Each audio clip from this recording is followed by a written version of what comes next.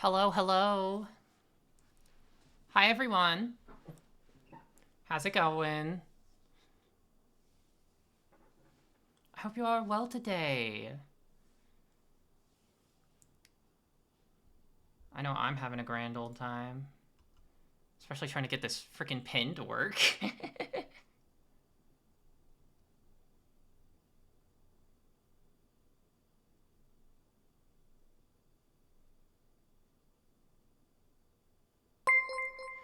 Hello, hello. Thank you for the fall. Thank you for the follow. Welcome on in. I hope you're doing well today. Hi, hi, Daisy. Hi. Hello, Gibbous. Good day to you all. Good day to you all indeed. I hope you all are having a wonderful, wonderful day.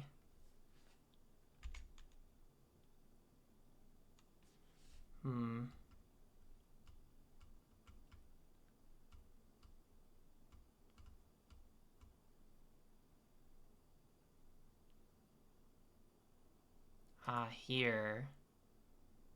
Here we go. Now I can figure out freaking pins.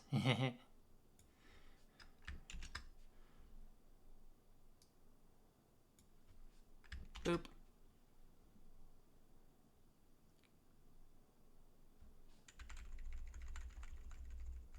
Let's see if that works. Hello. Hi, Carl. How you doing? I hope you're doing well this morning. It's going good for me. Or this afternoon. It's the afternoon for me. It's going good for me. How are you? Whoop. There we go.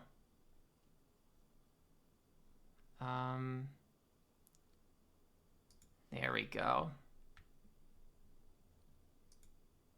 Boom.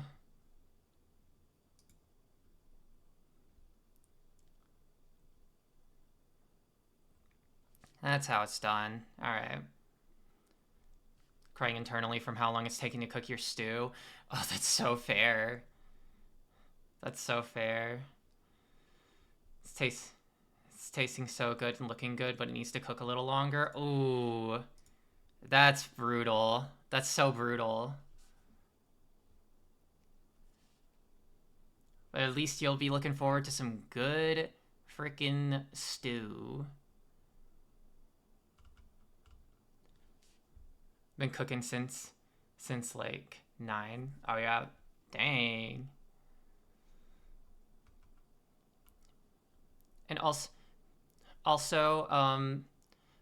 Gibbous, we want to make sure to respect everyone in this chat. What are your pronouns? And what would you like to be referred at? How would you like to be referred as?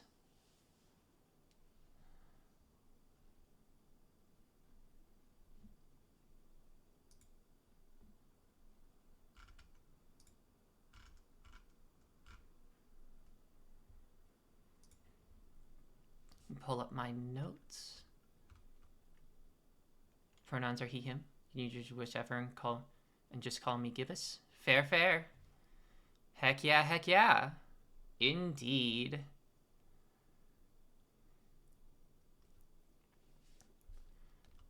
Make sure I have everything up here. But thank you for the hydrate, and thank you for the stretch. Let me just do that. You recognize this song? What is it? What if you... Do you want to guess, or... There's the hydrate, man. It is Sonic. Mm-hmm. What game?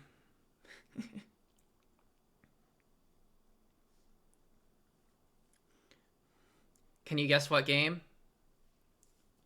Chemical Zone from Sonic 2. It is Sonic 2. You're really close. It's burned into your head. This is not Chemical Plant from Sonic 2. It is so close, though. You are so close. It's the level after? Correct.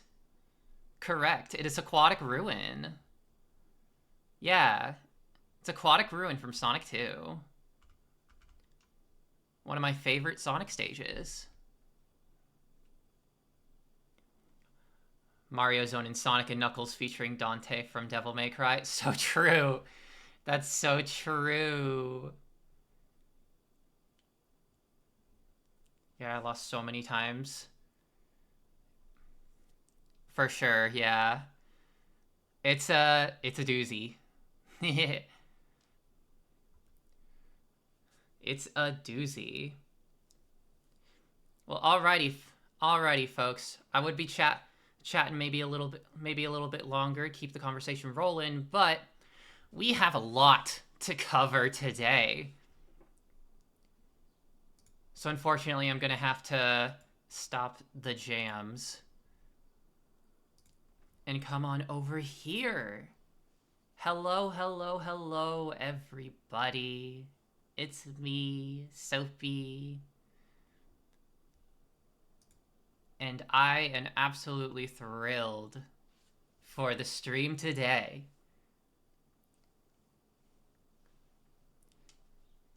Alright.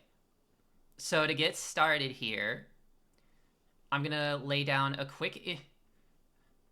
I'm splatooning it. Wow, we're thrilled to be here. Thank you. But to get started here, I'm gonna lay out a little bit of beginning information. So hello everyone. My name is Soapy. I use she, her.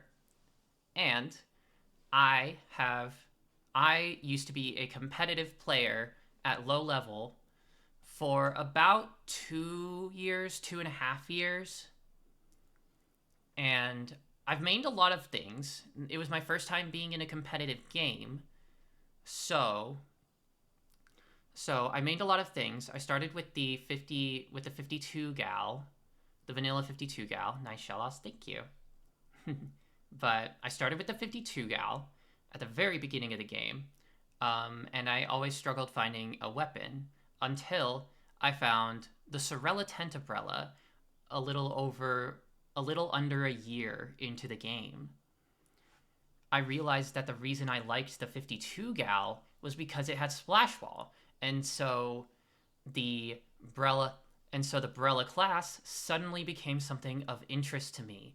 I realized that, hey, wait, I normally like playing tank classes, so this makes a lot of sense. And thus, I began my journey to learn all of the Brellas. I started with Sorella Tentabrella and worked my way from there. The Sorella Brella came out after, and then a lot of the other Brellas. Recycled came out, both of those kits. And I have played a decent amount of them. My competitive experience mostly leans towards Tenebrella because that's likely the strongest one. But I've been playing Brellas constantly for over 1.5 years. So I thought it would be lovely to keep it up with hang on. Wording, phrasing. That's a lot of Brellas. It is a lot of Brellas. So I thought that it would be really fun to try and give a little bit of an explanation for a lot of these Brellas. Because the Brella class is really hard. It's like not easy. It took me months to learn how to play the Tenebrella. Hello, Kaz. Hi. Have I played Splatoon 3? Yes. Have I ever played it competitively? No. Alright. John F. Kennedy. Quoted from John F. Kennedy. But hello, Kaz. Hi. How are you doing? How are you doing today? I hope you're doing well. Ooh, new outfit. Yeah, new outfit. I thought it'd be a little bit more formal today. I think this fits maybe a little bit more of a teacher vibe. Goop game. Goop game. But yeah. And hi, Keo. Hi, Natalie. Indeed. But yep. Hi, hi. But yeah. So today we're going to be going over every single Brella. All the main weapons, all the kits. So we're in it for a little while. I'm going to start with a basic introduction to Brellas as a whole. Kind of show how they're different and what the mechanics are and all of that. And then afterwards, I'll be getting more specific. I'll start with a main weapon, and then I'll break down the main weapon into its kits. And once I get those, I will be demonstrating the weapons via Anarchy Games with my good friend Axial Halcyon, who will be joining us later in the stream, aka my friend Blue. Friend and former teammate.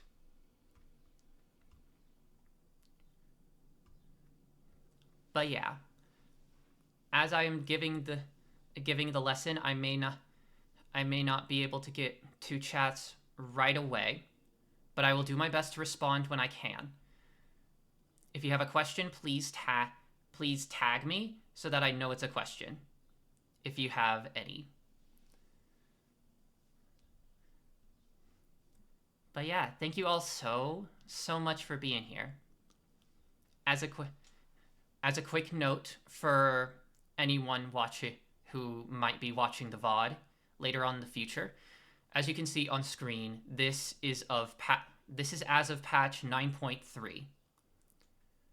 Brellas have gone through a lot of revisions. We're going to be focusing on 9.3, where I think Brellas are in a decent spot. I don't think the undercover Brella and the recycled Brella tend to not be used a whole lot, and neither really does the regular Brella, but the 10 Brellas are in a good spot. Also, as an aside, this will not be an extremely competitive guide.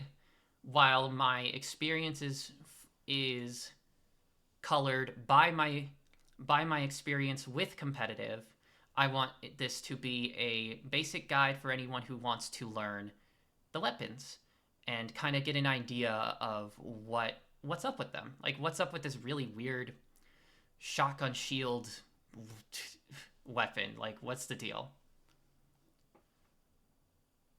But yeah, thank you all so much for being here, and let's hop in and get through the news.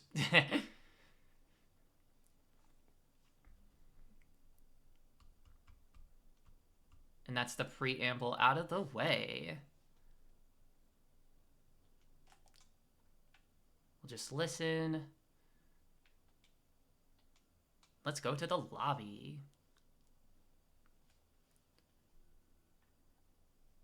I have mini splatling up. Alrighty. So Brellas. Brellas are a pretty weird weapon in terms of, like, basic shooters. It's like, okay, it's a shotgun, but if you hold down the button, you get a shield up, and if you hold it down long enough, it launches out? Like, okay, that's weird. There's a lot going on with this kind of weapon. So as for the basic mechanics, first you have its basic fire right here. You can see that Brellas tend to paint a little bit out, but they're not really focused on painting as a rule. There are exceptions. We'll get to that when we get to undercover Brella, but as a general rule, Brellas are not exactly the best painters. Instead, they have this like shotgun spread where like if like only a few pellets hit it, there's like a little bit of damage, but then if a lot of pellets hit it, you get a lot of damage. Every Brella works like this. There are different spreads for each kind of Brella, but for the most part, every Brella is going to be a shotgun, essentially. Splatoon doesn't really have any other kinds of shotguns, and I think that's fascinating that they decided to put it into sort of the tank weapon, into sort of the tank, quote-unquote, weapon. And then we have, as our second mechanic, the core. The core of the Brella is the shield. If you hold down the fire button, you'll get a shield up.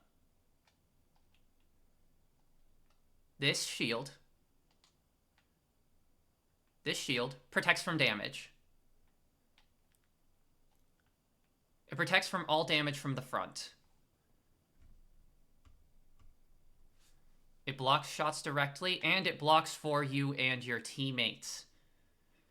That is very important when we come up to the tent of Brella. But for most Brellas, you're going to only really be concerned with blocking shots for yourself. Now, sometimes you can maybe get in front of a teammate, and you'll be able to block shots that way. But as you can see, I'm not taking any damage here, even as I'm walking through. This is the key core strength of a Brella. As a side note, hang on, that's wrong. If a bomb touches it, it'll instantly explode. So like here, boop. Normally splat bombs take that long to explode. But if we touch it with the shield, it'll instantly explode on contact. This is very important and a part of a lot of counter strategies to the Brella. Will be often if you're like standing here and you're like holding your shield up while someone throws a bomb behind you, it'll get you.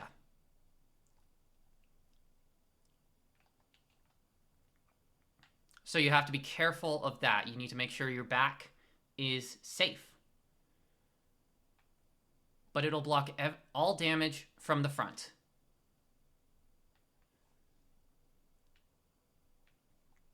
The next mechanic we have is the shield launch. So if you hold down the shield long enough, it'll launch out. And it'll also block damage. Now you might have noticed that there wasn't as much purple when the Brella got to the end of that, even though it was in fire for even like longer. Let me make sure I hold it down the whole time. So that's an interesting property of all the Brellas. There's a damage reduction multiplier if you launch the shield, so they'll be able to stay on the field longer. Now, for some Brellas, launching the shield will be more effective than others. Generally, with the Brella I have right here, the standard Splat Brella, or in this case, the Sorella Splat Brella, you don't normally want to be launching your shield. Since the area behind the shield is pretty small, and it moves very fast, so you have to swim with it to keep up with it. And if you have like any sort of swim speed or anything, you're gonna have to like control that speed as it goes along. So like right here, like you see, I kind of have to like stop here and there to make sure I don't get ahead of the shield. That's one of so this would be one of the Brellas that will not be launching its shield. However, if you go to something like the, let's say, my own main, the Tenebrella, you can be behind this shield because you'll be able to actually like walk behind it at a consistent pace, and you'll be able to fire at it from behind it. So you'll be able to take space while moving forward.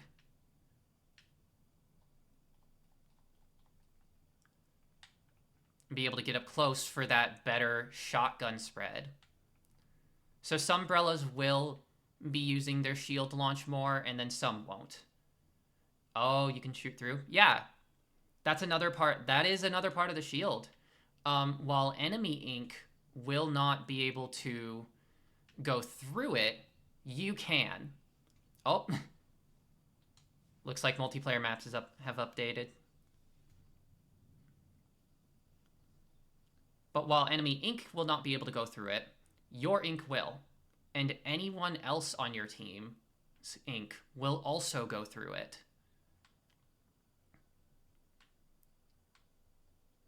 I'm going to go ahead and get rid of this notification because it'll like bug me the whole time.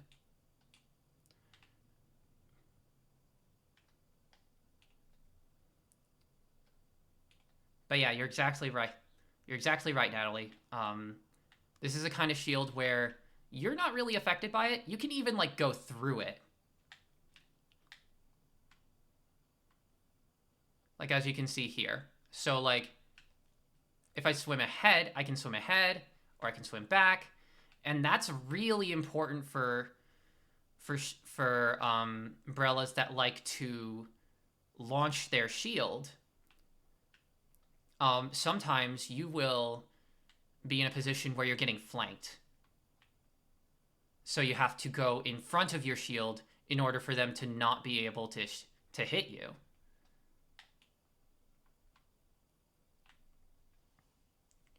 And then let me just get back to the Sorella Brella.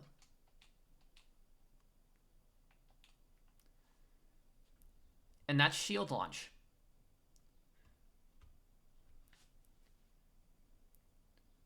Now, after you launch your shield or your shield gets destroyed, it'll take a little bit of time before you're able to launch a new one. As you can see, it just regened right there.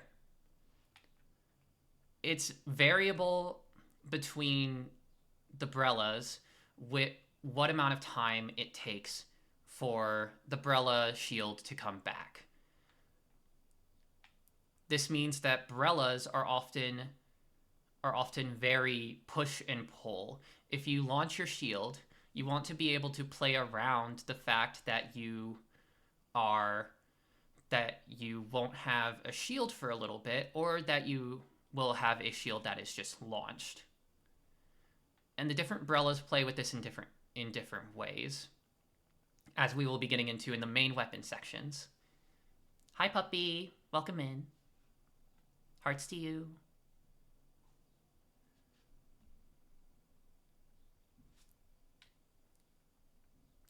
And yeah. Let me turn on the copy machine again, because I guess it turned off. Then another element of the Brellas is how they heal. So your shield took damage. If you let go of it and move out of the way, it'll automatically heal, even if you're not swimming in ink. Normally, if you're like an inkling, and you like take a little bit of damage, you want to submerge in ink so that you heal faster. For Brella shields, if they take a little bit of damage, you just need to let go of shield and it'll start healing on its own. Now, Brella shields regen very fast. They regen a certain amount of health per frame. in a, I believe, 60 frame per second game. So they heal up a lot of damage. Like, even just holding it, like, even just like doing this, I'm able to have the shield last quite a bit longer than if at full health I just hold it.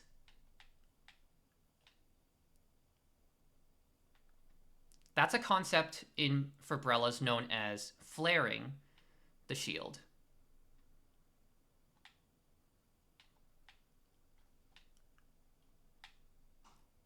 You shield for a little bit, move out of the way, lower for a second,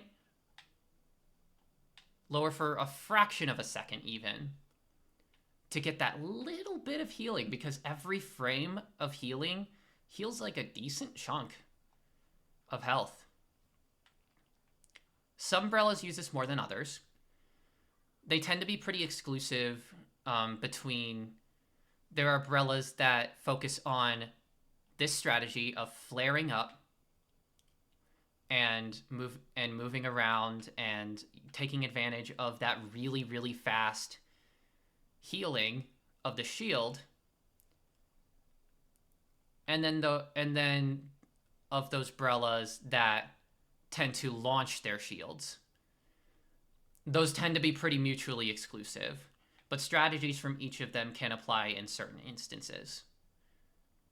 However, if a Brella is going to be one that likes to launch the shield, it's not very likely to want to flare the shield.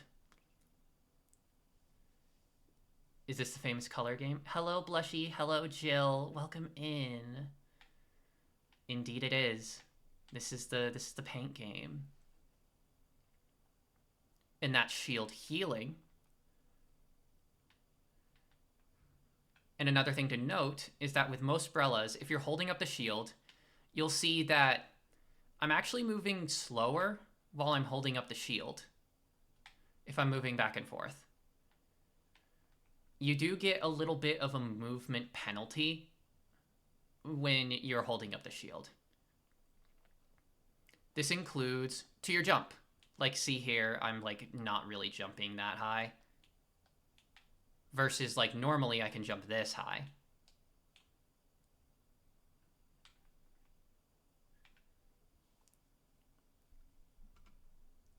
And those are the basic mechanics of a Brella. You have your basic shotgun spread. You have your shield. You have your shield launch. You have the shield health, the shield regen, and the movement debuffs. These are the core things to keep in mind when you're playing a Brella. Okay, now, how do we use these Brellas? Like, what's the goal? Why would we want to use this Brella? Why would we want to use Brellas over other weapons? So, the role that's commonly agreed upon, because it's cool as heck, correct, that is correct, but also, Brellas are known in the competitive community as skirmishers, or that they specialize in skirmishing. Now, weapons need to be flexible, and you need to be flexible in your playstyles. Splatoon is not a role-based game. You will have to paint sometimes as a Brella, even though it's not the best at it. You will have to maybe like hang back and give super jumps, even though a Brella is not a long-range weapon. The thing that the Brella does the best is get enemy attention and try and hold it. The goal of the Brella is to grab enemy attention and stay as alive and safe as possible so that somebody else can get the pick on the enemy. You're not exactly aiming for kills yourself. This is very important.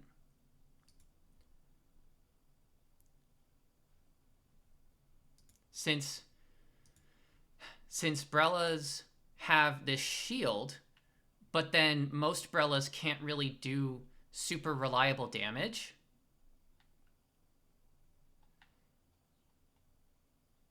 Your goal is to be chipping the enemy, getting their attention, and shielding their shots, and staying alive as long as possible until a teammate can go pick them off.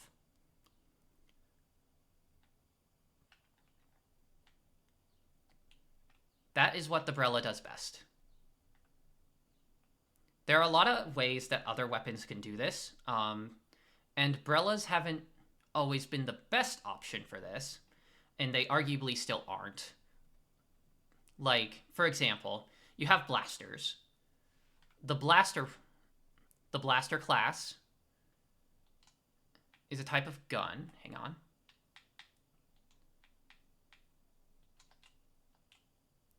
That's the blaster class, as a quick introduction, is a type of gun that you can poke around corners with. They have this area of effect, so you don't have to hit them directly on. And that is the way that they skirmish. They get to this corner, and they're able to affect an area, and that's one way they can skirmish. It's a wild puppy and Blushy and Jill. Another example is something like the dualies. The dualies do the same thing by using their dodge rolls. So like if someone is trying to fire at them, they can just dodge out of the way, like really fast.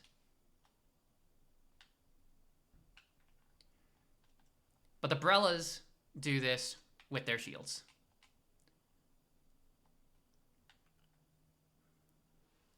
So that is the primary goal of a Brella. Just always remember that you cannot be just one thing in any given game. You will be needing to paint. You will be needing to... So the lesson is Brella is OP. I wish. There's one thing I learned about Brellas is that they're hard for a reason. But I do think they have very unique strengths.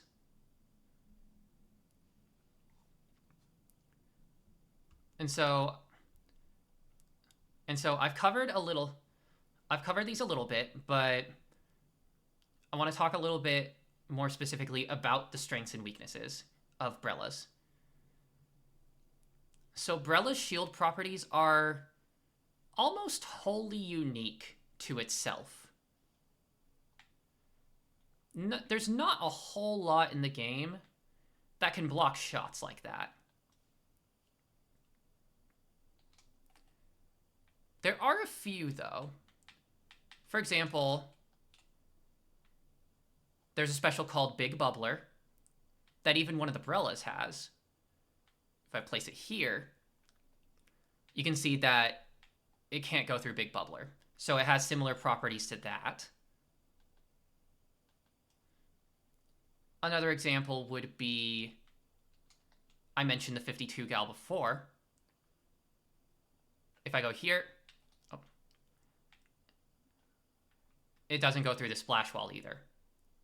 Splash walls are going to be important for later as well, when we talk about matchups of specific main weapons. But outside of those examples, there really isn't a whole lot that works like a Brella. Again, there are no other shotgun style guns or rollers or anything like that. There aren't any other main weapons that can protect themselves quite like that. Every other weapon, if they do not have a splash wall or a bubbler, they're not going to be able to avoid to just take a hit. There are no increases to HP for any of the squids at all. There are no increase increases in anything. You can try and dodge, you can try and hide around corners, but no other class is going to be able to just directly take that hit.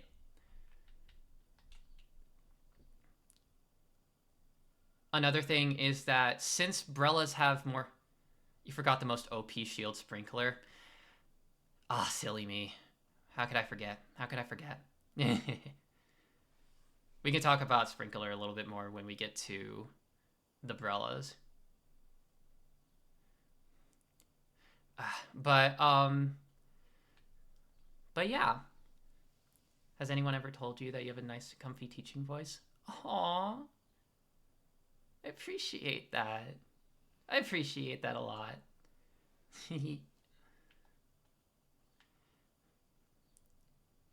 Hearts.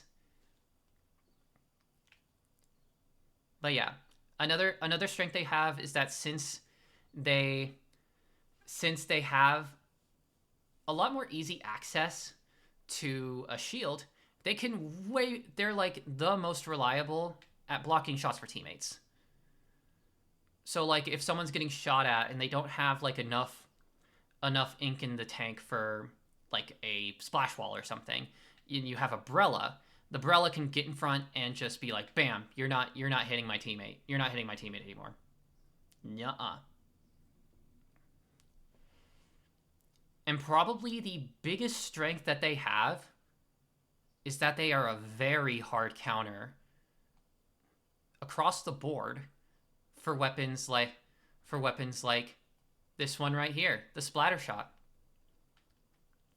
Or other weapons that we've shown like the dualies or the splatlings or anything that has that sort of like sustained fire like this.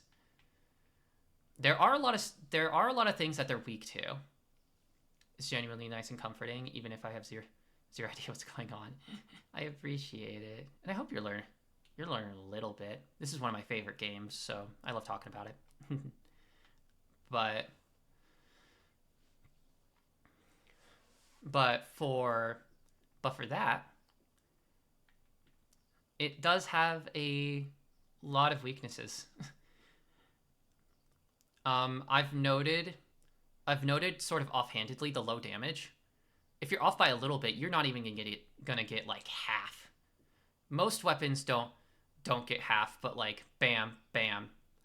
You have to be like dead on to get the maximum damage, which in this case would be 81.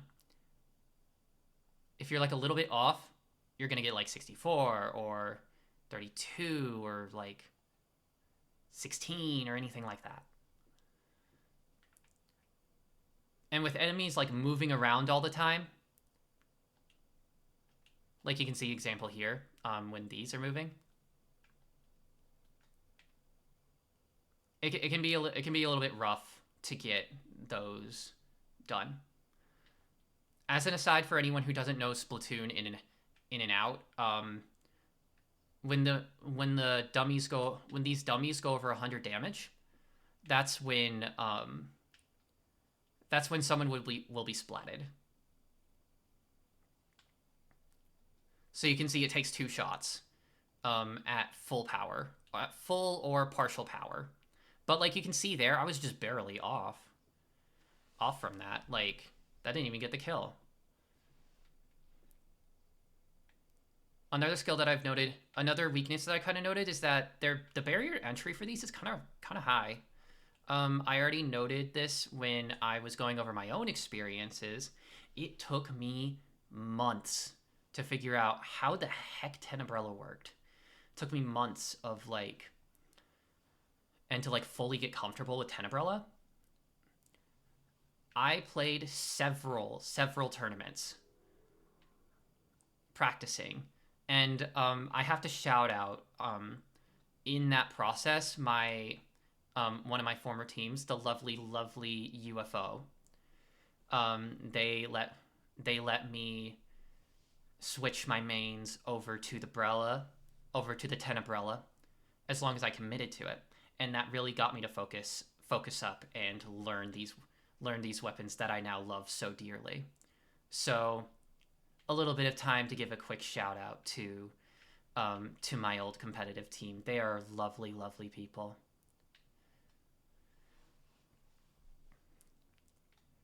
Another weakness of the Brellas is that without the it's soapy time. Another weakness is that without the shield, they're kind of weak. Combined with like low damage, like what are you gonna do? It's just a stick. Come on. And hi Peep. Hey Sporky. How you doing? But combined with like the low damage problem, without a shield, this thing's just kind of here. Like low damage, pretty medium-ish paint. Like not terrible paint, but medium-ish paint. It's not gonna be doing any favors. Doing too many favors in that department. The Brella is gonna be kinda useless. There are ways to mitigate this, especially for the launched. For the launching Brellas, you're gonna have to keep with your shield most of the time or stay in a safe spot. That's kind of how these things go. Let me turn that off so that I'm not activating a bomb every time I substrafe.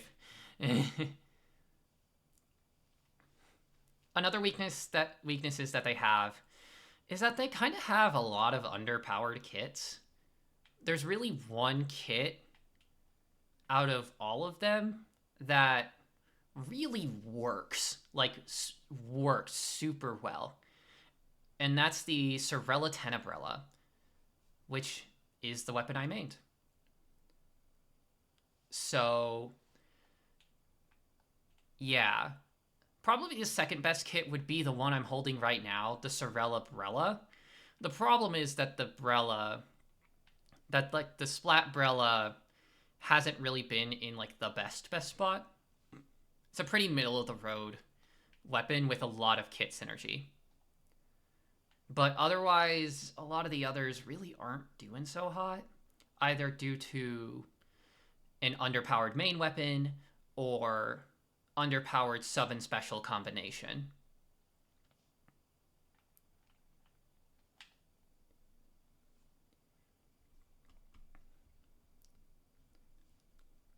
And then I have notes here about the differences between the Brellas as an overview. They're doing their best and that's what matters. Absolutely. I'm a believer. I'm a believer in them. They can still work. And keep in mind, if I talk like, oh, this Brella's underpowered or this kit's underpowered, a notice that I should give to everyone here is that a weapon being underpowered and overpowered really only matters when you get to like mid to high level competitive play. I've watched a lot of analysis about this game, and really, if you're anywhere below like competitive division like number like 5 or 4 or something, you don't have to worry about it. You can succeed with literally any weapon in the game. You will be able to get to like the highest ranks in ranked with any weapon. So when I talk about a Brella being underpowered or overpowered or like in a good spot, that's mostly like my competitive talk kind of sneaking in there. But yeah. And then as I've mentioned before, there are what I would classify as 2 separate kinds of Brellas. Like I said, there are the Brellas that want to be holding on to their shield and just flaring it up and down like this. The regular splat Brella and the undercover Brella fall into this category. So you have the splat Brella, where you mostly want to be flaring your shield.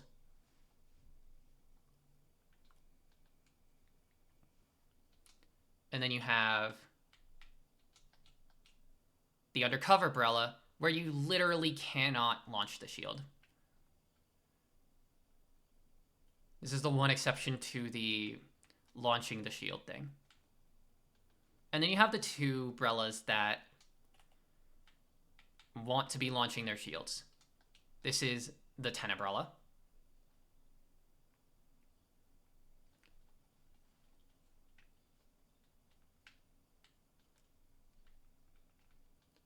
And then the recycled Brella.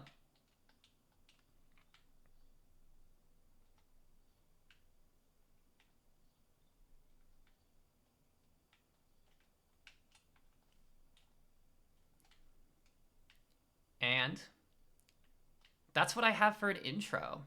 That's what I have for an introduction to the class as a whole. I'll be opening the floor for questions and just general chatting now. Let me catch up on chat a little bit here. It is true, though. They're doing their best. They're doing their best. And we shall do our best with them. For real. For real. It's genuinely nice and comforting, even if I have zero idea what's going on. Yeah. You're a great teacher. I don't know anything about this game, but my mind is expanding in real time. Oh my gosh. You're so sweet. Thank you. I really appreciate it. I put a lot of effort into putting this together. Seriously, like my notes document is like maybe like one word. Like, I think like one word shy of like 1,500 words. I have a lot to say about this. But I really appreciate it. Yeah. For context on teaching as well, I did used to be a tutor for a long time. For a while. And I loved it. It's great. That's why I want to do this now. I love teaching.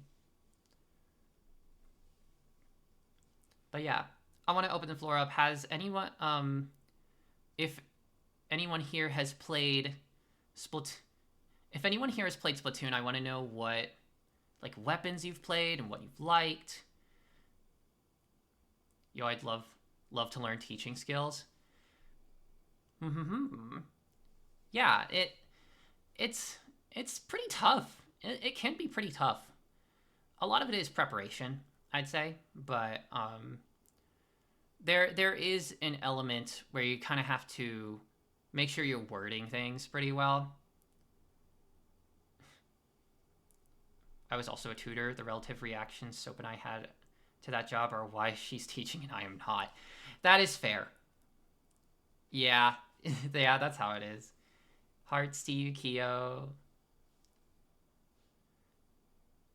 But yeah, as far as teaching goes, I think the biggest thing to keep in mind is that preparation is going to be like a huge asset.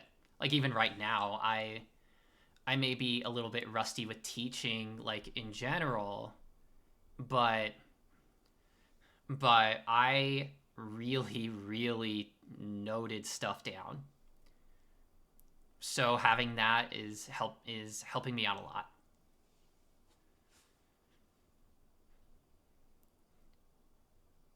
And it also just helps that I love Splatoon.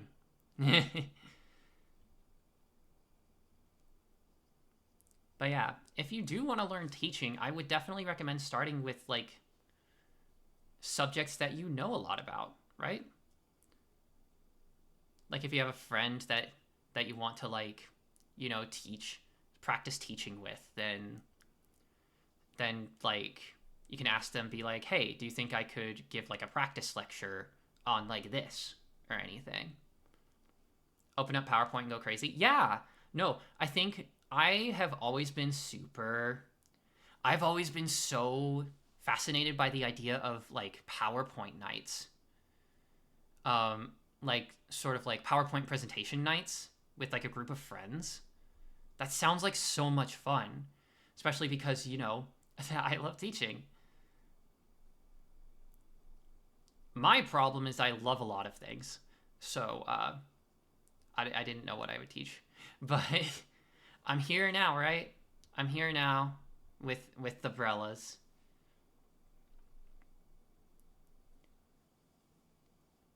What a mood. Yeah, what a mood. What a mood indeed. But yeah, we've been going on for a little bit. All right, I'm getting the warning for ads. So what I'm going to do is we're going to be taking a quick 3-minute break. And then we'll be moving on to the overview of specific weapons and the demonstrations of each weapon and each kit. So stay tuned, everyone. We'll be taking our break right about now.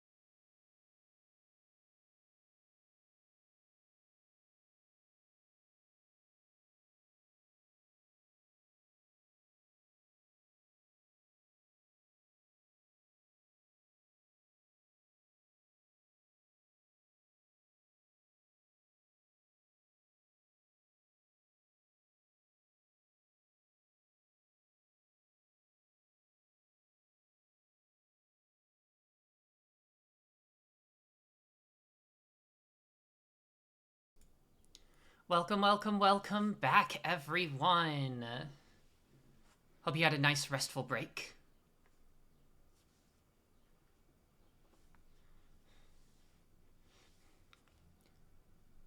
And Natalie, that is really, really cool, I have to say. That is super cool. I coach a few people on Rocket League, and one of the most important things for me is to try to really remember to boil everything down to the fundamentals. It's so easy to go into all the coolness of advanced mechanics and tactics and whatnot, but the fundamentals and illustrating things in super simple examples always works best. You were like 100% correct on that. 100%.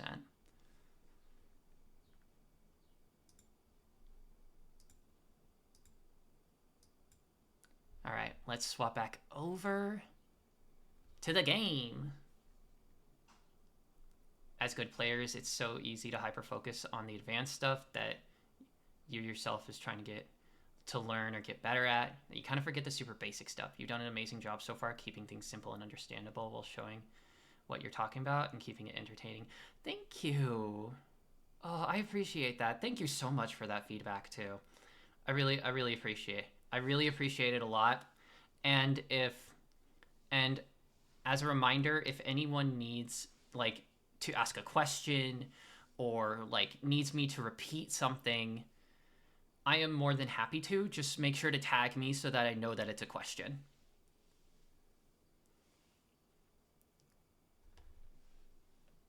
But righty-o, for our next segment, we are going to be getting in to the most basic of basic Brellas, but one who is actually quite unique amongst every other weapon. This is the basis of all the Brellas, the Splat Brella.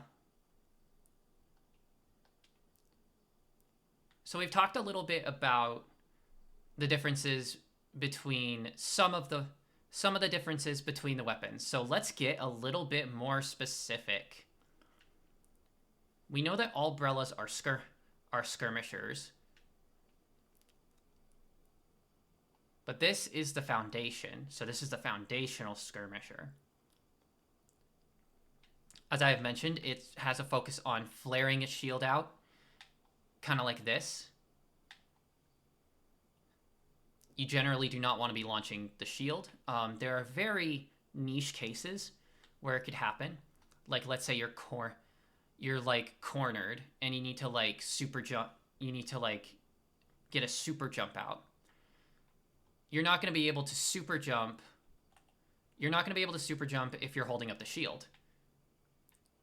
But if you launch the shield and keep them at bay, you can like open your map and get the super jump going and buy yourself a little bit more time.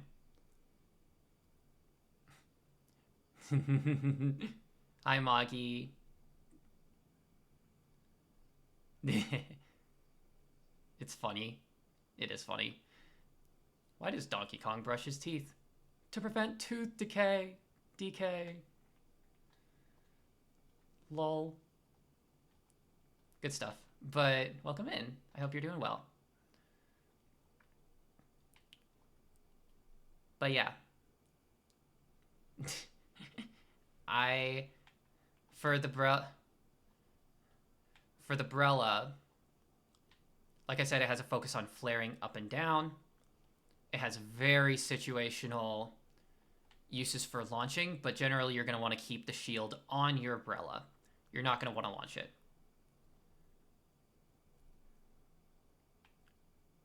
The way this Brella likes to pick fights, as I think I was kind of instinctively showing here, is you want to be like fire, shield, and you want to be moving too. Thank you for the hug. I appreciate it. Why is the in-game music off? I think it's quiet. I think it's just quiet.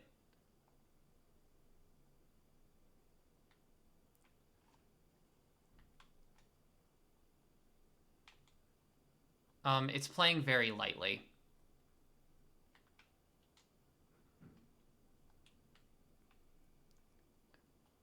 So maybe that's why you can't hear it. That's fair. That's fair. But it is playing. It's just very, very light.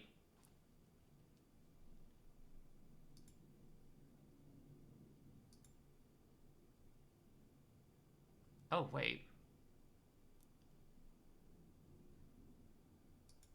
Actually, I was wrong. Shoot, I had that setting. Okay.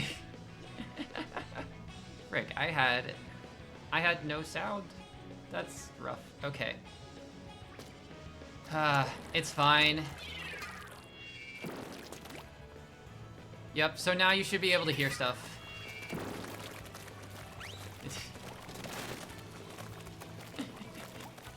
Thank you. But yeah, stream scuff, it happens. But yeah, luckily none of my examples really need sound. But yeah, it should be playing now. Are you all able to hear it? Just silly gals on this blessed day, it's true. It's pretty light. It's pretty light, but you should be able to hear, like, throws and throwing and the shots and all that. Is that coming through?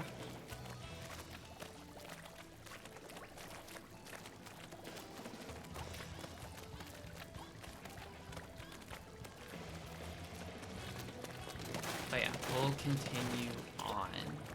If it's not coming through, I'll change it in a sec. So, okay, where was I? Okay, yeah, I was telling how to fight. Oh, sprinklers going crazy.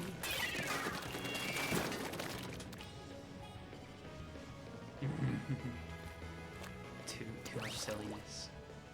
But yeah, this Brella is going to be wanting to fire, shield, fire, shield, fire, shield.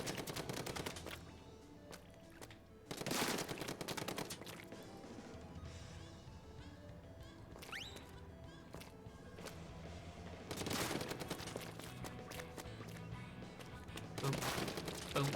And you want to move back and forth and utilize the different the different run speeds you have in order to sort of juke them. As you can see here. Like, you can move out of the way just a little bit faster and it'll throw off their aim a little bit. If players are practiced enough, they will be able to track you fairly well, but that little bit of movement will throw them off a little bit.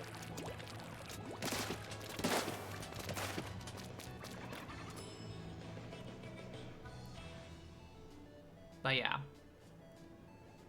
yeah, for this Brella, I also have a section where I give my opinion on the main weapon. So, for what I think about this weapon, I think that this Brella is the second strongest main weapon specifically, of the Brellas. The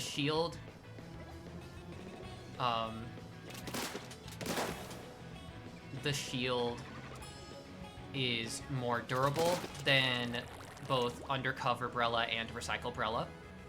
So you'll be able to tank things more, and I think that's probably the big one. But it also strikes a very good balance of being mobile and also being, like, tanky. So you're not gonna be running out of shield super quickly, but you're also able to move a decent bit.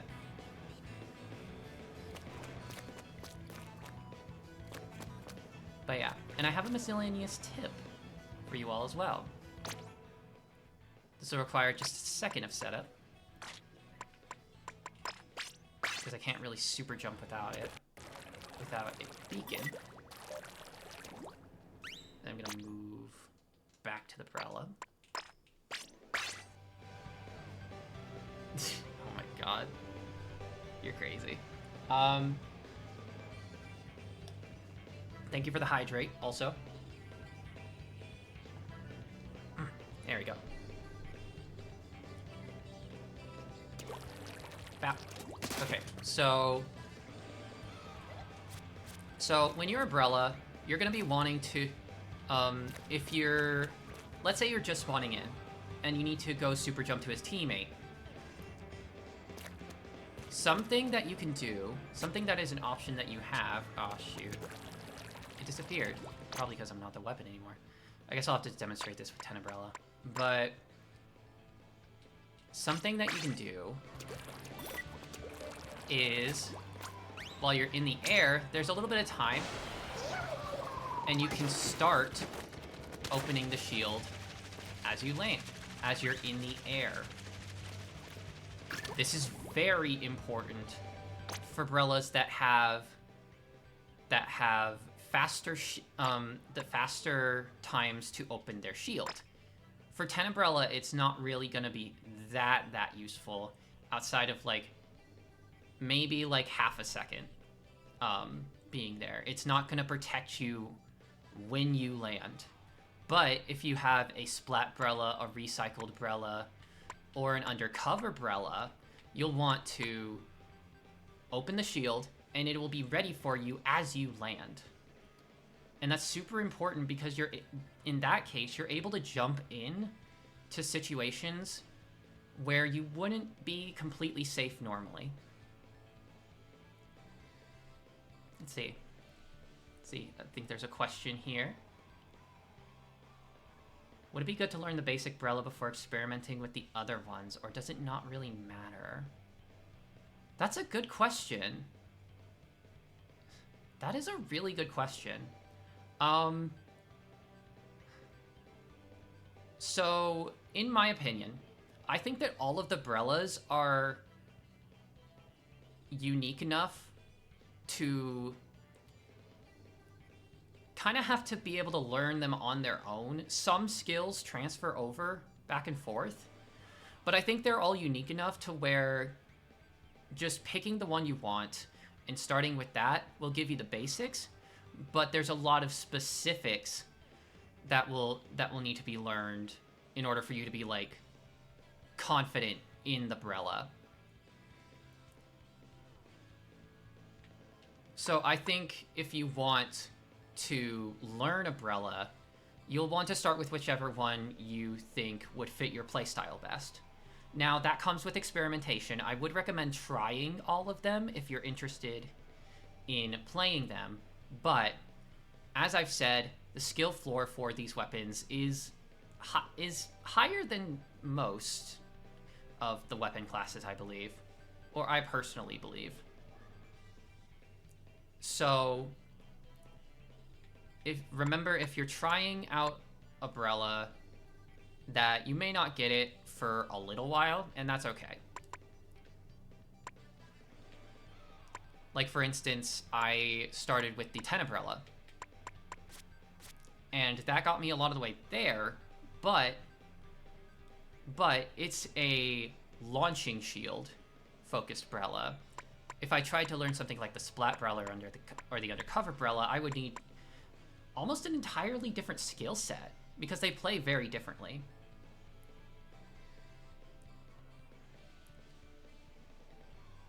I hope that answers your question, Natalie. Thank you. Oh, got a message highlight. Meow. Of course. Of course. Expect nothing less from Sporky.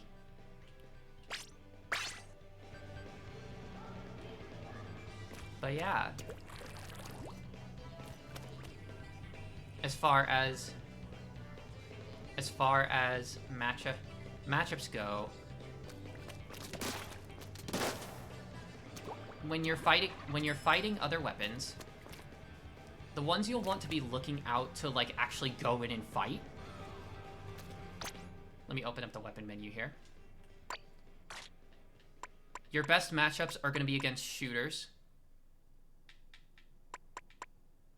splatlings, or dualies. those are gonna be some of your best options for taking them down. Like I said, these are pretty hard counters for shooters, especially at like a lower level. If you're gonna be like learning a Brella and getting really good at it, shooters, dualies, and splatlings are gonna be a lot less intimidating to you. I'd say neutral matchups for the splat Brella would probably be something like a roller or a bucket, or an ink brush. Those three classes tend to just kind of, I think in general those weapons kind of tend to go even. Rollers might be a little bit different. They have pretty high damage, so they're going to damage your shield a lot, and they can roll into the shield, so they'll be able to do more damage per second if they like roll into it. But most of the time, if they're trying to do damage, rollers are going to be flicking the rollers, or they're going to be flicking for damage. So there's that. And then for weapons to avoid, you want to avoid weapons that have AoE or area of effect. This includes stuff like blasters. Blasters are probably the hardest counter to a Brella. You want to avoid blasters at all cost. Buckets are also AoE, but it can be a little bit harder for them to hit around the shield, so I'd say that's a little bit more even. And then there are also weapons that do very high object damage. So high object damage is a very key factor in this, because the shield kind of counts as an object. It has a good few properties of its own. It'll have like different damage multipliers depending on whether or not you have one weapon or over another. But the high object damage weapons would be stringers, splatanas, and chargers. Those will do a lot of damage to your shield. So if you can avoid those, do so. Or at least be even more safe when trying to approach these. You do not want to be caught in like a one-on-one duel with these weapons. You generally don't want to be in a one-on-one duel with any weapon, but you especially do not want to be in a one-on-one duel with these.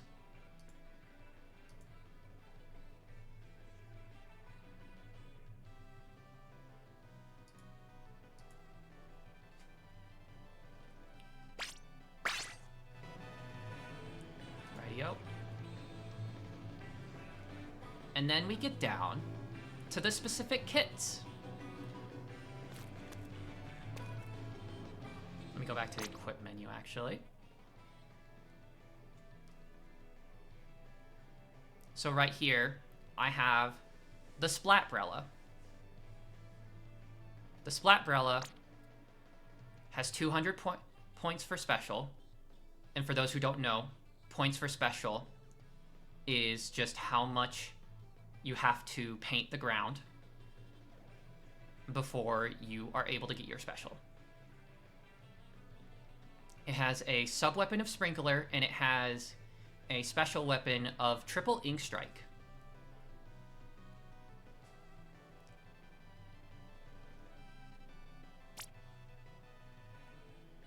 Here's a little bit of a description here, if you'd like to read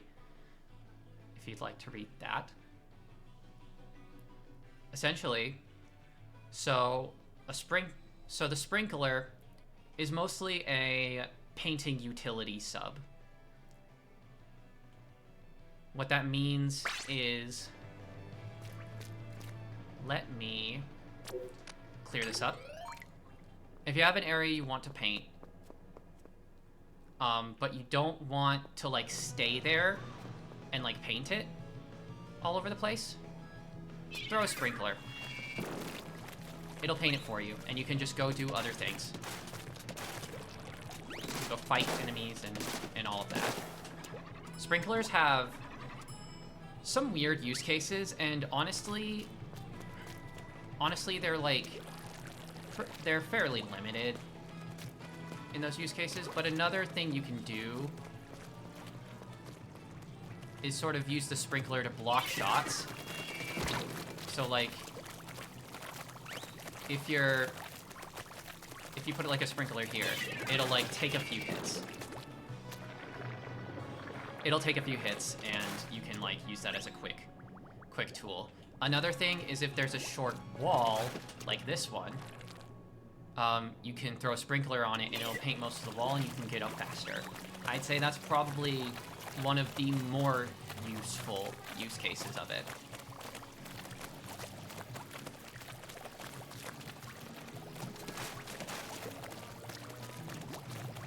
And then we have the special.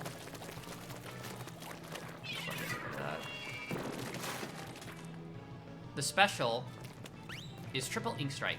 So when you pop the special by pressing the right stick, you go into this mode where you throw 3 markers, and it'll just make really big ink tornadoes that'll like basically splat anyone outside, like if they touch it. This is good. This is also good for painting. It's also good for keeping players out of certain areas. Wow, ink strike is cool. It is very cool.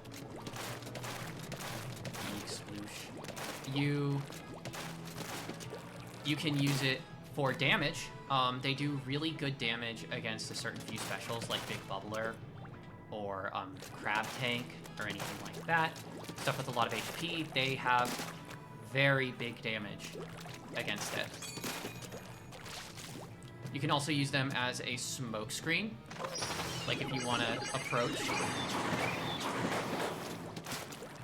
You can swim through them and hide your approach a little bit more while the enemy has to like run away. And that's about it.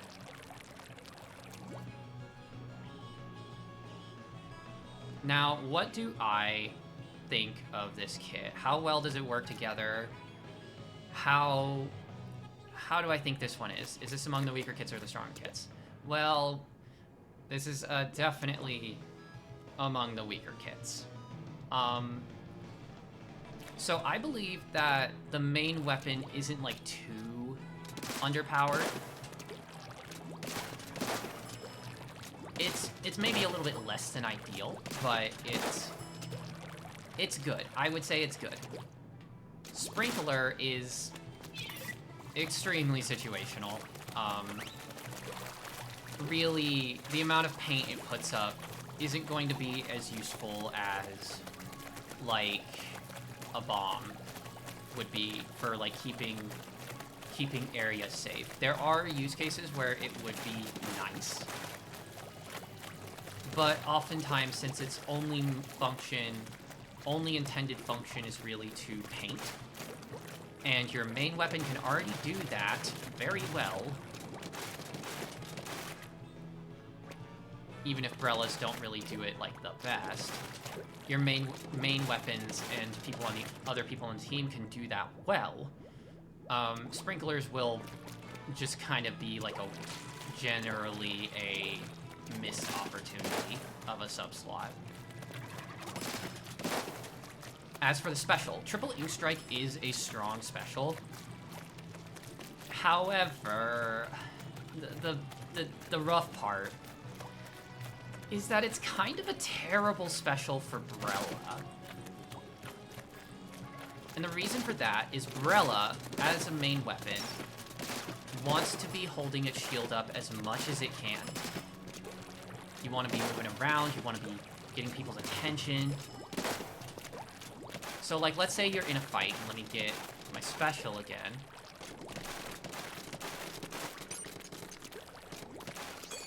So let's say you're in a fight, and you're like coming up against someone. You're like, okay, I have momentum. There's a few people here. I'm gonna pop my special. Oh wait, I don't have my shield anymore. They can just shoot at me.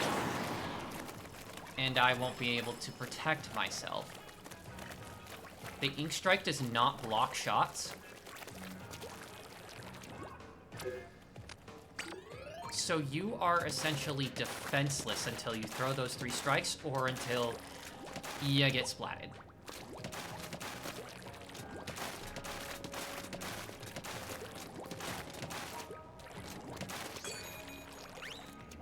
So like, yeah, I'm going in. Oh, hang on. Yeah, let me try that again.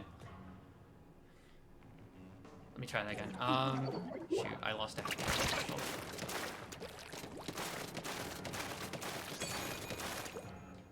See, you're feeling good. You're going in. You're fighting someone. You want to leave. Okay, special. Nope. They get you. They get you before you can throw the other 2.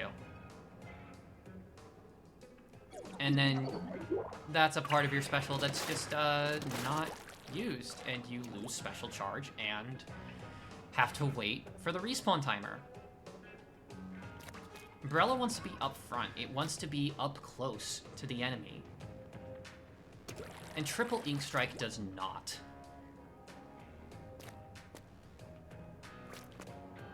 So the synergy almost feels like anti-synergy sometimes. This is not a great sub and special combination.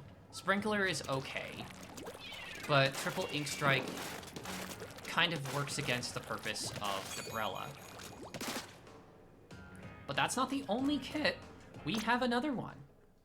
We have another kit. The Sorella Brella.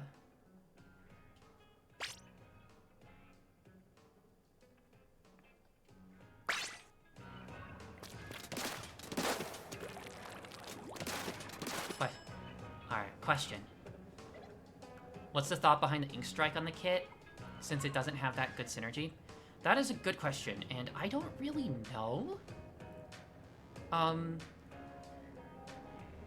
Yeah, so I guess for anyone missing context on how kits work in this game, every weapon has like a set amount of kits that are specific things. You cannot change a sub or special on a weapon. You are only able to use that sub or that special on that specific weapon. That's why you have two different kits right here. Why you have the distinction between the Sorella Brella versus the Splat Brella. The Sorella Brella is the same main weapon, but it has different sub and special. And on that note, we're going to be singing a very different tune for the Sorella Brella. Same main weapon, same stats, same kind of playstyle that you want to go for. But this time we have Autobomb and Inkjet. And here's a little description. As you can see, by the freshness meter at the top, I have played this weapon a lot more than the regular Splat Brella. The Sorella Brella is one of the best kits, theoretically, that you could give this weapon.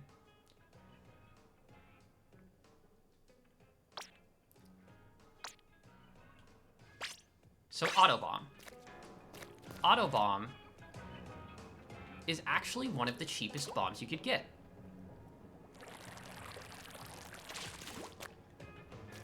And bombs are very good. And remember, if you have a question, you can tag me.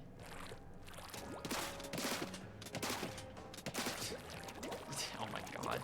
Sporky. Sporky. Silly goof. The answer is yes, but also...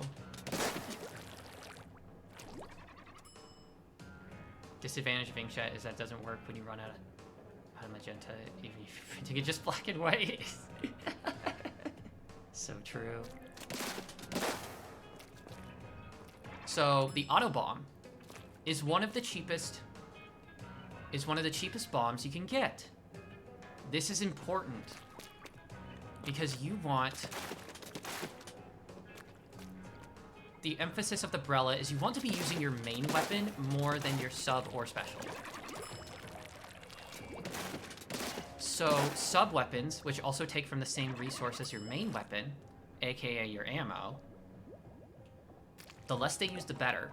And so the auto bomb costs about 55% of your ink tank. Whereas most bombs, if it got any other bomb, would cost like 70% of your ink tank. This means that Brella, even after throwing a bomb, can, like, actually use its shield for a little bit longer.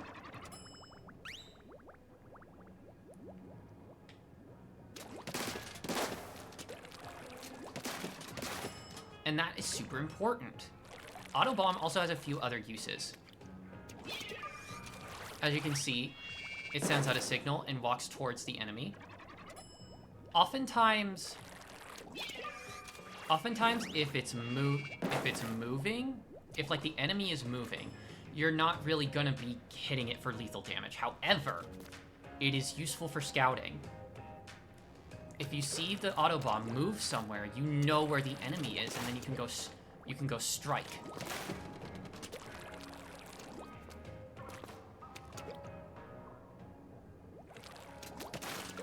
And the special is a very similar case. So the inkjet. When you pop the inkjet, you launch into the air and gain powerful shots. You can dodge in midair by jumping, and then you land back like so. Now, you might have noted, hey, wait, that also takes away the Brella. What gives? Well, this also moves you upward.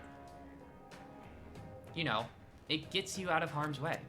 Granted, you will still be splatted sometimes, like right out of the gate, if you try to use this like directly in a fight. It will happen sometimes, but that movement makes a lot of difference. Additionally, if you're in a fight, you go up, the inkjet is a very consistent two-shot. So let me get another one here.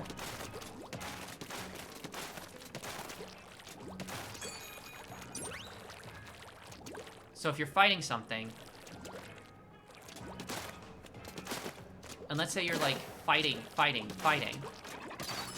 you're like, oh, I'm about to run out of ink. Oh no, but wait, I have my special. I can go up, that'll count as a dodge, and you will at least two-shot them. If you get a direct, you will one-shot them. That is powerful. You'll be dodging upwards, and you'll be getting a very powerful two-shot. Another advantage. Do you remember how I mentioned earlier that a strategy for Brellas, in order to get the most use out of them, is that when you're jumping into a teammate in a fight, perhaps, you'll be able to put your shield out right as you land. You can do the same for the inkjet marker. So like, let's say you pop an inkjet in the middle of a fight. Like, your inkjet marker is now out in the open, and you're like, oh crap, someone's gonna be looking at the inkjet marker when I try and land. Well, hold. You'll have it ready on landing, like so.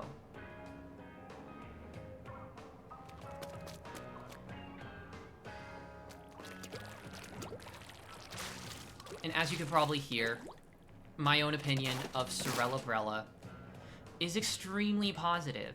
They hit the nail on the head with this one. Unfortunately, power-wise in the competitive scene, the main weapon isn't where it needs to be in order to be like the strongest thing. But it's solidly in like the middle of the pack. But this is still one of the best kits you could have given it.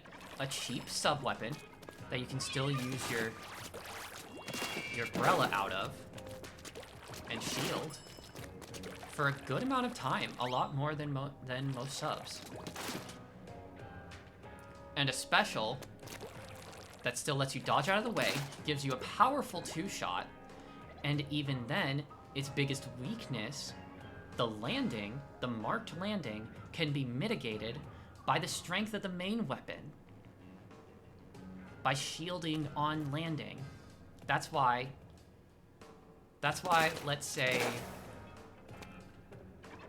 something else for Inkjet is that if someone has, like, Drop Roller, or let's say you were a dually who had an Inkjet. I think there's a dually with an Inkjet, if I remember right.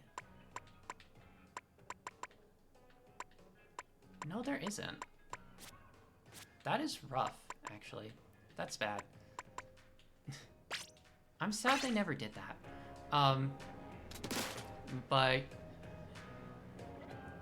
But if you have something like Drop Roller as an ability on your gear, you can drop roll out of that Inkjet launch. It's really good. I enjoy this weapon a lot. It flows together very, very well. It makes a lot of sense. You're like you're not out in the open like an Ink Strike.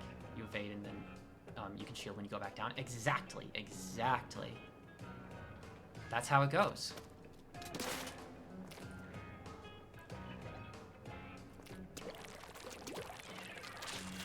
This weapon is one of my favorites. Autobomb will have its uses for scouting out and poking from a distance, and Inkjet is useful as a mix-up option and a powerful, pretty consistent 2-shot that will also be protected by the shield's landing. Alrighty. Now from here, after every main weapon, I want to give a little demonstration.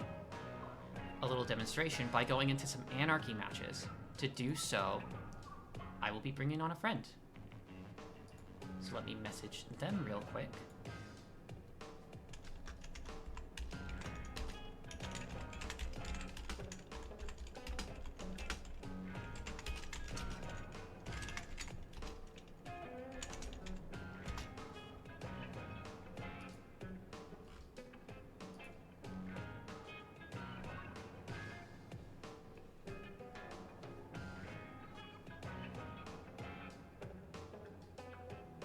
Let's see.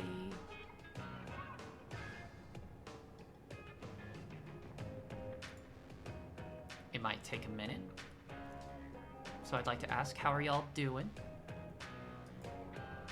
I hope everyone is understanding everything clearly.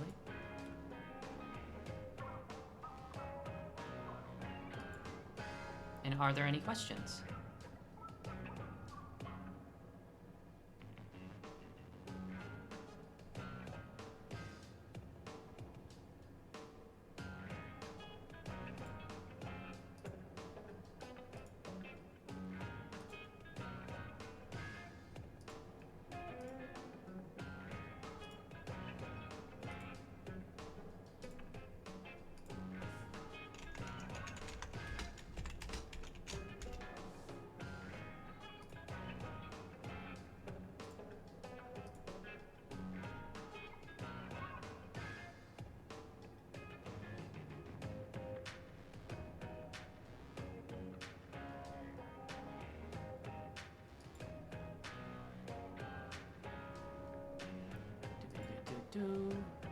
Getting things set up. Okay, everything's good.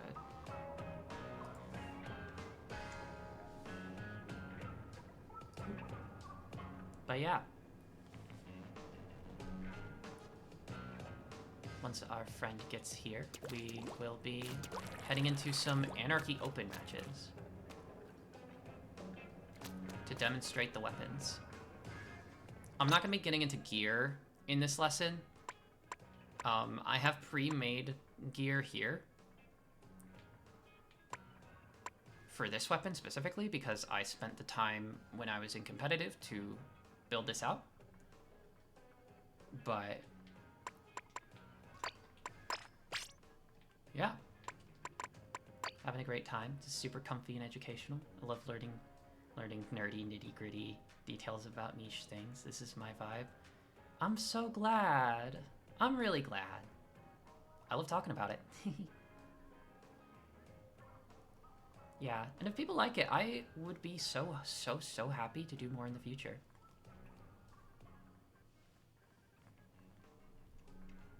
Also, while we're waiting, as a reminder to people,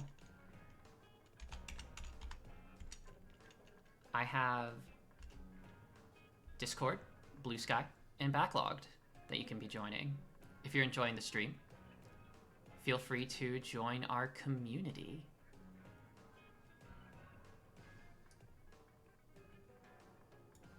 I really appreciate y'all being here so much.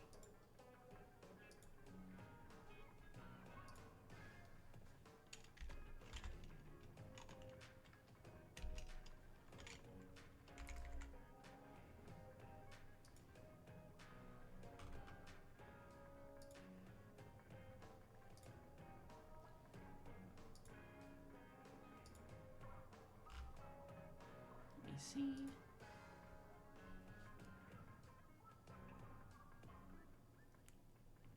Let me go ahead and get a room set up once I get my emote set.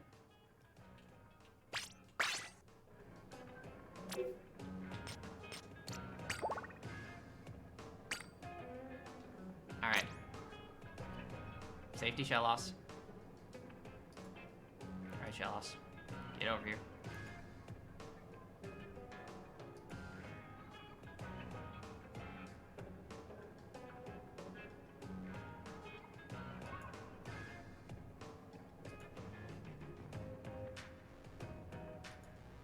Oh, hello, hello. All right, can everyone hear my guest on stream, or do I need...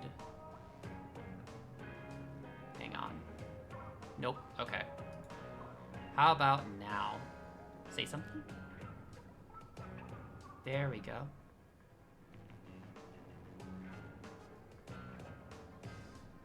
There we go. Yep. You are now visible and hearable.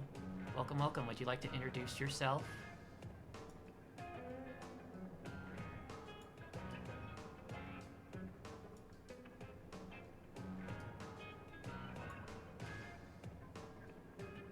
Yeah. Thank you. Thank you. Yeah, but thank you for joining us today.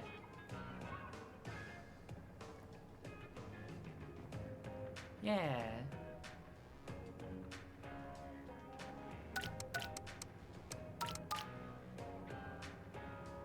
Alrighty, I'm setting up a room now.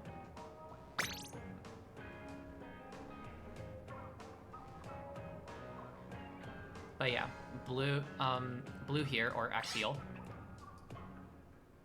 used to be a teammate of mine. We both were a part of a couple of different teams, but they were a part of my first team and a part of my most recent team.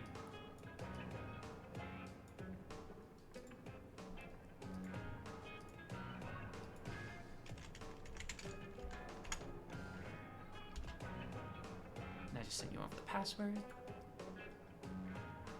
The shell loss of censorship, true. The shell loss of censorship.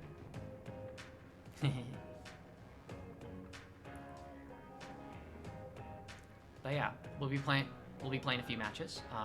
See how Brella works with the teammate. And and I'll be doing my best to maybe give some commentary. We'll start with 2 games of regular Splat Brella, and then 2 games of Sorella Brella.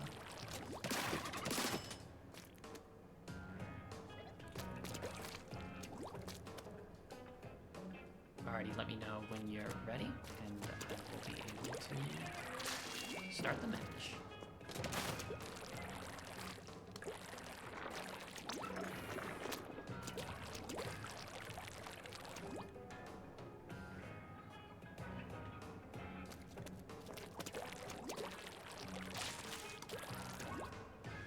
Oh. Oh no. Oh, technology's lovely. It's lovely.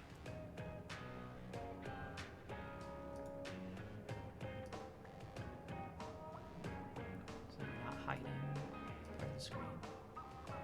Yep. Tiny blue.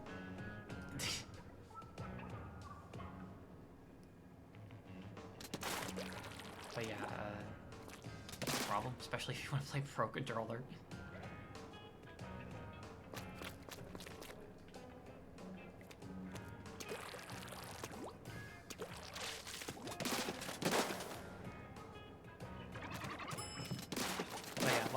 While we wait, if there are any questions that pop up, I'd be happy to answer. Or if there's just any comments.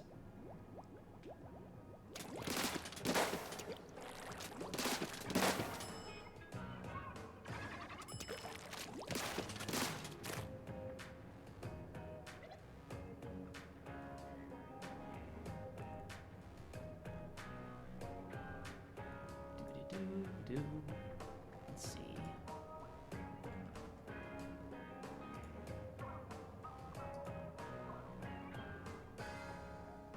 Make sure everything's good to go. But yeah, I guess we'll. If you're able to talk while you're troubleshooting, Blue, would you want to give maybe a little bit of your thoughts on the Splat Brella and the Sorella Brella, the basic ones?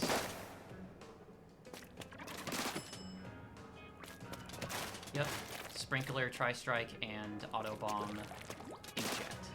Those ones.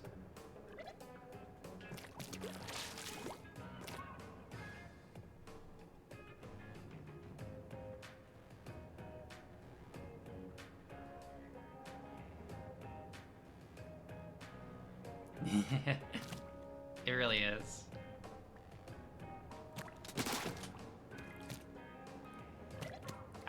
Absolutely. Yeah, in general, having a bomb tends to be better than not.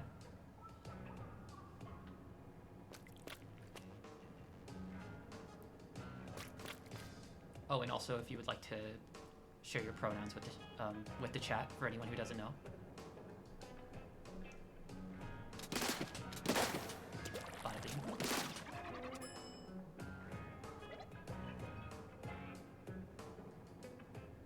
Alrighty.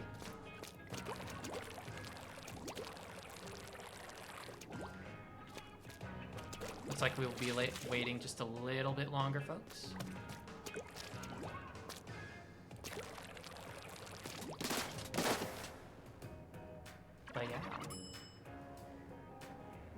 But yeah, no, they're very right about that. I like rarely, if ever, see the vanilla Brella. And I bet a lot of people we're gonna be facing off against haven't either. So me playing it will probably be the first time they've seen it in a while. Though people do play a lot of variety. And like I said before, any weapon is going to get you far. The skill ceiling for all of these weapons is not as low as some people might make it out to be.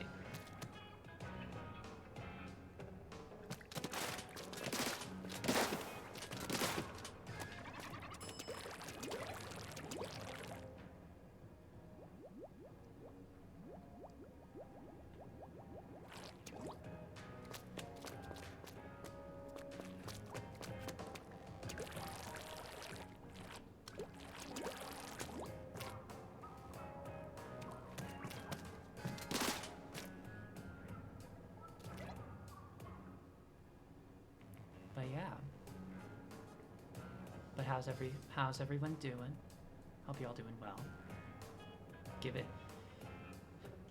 I think that something that I find interesting just about Brellas is how like weirdly I think they're really unique. Just as a weapon in general, honestly, like the mechanics of Splatoon are already very, very unique, but the Brellas within that are like the only class that can be classified as a tank, and I think that's super interesting. Like, dang.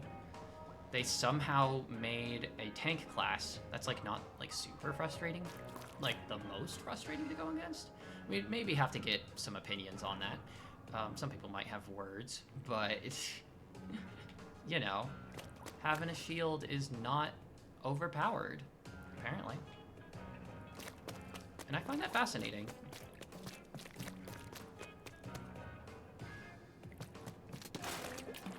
I think game balance is a super interesting topic, though. I love hearing about it. I remember when I was really interested in Smash Ultimate, I would often look at like tier lists and see reasonings as to why people thought this character was better or this character, and learn how the game worked, even if I didn't like end up playing like any competitive myself.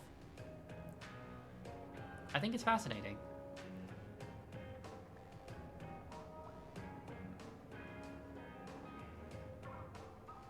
Like, are there any metas or competitive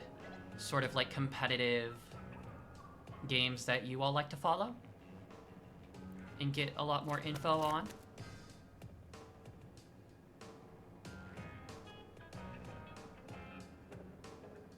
Nubbies. Does Nubbies have a meta? I guess it would. I guess it would with all the like different items and such.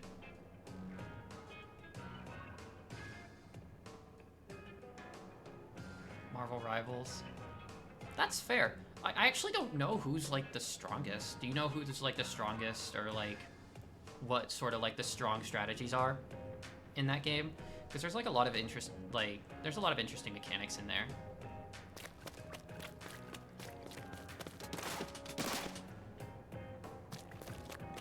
They're always doing buffs and nerfs.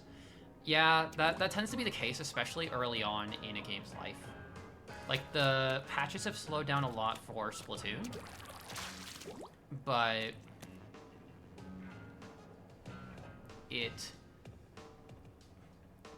like, I follow Rocket League a fair bit, though not quite as religiously as I used to. That is me with Splatoon right now. Like, having that is, I don't follow it as much, but I still, like, check in every now and then. So,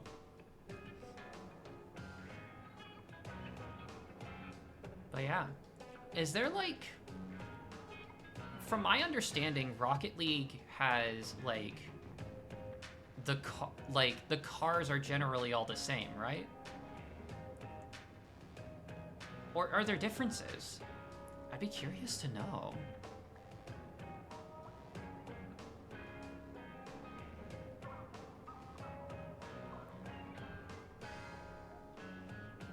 Oh, really?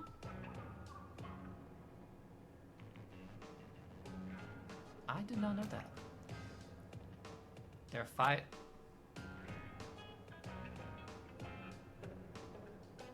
I see.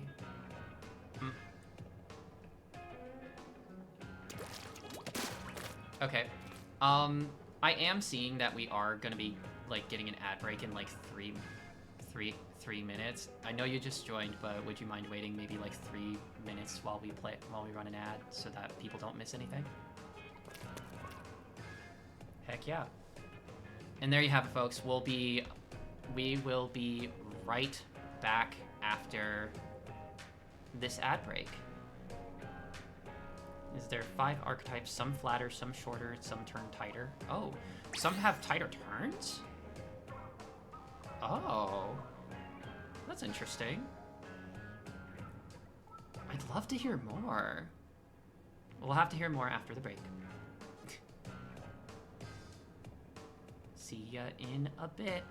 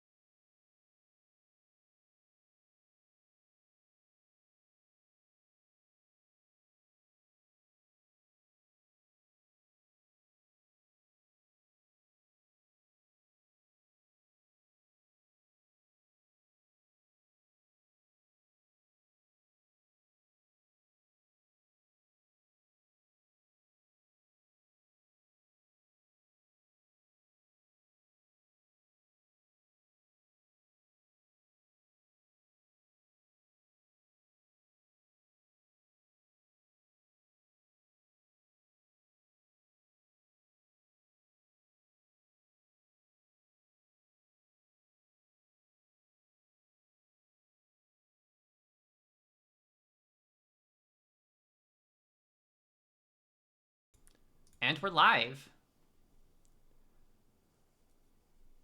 What's up? Alright, let's get this music. Oh. There we go. Rightio.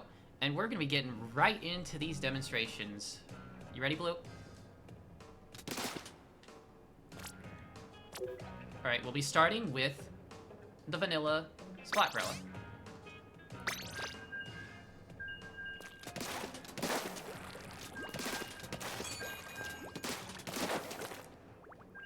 Now for live demo time, yep. We're getting the demos in. Now, I think the big thing to keep in mind here is gonna be that we'll want to put the sprinkler in, we'll be wanting to put the sprinkler in a decent spot. In like a decent spot where it like won't be too noticeable. So like you tend to do it in spawn or anything like that. And then we're gonna be wanting to make sure that Blue here, who is playing the Wellstringer, a midline weapon, that will be kind of hanging back and shooting people, playing the anchor. Oh dear, that's 3 E-liters. Yeah, lovely start. But we want to make sure that Blue always knows that we are ready to fight. And, oh, there we go. We'll want to be able to line things up for Blue when we can. I'm gonna jump in. Remember the shield. So here we're gonna want to make sure to remember that they have 3 backlines, which means that even though they're gonna be able to like cover a lot of different angles like that, they're also backlines. They're slow. If they miss their shots, they're gonna be like basically sitting ducks.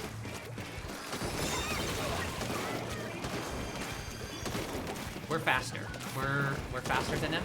We can bully them, move them out of the way, like so, and that's a Kraken. Ah, shoot. There we go. We're down. Oh. One of them chopped off the ledge, I guess. Looks like Blue has the rain. We have the lead. Nice. Let's go across these grates. I'm gonna try to distract the leaders.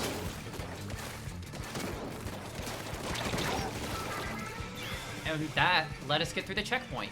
That is like the primary use for Brellas. You want to distract. You want to get people out of the way. Be like, hey, nope, look at me, look at me.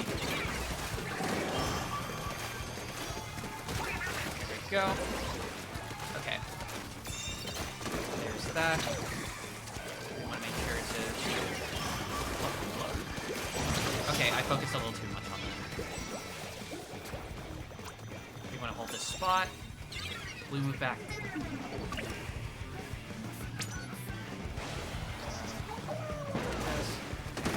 Back a bit.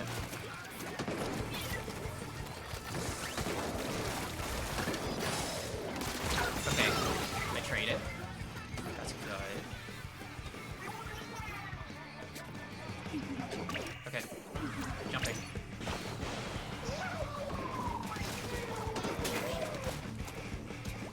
I'm gonna hide for a sec. Ah, shoot. I was a little too far in.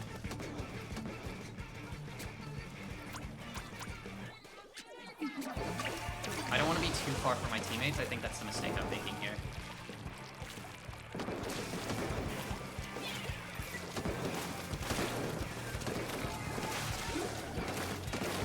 Okay. Let's try to take the left. Oh. Back in ambush. We have the lead, so the most we can do is make sure that...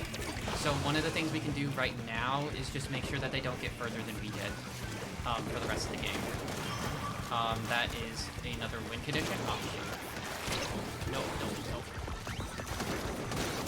As you can see, it, like, I was able to, like, tank one shot there. But the charger is generally gonna, like, take out pretty much every, like, my shield whenever possible. Okay, now we have Ink Strike, so we want to use Ink Strike to get these chargers out of here. So we'll want to use some of those. We're gonna use it to corner that Rainmaker. We're not gonna let them move forward. And I got the Rainmaker. And now I'm gonna want to move forward because I'm not gonna be the one carrying the Rainmaker.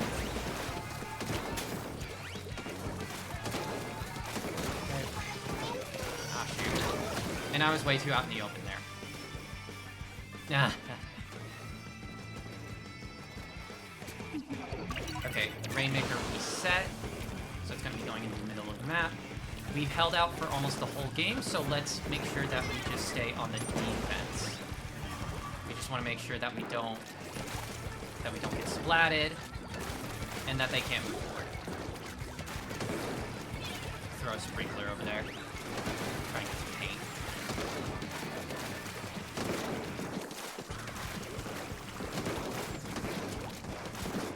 And throw some triple Ink Strike. And that's the game. We won. Nice.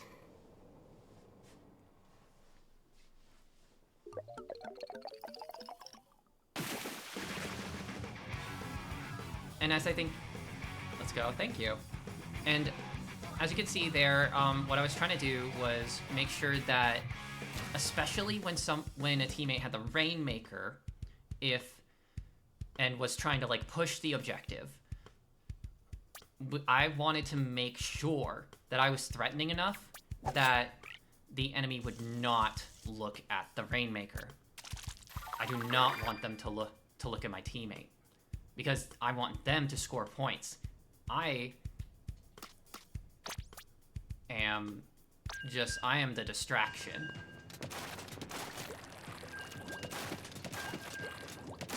And as you can see, triple Ink Strike can definitely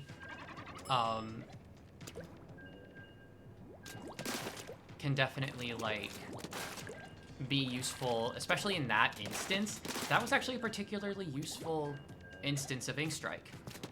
It's good for dislodging those backline weapons, those long-range weapons that you can't normally reach.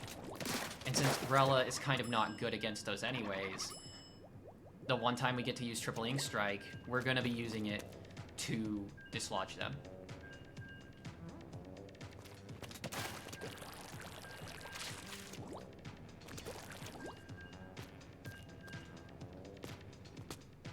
Friendship.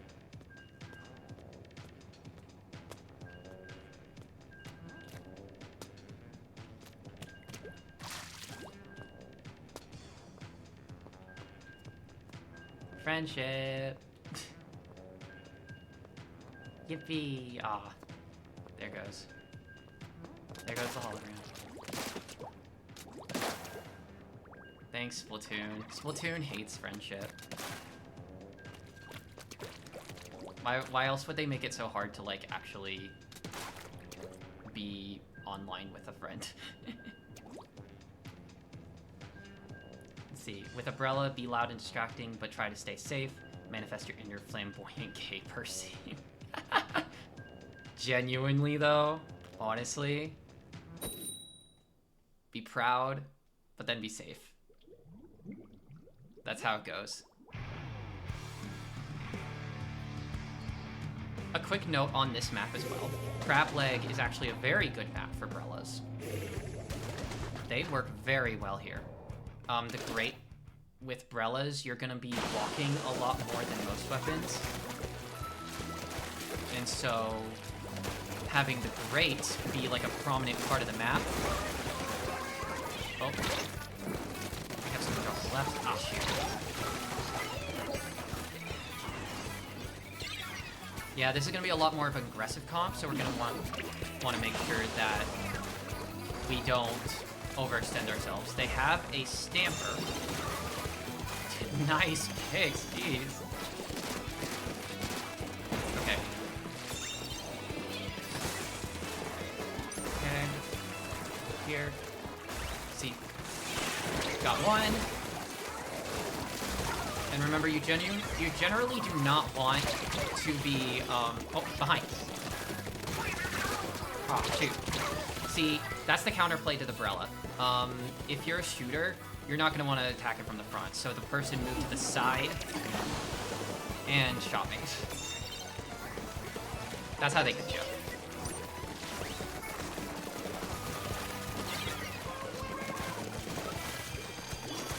And like here. Ah, shoot. They approached me. Okay, quick lesson. If you're trying to retreat from someone who has a longer range than you, you generally want to move to the side. You don't want to move backwards like I did. That's generally a bad idea. Oh. And there's a Stamper. That one's a particularly good weapon against Brellas, but then it's also good against a lot of things. It's just kind of a strong weapon.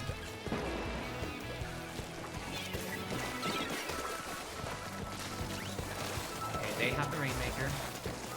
And they have the lead as well, so we're going to want to take some of those out. We're even.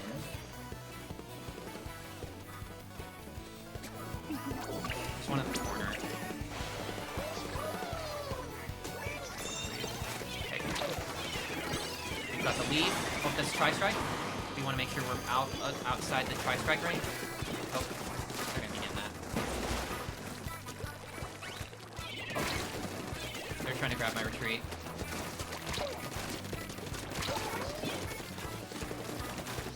Okay, let's throw this. And see, like that, you can shred the crab tank pretty well. They're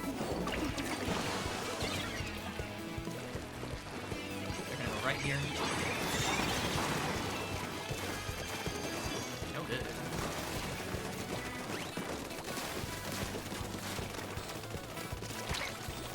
Keep one off. And then that was too unsafe, so I'm gonna jump out. Oh, nice rail. Dang, nice rail, honestly. Okay. This is not safe. I'm gonna jump back. Okay, they have a lot of uncontested space here. They're gonna try to go right here. I think. Where are they?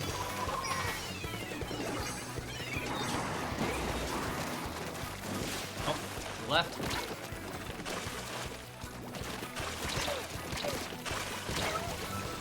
And like that. Yep. We also got 2v1s. Okay, they're gonna go left.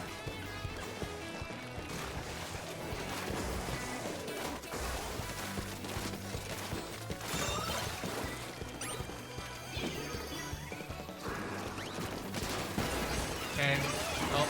That's a Tri-Strike. Keep that. Okay.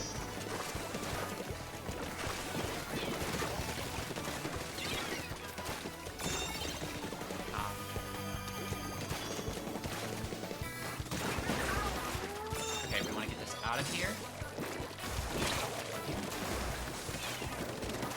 Chase. I ran out of ink. I ran out of ink. Oh, dear. It's a close one. I'm not really wanting to jump in at all.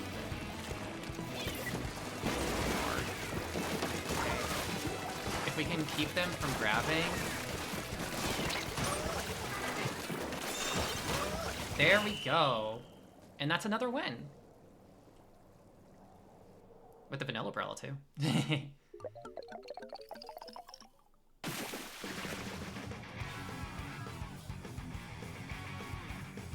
Too strong. Too strong. Trust me, Blue is a great player. And I would like to think I'm pretty good, too. Don't tell them I said that, though. Hee hee.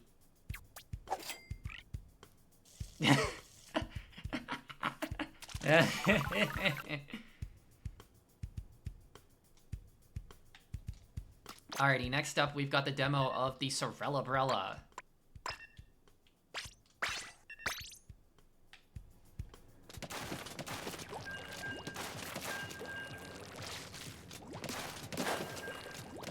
You should also probably be aware of if the maps change, but...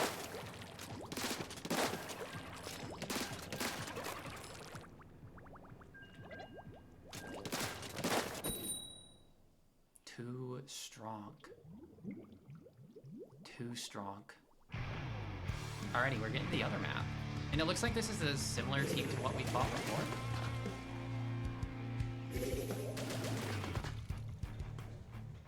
I recognize some of the names. Thank you, Blue. Okay, I'm gonna go... For Rainmaker, having a bomb is extra helpful as well. Looks like they're going left already. This map is particularly open. Let's rain. Oh, there's a blaster. We want to make sure that we avoid direct confrontation with the blaster whenever we can. Oh, like that. Like that. So they got us wiped.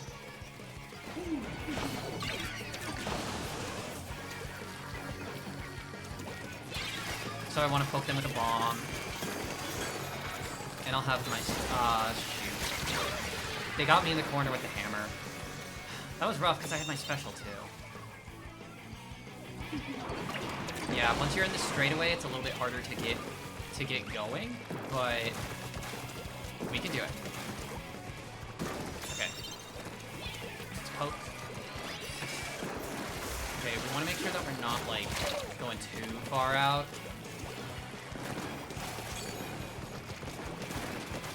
Pop the inkjet.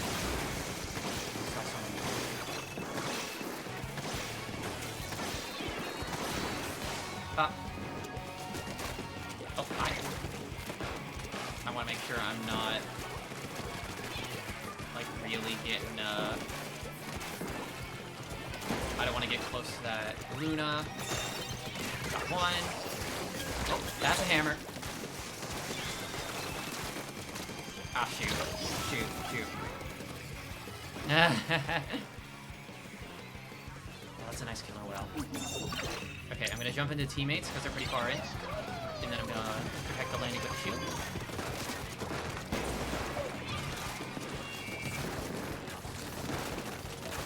Ah, shoot, I ran out of ink. Okay, that's one of the instances where you don't want to be throwing the bomb. You want to be able to keep it going. Also, they have a disconnect. Damn. You can see right there another use for triple ink strike is popping the Rainmaker shield because it has high object damage. Okay. I'm gonna pop inkjet here, hoping someone else gets the Rainmaker.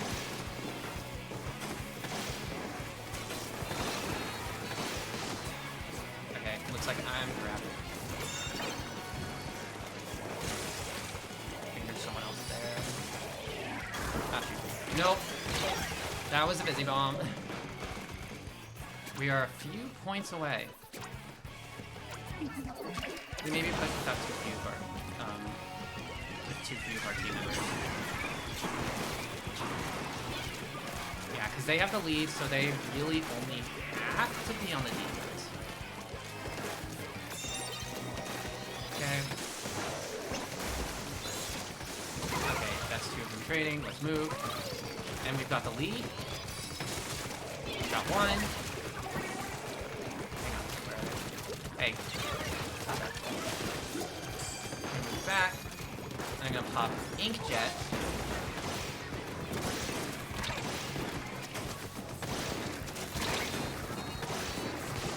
Pop shield as I land.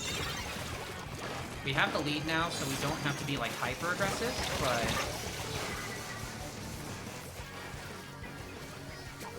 we just have to defend. So let's move left.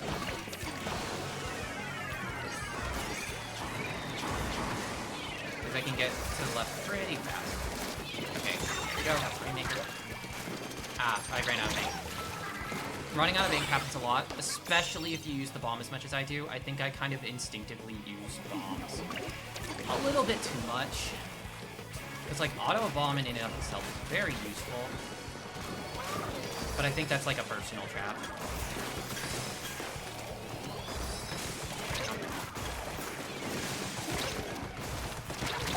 And there you go. You see, like, the Luna Blaster didn't have to directly hit me in order to, like, damage me at all. Okay, we want to be able to take them out as soon as possible.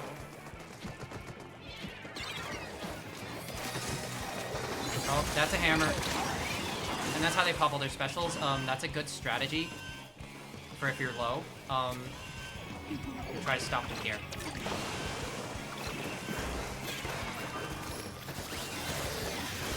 But if we have one of our specials, then the game's over.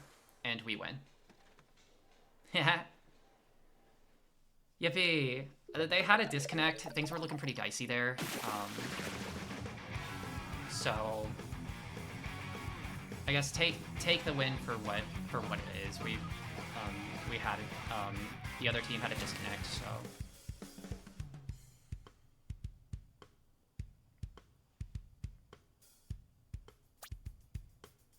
hopefully y'all are learning a good bit about how these Brellas are played.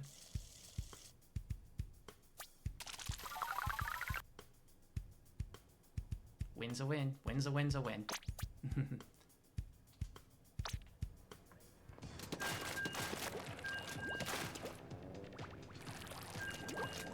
Gosh, it's been a while.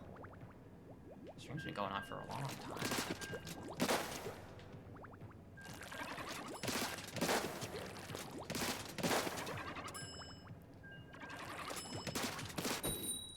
We'll see how far we can go.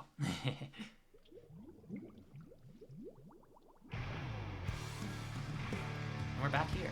We're back on Bradley.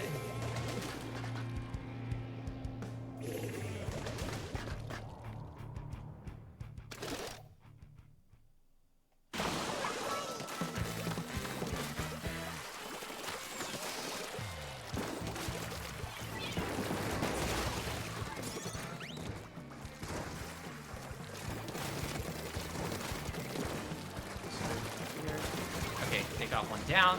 Move. Get off the corner.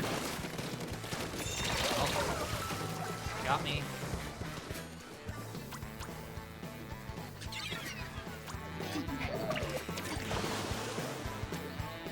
Oh, they're very down.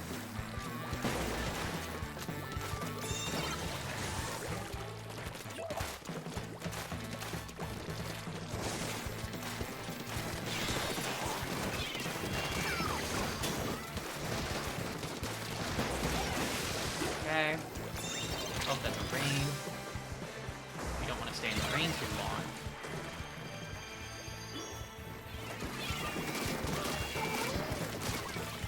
Okay, I'm gonna try to be safe here.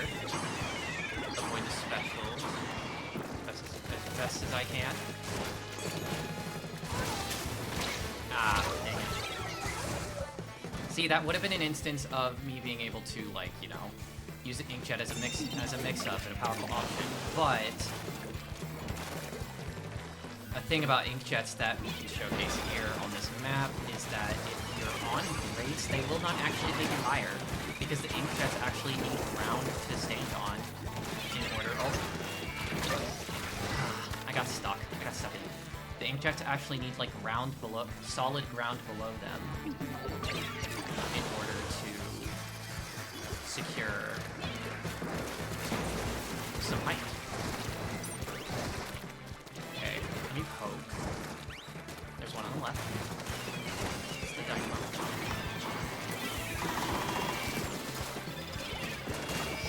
Okay, like there, I had to make sure I didn't go past the bomb. Get reset. Oh, someone's behind me. Someone's still up there? Oh, that is on me for not noticing that. They have beacons as well. Yeah, the Dread Ring. Okay. Move.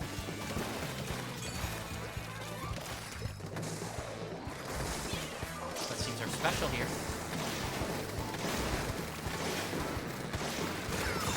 That. Got one. Hello, Dread Ringer.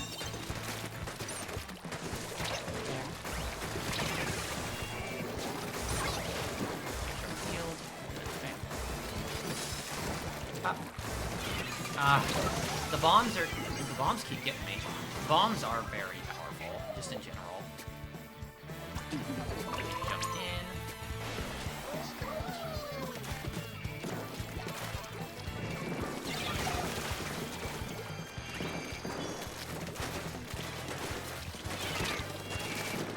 Try to hold as much as I can, but that was a 2v1. We have a very good lead, so we're able to keep things going. And we're able to do that. Over here.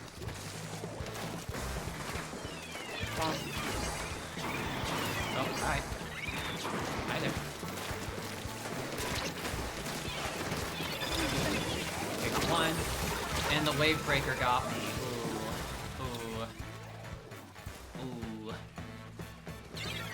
Okay, I don't think that's safe enough, so let's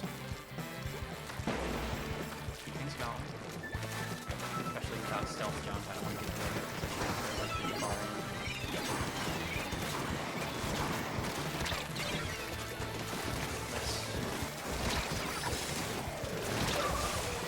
Oh, well, rip. Which way do they go? Yeah, they can't approach. We are now able to go on the defense, which is really good. Okay.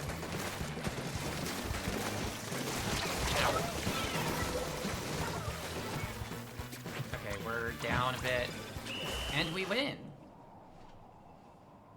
And we win those.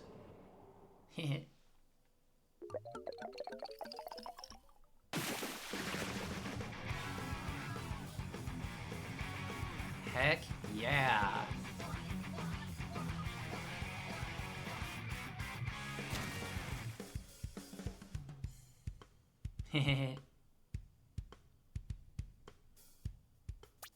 And that is the regular Brella.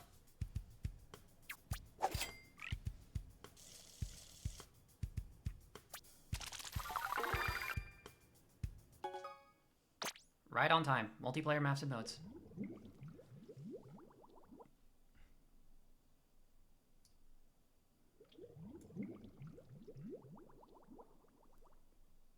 Alrighty. Alrighty, next up we've got our lecture on the Tenebrellas. And what do we need? But I guess first, actually, Blue, if you wouldn't mind answering maybe a couple of questions. Yeah. So, I mean, on account of the fact that you have played with me several times, like, how would you say that Brella as a weapon is to play with? Like, play alongside, I should say. Yep. Like, regular standard Brella. I know I play Tenebrella the most, but we'll talk specifically Brella, since that's the section we're in.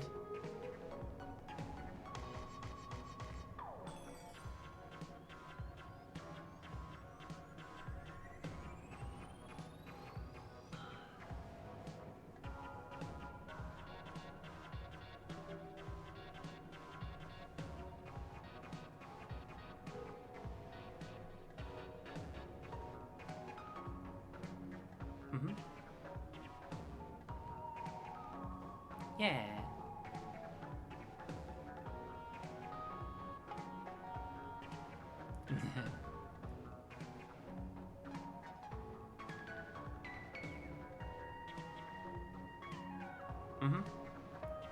Yeah, from my understanding, they're like a good place to look to try and find your next pick.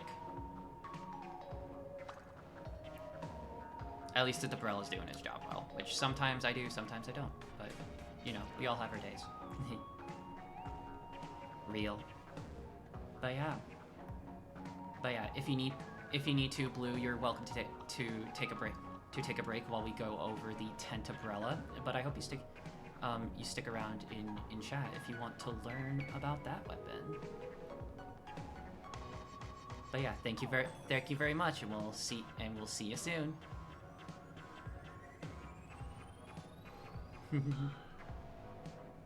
Thank you, Blue.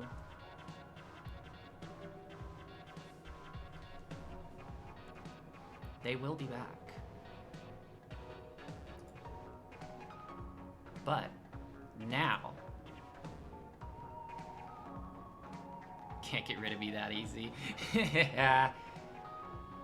Wouldn't want to for $1 million. All right. So, next on the chopping block, we have the Tenebrella.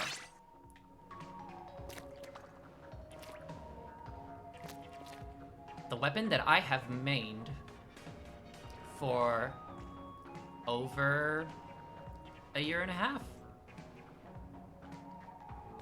So, what makes this Tenebrella special? What makes it unique? So, first off, it's big. It do be big. Second off, it's a heavyweight, so it will automatically move slower than the other Brellas. All of the other Brellas.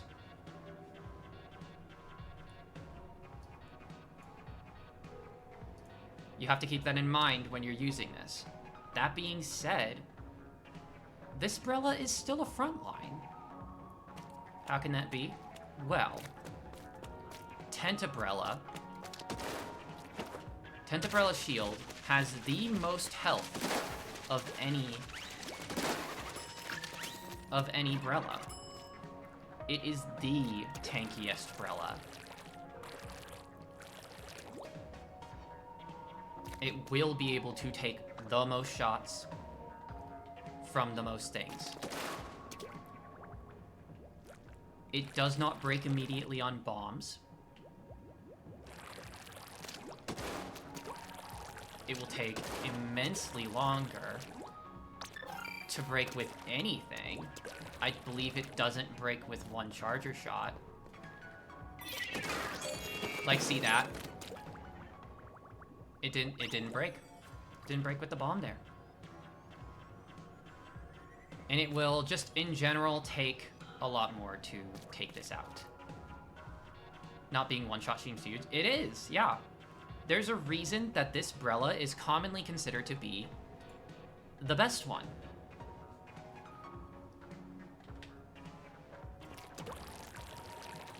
The shield, when extreme enough,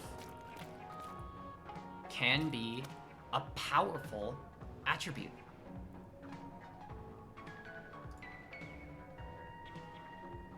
I forgot to say that normal Brella specials are actually pretty good. Tri-Strike is good for displacing the enemy and giving us a chance to push in, and Inkjet is always nice for creating space. That's true, yeah. While the Tri-Strike is not exactly the best for the Brella user itself, it is a nice special to have for the team in general. And yeah, Inkjet's just always good to have. But yeah, with the Tenebrella, another very, very, very important thing about the Tenebrella is you might have noticed already, but it can one-shot. It is the only Brella that can one-shot anything.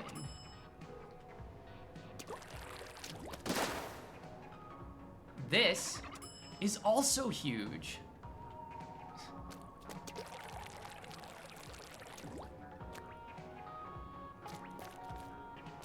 So the general game plan for this Brella is you want to walk behind the shield, get as close as you can to get a consistent one-shot. Twice the murdering in the same time. Indeed. Now, there are downsides to this. One is how slow it is. So it's not going to be moving that fast. So it'll be pretty predictable. Especially once the shield is launched.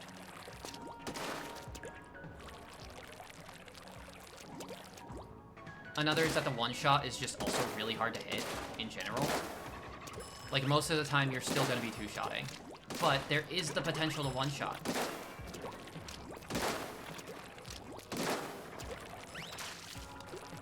Which is very important.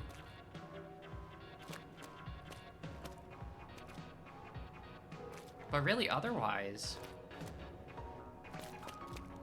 outside of the fact that it's slower, you can't really flare your shield because, as a fun fact, this Brella does take longer to come out than the others. So if you're like trying to flare this shield, you're not going to have it out for very long.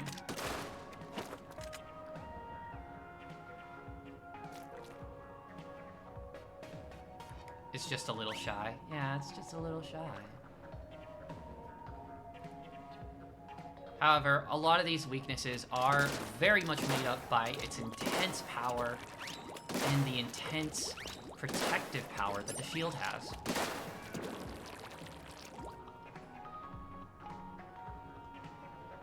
Now, there are a couple caveats here. Hearts to you, puppy. There are a couple of matchups that are kind of unique to this one. So, I mentioned earlier about Splash Wall, right? Splash Wall is a sub that essentially acts like a shield that you can deploy, like that. Has a lot of similar properties to Brella shields, except for the fact that they don't move. And they cost a lot of ink. They cost a lot more ink than a Brella shield. Hence why the Brella shields are a lot more flexible, and hence giving them their unique identity. However, what happens if you try to, let's say, launch a tent shield, and it runs into a splash wall? The splash wall will normally shred it to pieces. If you come across a team with any weapon having a splash wall, you better look out for that splash wall, because your shield will become null and void if they decide to throw their splash wall in front of the tent shield. Or any Brella shield, for that matter. But I say this specifically for tent shield, because it is the most reliant on a specific shield launch, and it is also the biggest shield, which is normally pretty good. But even if this corner bumps it, even like a corner here, bumps into a splash wall, that thing's gonna get shredded. Like, so bad.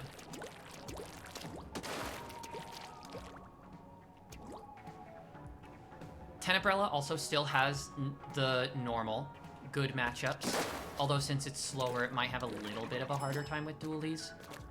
But in general, they're still good. It's still bad against buckets. It's still bad against blasters and stringers and splatanas and such, things with high object damage and things with AoE. And chargers, as an interesting note, still do shred it pretty well, but I don't believe they one-shot anymore. I believe Tent Shield has enough health to be able to tank it.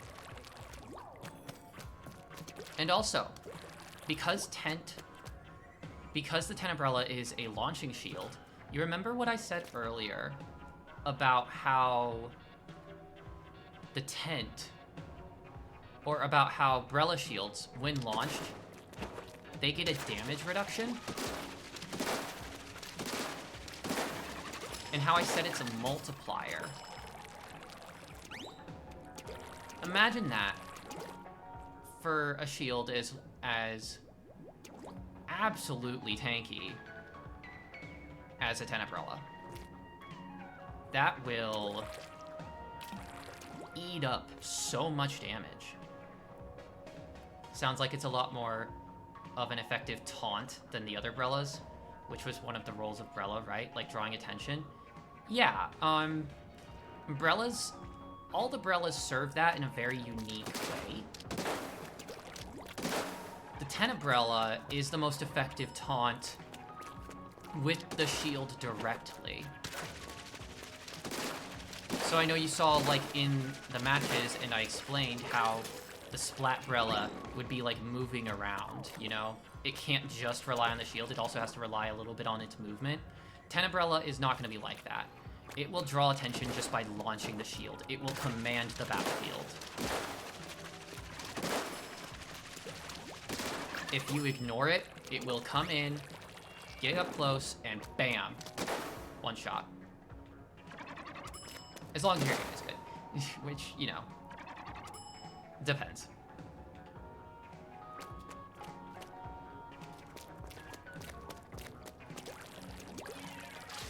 Now, as for the kits.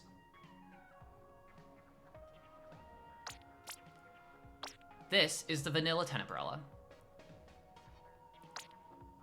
This Brella comes with Squid Beacon and Ink Vacuum. It has a points for special of 190. Again, the number of points for special really isn't, like, super concerning for this lecture, but it is still good to note. This, I believe, is a very decent kit. They did a good job with this one. There's some interesting synergy here. So, Tenebrella, it's slow, right? It doesn't really want to get, like, splatted too often. When it does, you want to make sure you have a Squid Beacon up so that you can jump to it. Squid Beacons are these little objects right here. And their use case... Oh, wrong button. Their use case is they act like players on the map. In the sense that you can jump to them. Normally, if you're a weapon who doesn't have a Squid Beacon as its sub-weapon, two players will be able to jump to it. So, like, you see those two little blinking lights? That's the number of jumps you'll get to that specific Squid Beacon. But if you are someone who has a Squid Beacon as a sub-weapon, you're gonna break it instantly no matter what. Like so.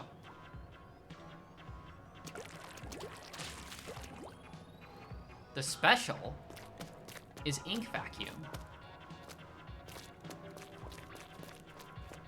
The Ink Vacuum sucks up opponent's ink. I guess I should have used it over here. It will suck up opponent's ink, acting as another kind of shield. And then you will shoot out, and depending on how much ink you absorbed, the shot will be bigger or smaller. The more ink you absorb, the larger the shot will be. Now, as far as the Ink Vacuum is able to ink up basically any source of damage, as long as it's, like, not a lingering hitbox. So, even though it gets ink from the Ink Strike is a lingering hitbox. So, it's not able to completely just take it out of the battlefield. However, if you have something like a bomb, it will eat it.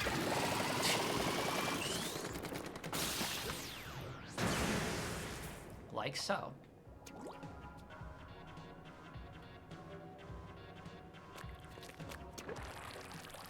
Now, how does this kit work together?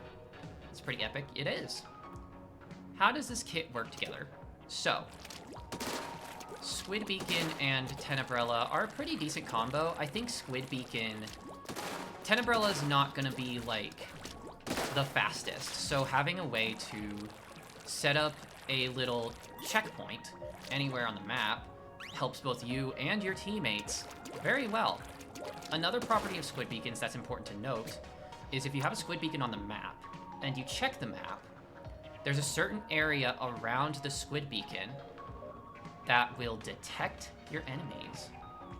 So normally you won't be able to see the enemies on the map unless they have like a point sensor on them. But if you have a Squid Beacon in an area, you will see if an enemy passes by an area.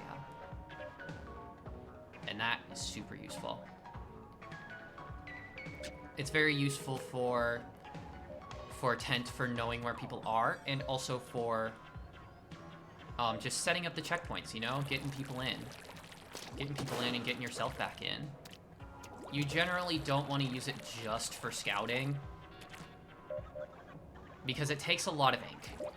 It is a very expensive sub-weapon, so use it in spots that you think will be valuable to jump to.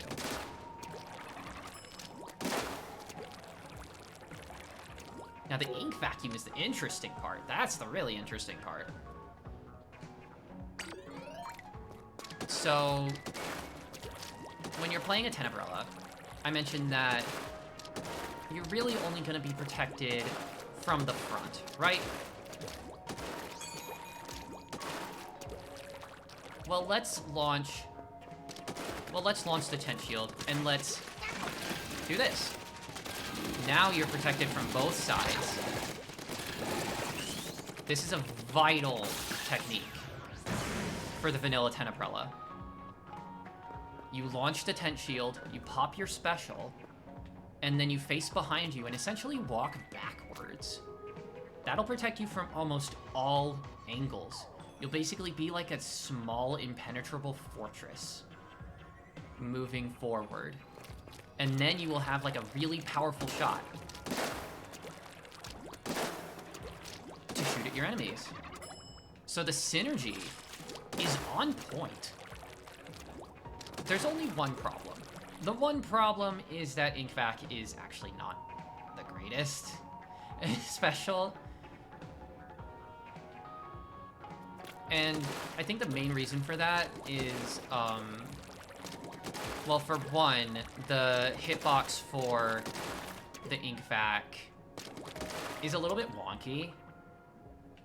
So, like, if someone is able to, like, hit, like, fall-off shots or something on you, you're gonna, like, be screwed, essentially. Another thing is that there's not a way to get the shot early. You have to wait out the full duration of the InkVac in order to get the shot. There's no way to cancel it early unless you die. And having your main weapon out of the equation for that long is pretty rough. Especially when you're just getting, like, essentially two shields. Two shields and then a shot that's, like, pretty slow to come out and pretty slow to, like, actually explode. Really, you want to make sure you're, like, trapping people, catching them off guard, you know, with the shot. But that's hard to do when you're a vacuum and, like, you're making this loud whirr noise.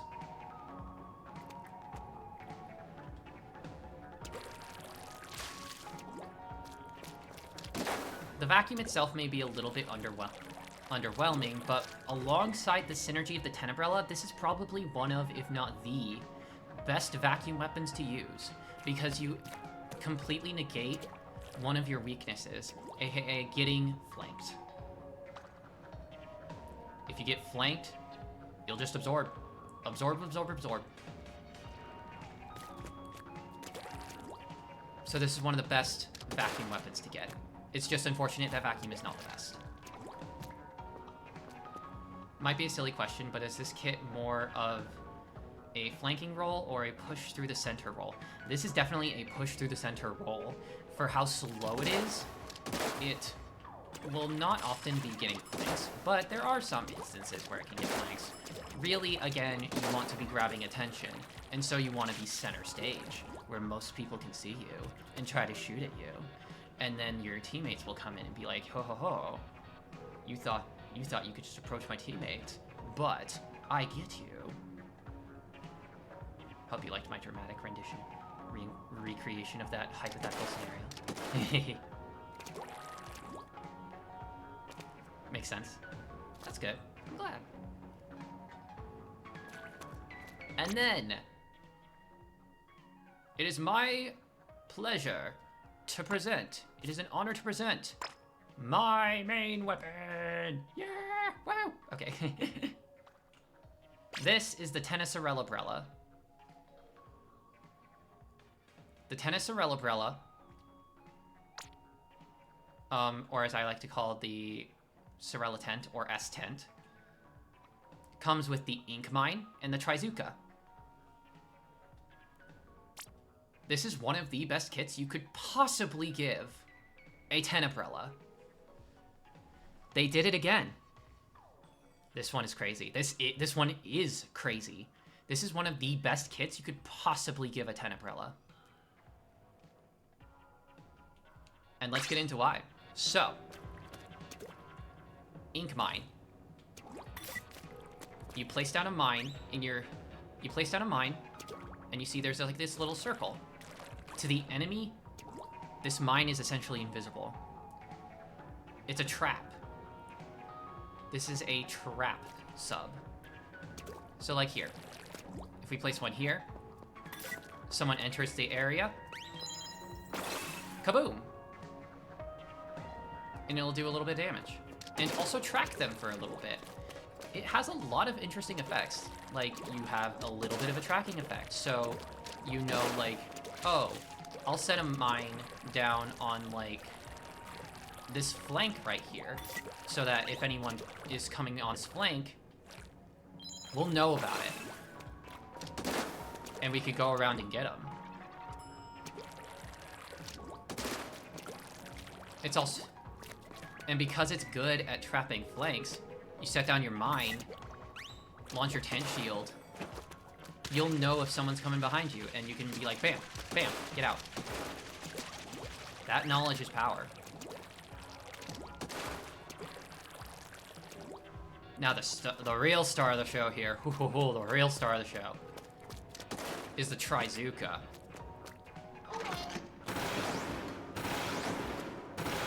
You get 3 shots in a very weird spiral pattern. That one shots if you hit it. If you get an indirect, which let me... Hang on. Oh. Let me charge this again. Big boom. Big boom. Let me charge this again.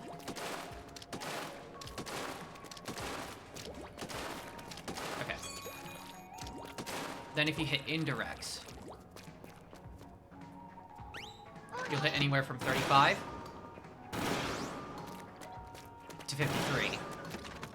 So it'll either be a 2-shot or a 3-shot, depending on where you hit it. And the area of effect is pretty big. Now, how does this work with the Tenebrella? So, the Tenebrella. Sometimes it can... Okay, picture this. Sometimes it can be hard to hit a long-ranged... Trizuka shot pretty reliably. It can happen. It has happened a lot. It can be done. Trizuka is strong by itself. But this weapon gives it a little bit more flexibility. Like, let's say you're, like, trying to push in. And you're like, okay, let's try to hit it, like, far away. Oh, I need to get this person up close and this person up close. Boom.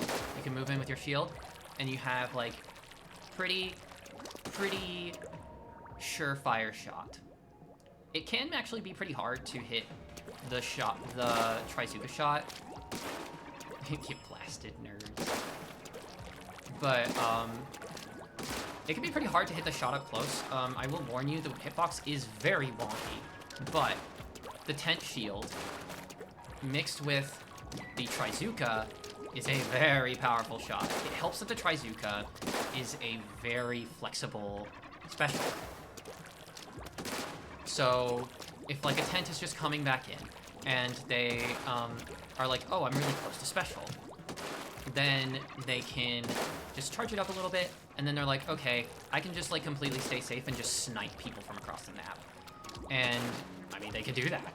Or if they're playing up front and someone's like trying to get to them and they're a little bit nervous, but then they get their special, they're like, oh wait, I have a very quick and a lot more reliable one-shot option. This is a strong as heck main weapon combined with a sub that is very synergistic with it, combined with a special that is one of the strongest specials in the whole game, as far as I remember. I believe it has fallen off a little bit since I last played competitive, but the Trizuka is still super strong. And this is by far the best Brella in competitive. And you can already tell, it's my main. My opinion on this is I love this thing so much. It's amazing. It took a long time to learn and figure out. It's really hard. Like, getting that one shot pretty consistently is hard. There's a little delay on when it actually, like, fires after you hit the button, which is hard to get used to.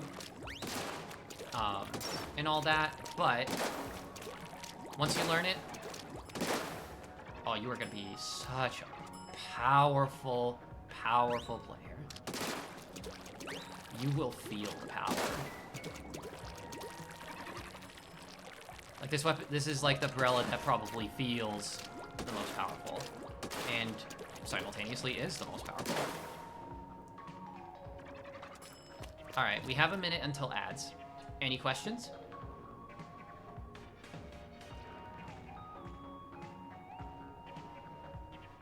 Because if not, we will be heading to ad break pretty soon.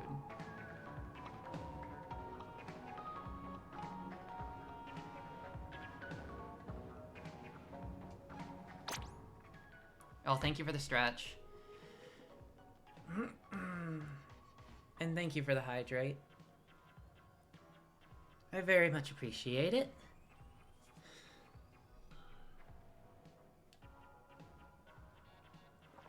For good luck with gameplay. Thank you. Alrighty. Ads will be starting soon, so we will be right back.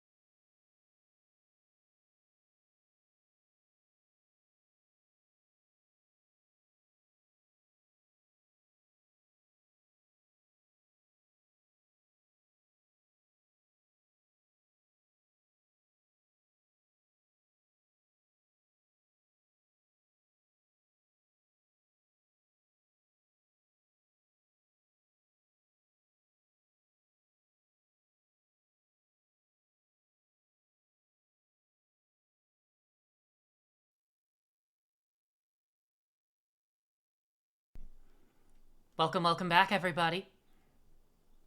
Hi, hi.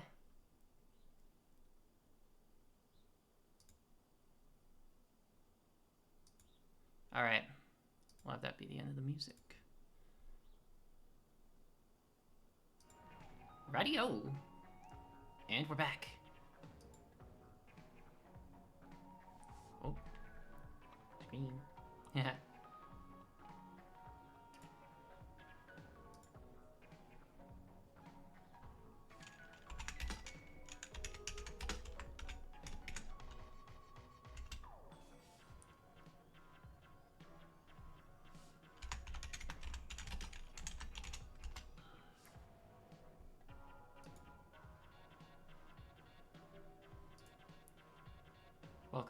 Welcome back. Thank you.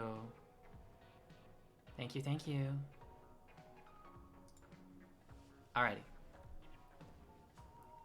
Oh, and look who has returned. Hi, hi. Oh, I had the desktop audio mute.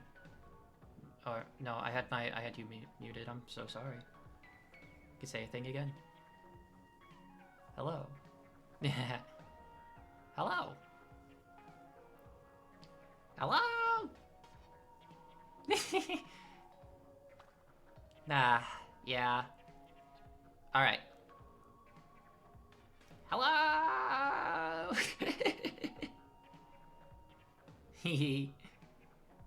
Alrighty. We have.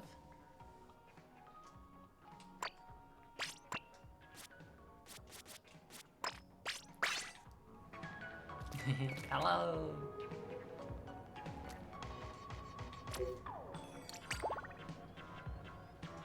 Okay. Safety shell loss. Hold the phone.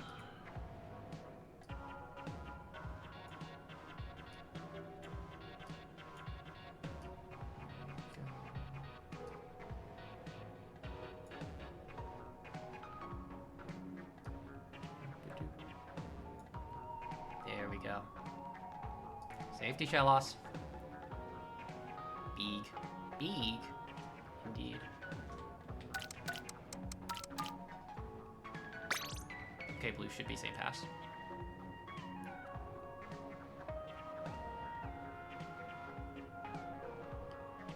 Shellos, thank you for your service.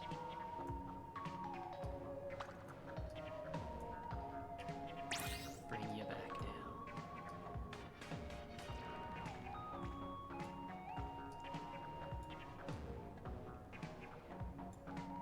He protect. He protect indeed. But right on. It'll be Clam Blitz and Scorch Scorch and Umami. Both of these are pretty good tent maps. Alrighty. We've got ourselves some games on hand. Are you ready, Blue?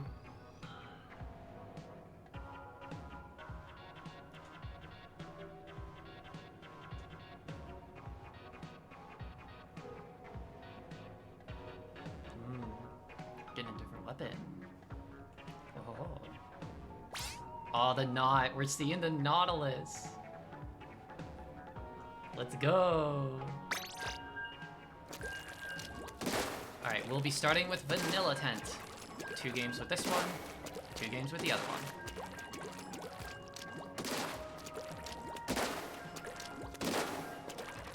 Indeed, what a good little fella. Shellos is a good Pokemon. With Pokemon on the mind, though, we gotta know the faves. Gotta know the faves. What do you think, chat? And Blue.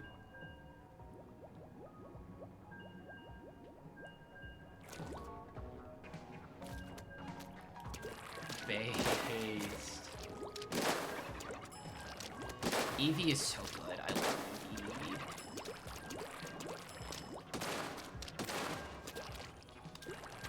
Yeah, your love of Palmy is very prominent. I very much remember.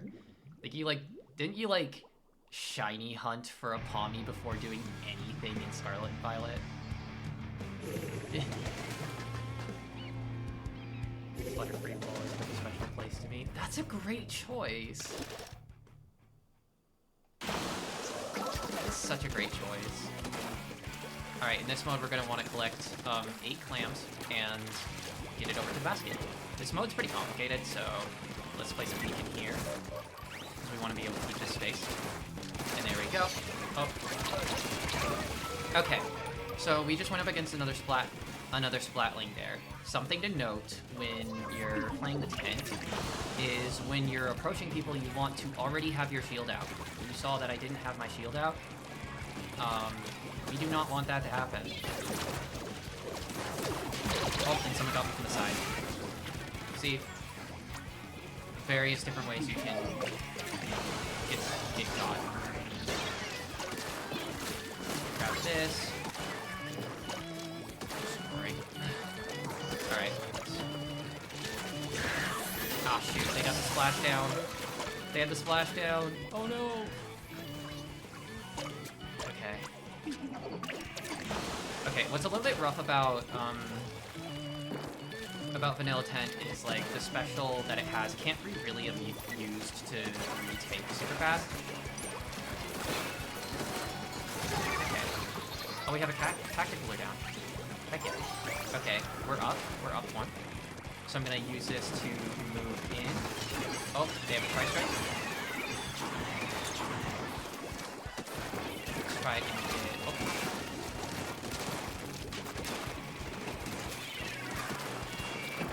Try to get my field out. I'm gonna vacuum, because I'm in a little bit of a tough spot. Oh, hi!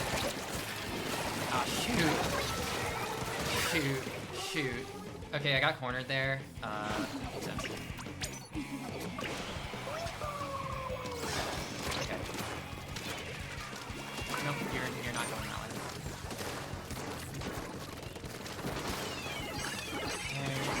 Oh, this Brella's trying to get me, but they're, dang it. Yeah, they have a few splashdowns.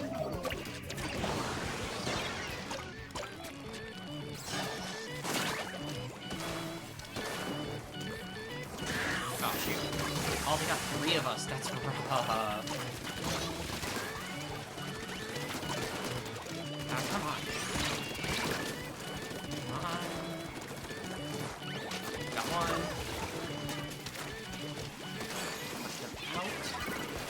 We have the backup again. Hi. So we got him. This side's clear.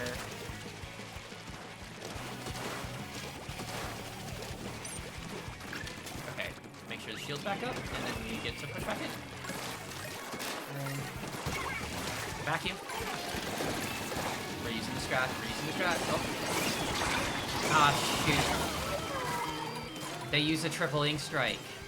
See, like I said, you're not going to be able to eat all the damage from a triple ink strike.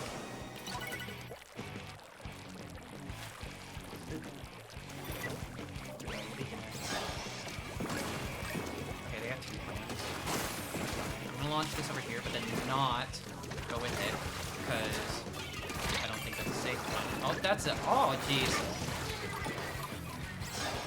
And there's the power of Trizika. Ladies shouldn't be.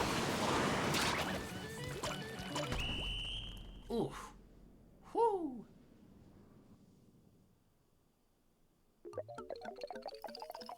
It happens.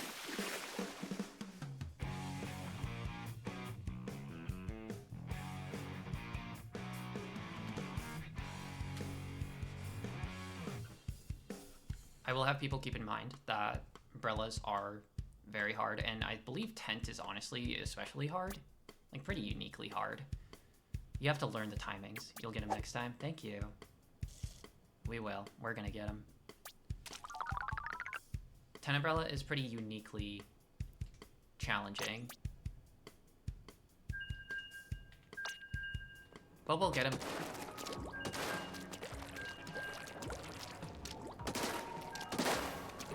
Yeah.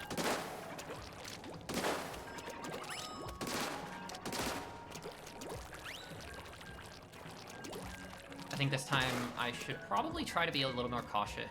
Like, a little more, aware of, like, where blue is. Because the Nautilus that they're using is a midline, so they can either be aggressive or they can be more backline. They can be flexible like that. So if they want to push, I will want to enable that by giving them a shield, essentially. Match number 2. Let's get him. Okay, this time I'm gonna drop right in. Okay, there's a splatling right here. Okay, I don't want to... Oh. Let's move back. Nice pick, nice pick. See, just like that. I was distracting them. There's one going up top. Oh, I caught him! Whoa, that was a weird kill. It was a very weird kill. Oh, there's a blaster over here, I believe. I'm gonna go around. Oh.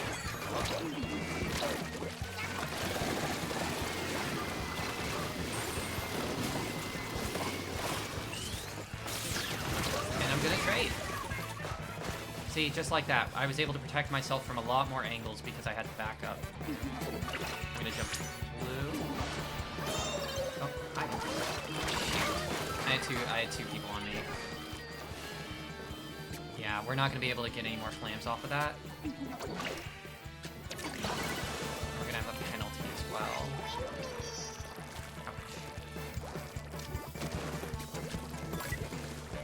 Oh, hi. Okay, I need help with this blaster.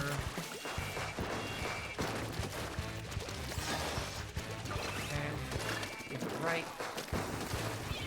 Oh, that's where the blaster is. Rain over there. Move up.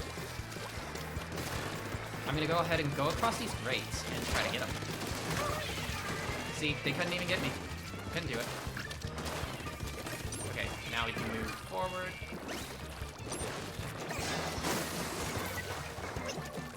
I know. Oh shoot. Oh shoot. They had good teaming. Oh, they had one so close. I got it in. I think someone went to the right. Let's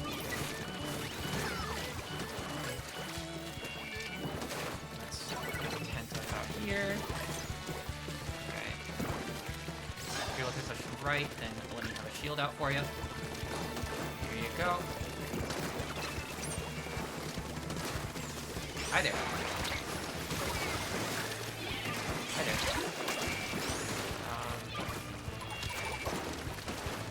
Hi there. Oh my gosh. So much damage. So much damage. Oh, they're gonna go across the grates. They're gonna go across the grates. They're going across the grates. Oh, they keep going across the grates. Hi there. Gosh.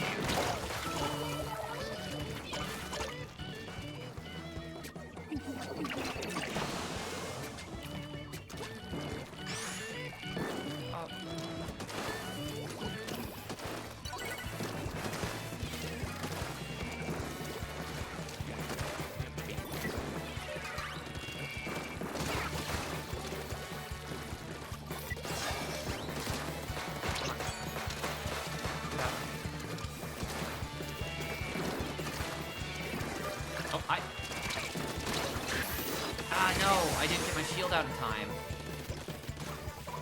Shoot. Okay. They keep going that back angle. We need to be protecting that back angle.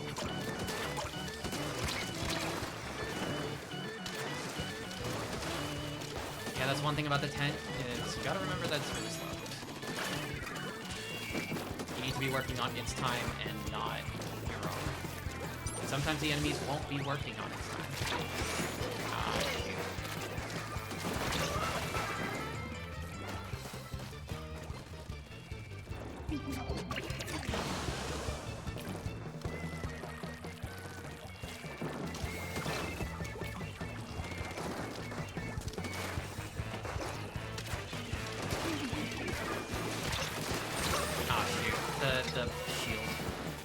jumps down.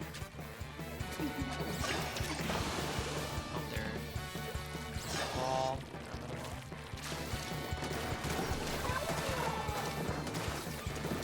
Hey, nope. Not letting you do the same thing again. Ah, shoot. That's a lot of auto pogs.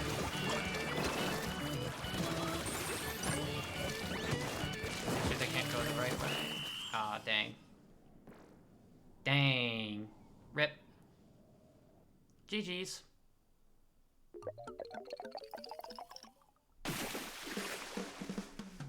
That was.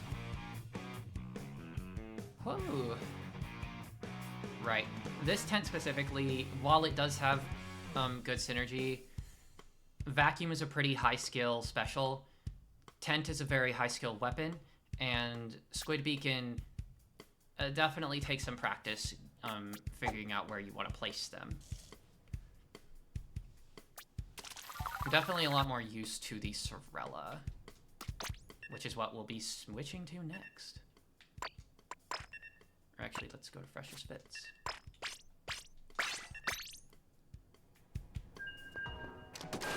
So this one will definitely be like a lot more aggressive. If the last kit was meant to be maybe a bit more supportive, this one's definitely the aggressive kit, which I think is how I tend to play Brella.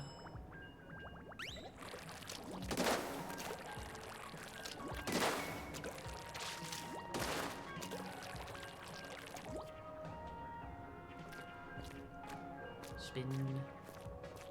Spin. Ah. Spin. Spin.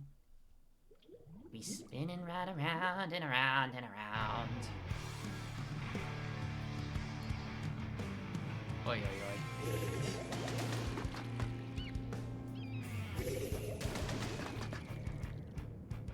Let's see.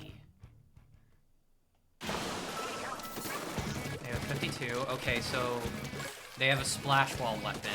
Remember what I said about splash walls.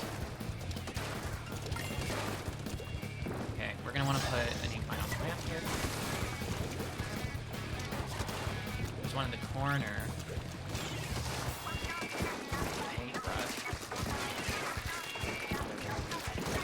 They're gone. That's two. That's two. Let's go. Oh, hello. On top. I'm gonna go up top.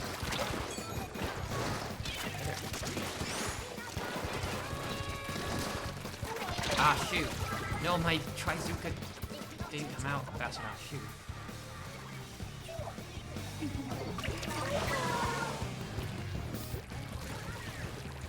Neighbor really needs to roll. Let's see. I'm gonna wait till my teammates come back in. Try to be safe with both of them. Keep it up until I have my special, and bam. Got one. Okay, stop. I didn't have anyone with me. That's rough. Generally, a Brella's plan of attack won't work that well if you don't have, like, you know, people back you up. So it'll happen. Okay. We're gonna launch that, but we're not going with it. Yeah. Okay. Hey there. Nope. Get. No, I ran out of ink. I ran out of ink. But there you go. You see, like, Blue was able to follow up. Ideal scenario for Brella.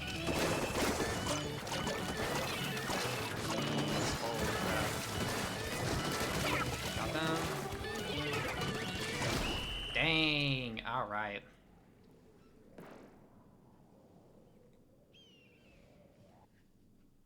I totally forgot. Okay. As a side note, recently, Trizuka, fairly recently, like a few months ago, earlier this year sometime, Trizuka got a nerf that said it, I believe it, like, actually did, like, either increase the start time a bit or something. I don't remember specifically, and don't, like, take my word on this because my memory is a little spotty with the patches. How dare they? Yeah, how dare they?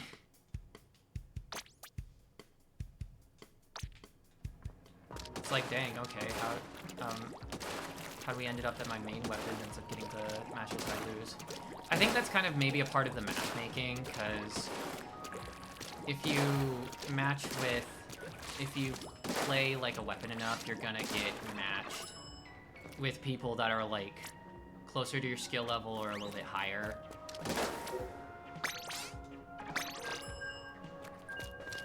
And since I play this weapon, like, way more, it's gonna affect things. Gotcha, that makes sense, yeah. It's kind of dependent on power, on, like, the power level, which is essentially your ranking. When I say power, I mean ranking. Stretch and deep breath, reset and go next. Thank you for the stretch. What? Ow. All right, battle time. Battle time, let's do this.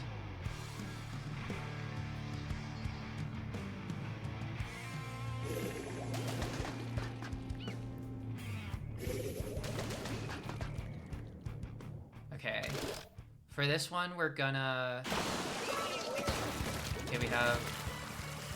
Blue's probably gonna end up being backline most of the time. Okay, we got it this way, so let's do that. Oh, we're down one. Let's back up. Okay. They went in and I like kind of... They went in and I kind of like waffled a bit on fighting with them, so that's on me. Oh, that's a he's a caster. Alright, they're a couple down. Okay, let's do this.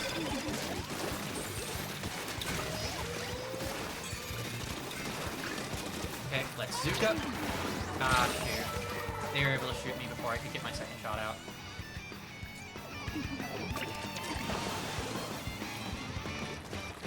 Ba-ba-dam-pow. That's a thing. I've definitely played this weapon on stream before, so...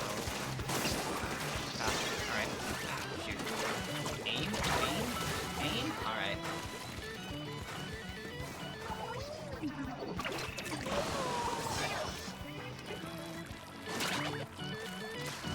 That. Come on. There. Okay, got one. Come out. Ink brush. I was able to stall it off long enough. Ink brushes are a little annoying on glamblets. They're kind of hard. They can be real. They can be like real tough to deal with.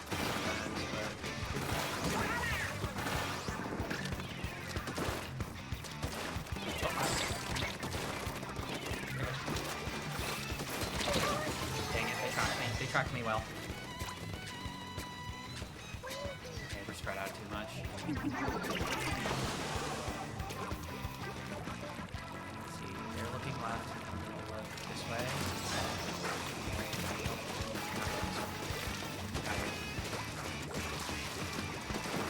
Okay, good defense on one to top. That. Okay. Make sure they don't have a direct line to the goal. That. Alright. One's up pretty far. Okay, I'm gonna do this. Let's lead that away. Gosh, shoot. Yeah, we're not really staying alive long enough, huh?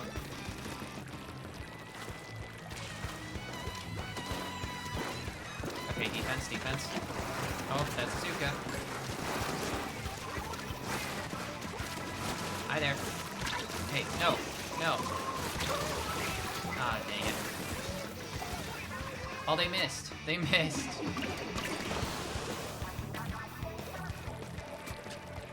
Yeah, unfortunately, I'm not gonna use it. Bap. Hi there. Okay, let's go into this.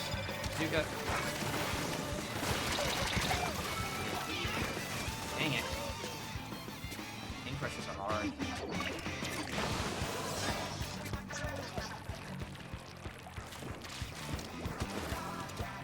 Okay, set the mine. On top. Hit that brush.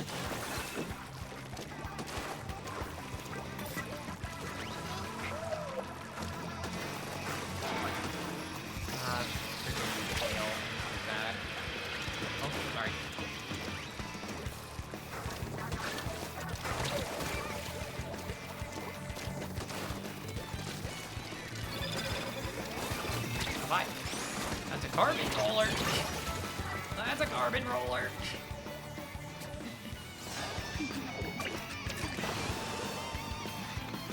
Alright, we need a clam.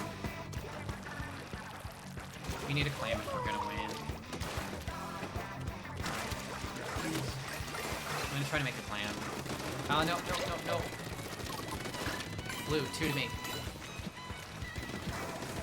Oh, no. There we go. We'll be able to go into overtime. Shoot. Okay, got one. Shoot, shoot, shoot. Nope, that's the brush. Dang. Rip.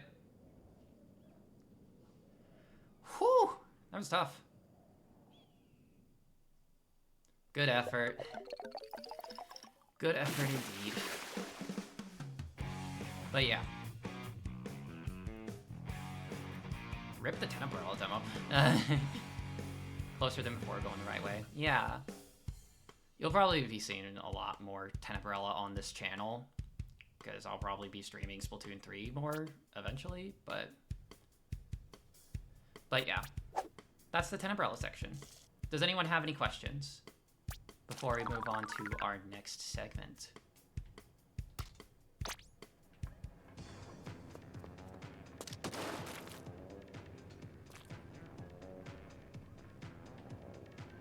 And if not, thank you, Blue. You're welcome to take a quick break before we get into the undercover Brella section.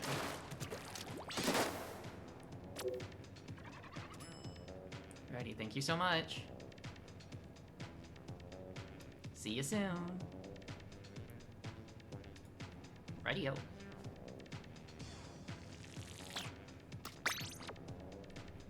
Alright, next up.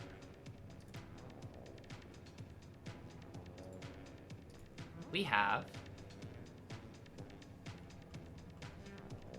the undercover Brella. So, the undercover Brella has a very, very, very, very, very unique property. I'm gonna go ahead and switch to Splat Brella gear for this. But the undercover Brella has a very unique property. Every other Brella is able to launch their shield. Wundersweep. Wundersweep. Every other Brella is able to launch their shield. What makes this one unique is that no matter how long you hold down, it will never, ever, ever launch the shield.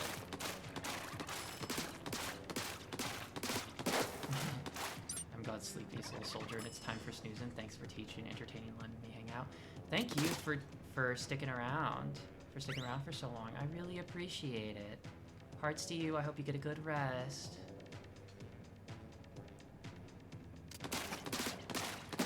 But yeah, the undercover Brella is the Brella that will never launch.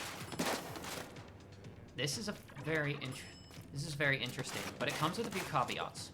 For one, it's also one of the weakest Brella shields.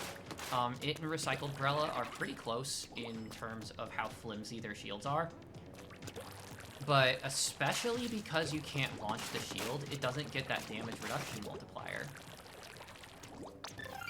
So, if you flare it up, it's gonna be gone pretty fast. Like that. See? It's not gonna be the most reliable. On the plus side, though, to make up for it, it is also the most mobile. So you see, like here, we're able to move like this, and you get almost the full jump height with it. So you can jump up full distances. So this is how you move with this Brella.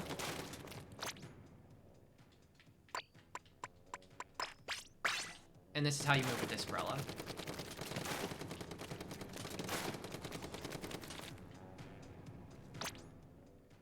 So the undercover Brella is supposed to be the speedy, sort of the speedy type. That never really has to drop its shield if it doesn't want to. Now, the problem with that is you're gonna need to drop the shield. Either because it gets broken, because it's really flimsy, or to, like, regen it, because it's really flimsy. Like, you'll want to drop it so that I can regen.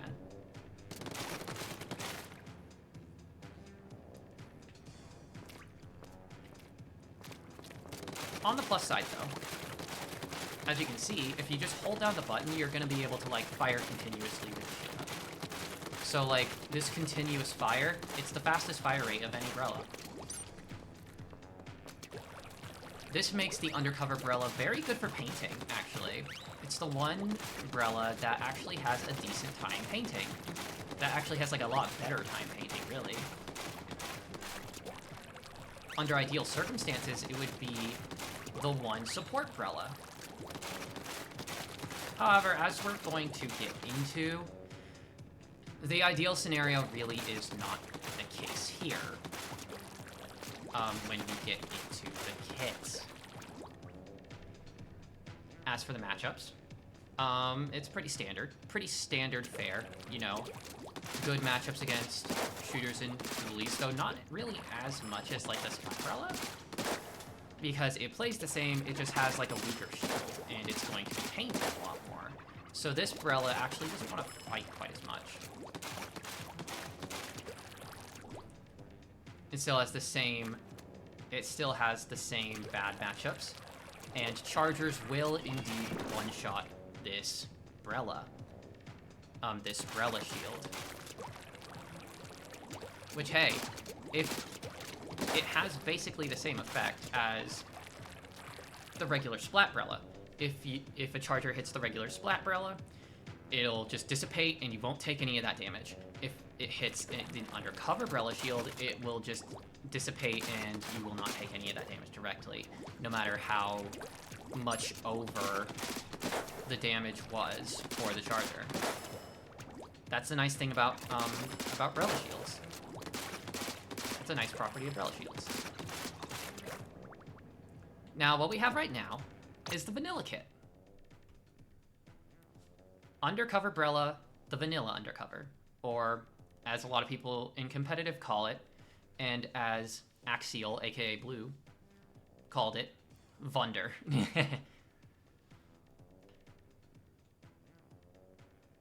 So, the undercover Brella has a kit of Ink Mine and Reef Slider. We covered Ink Mine before, so we won't have to really tread over any new ground there. We kind of know those use cases. It's good to make sure that we don't get flanked and, like, set up for scouting or traps or anything like that. Though, I will say, Undercover actually does do a better job having it set up a trap for mines. So, like, let's say you have one here, and you're, like, luring, and you're, like, trying to lure them for an easy kill. But you know there you have a mine there.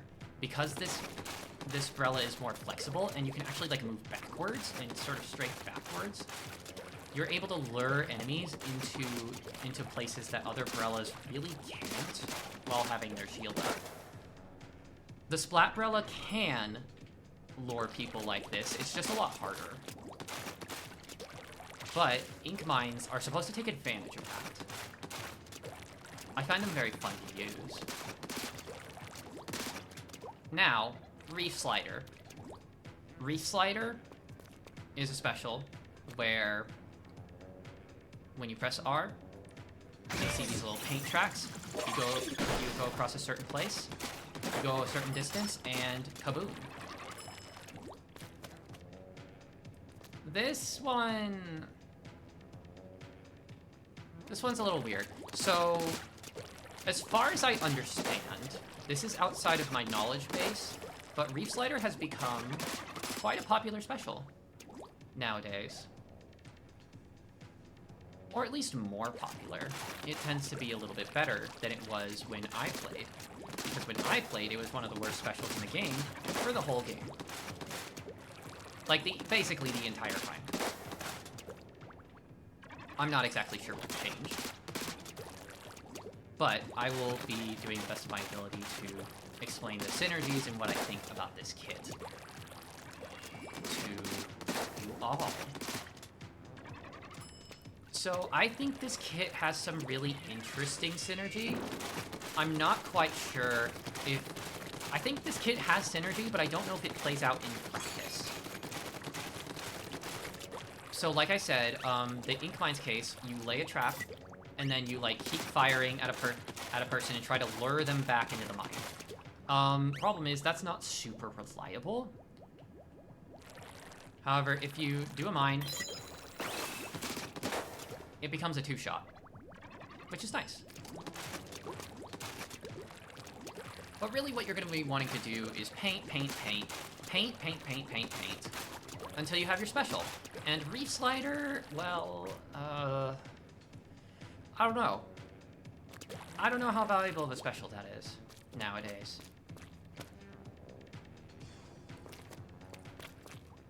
The weird part about it is they had an idea. They had a pretty interesting idea. So because you go along this set track, you can then lift your shield up instantly to protect yourself once you're there.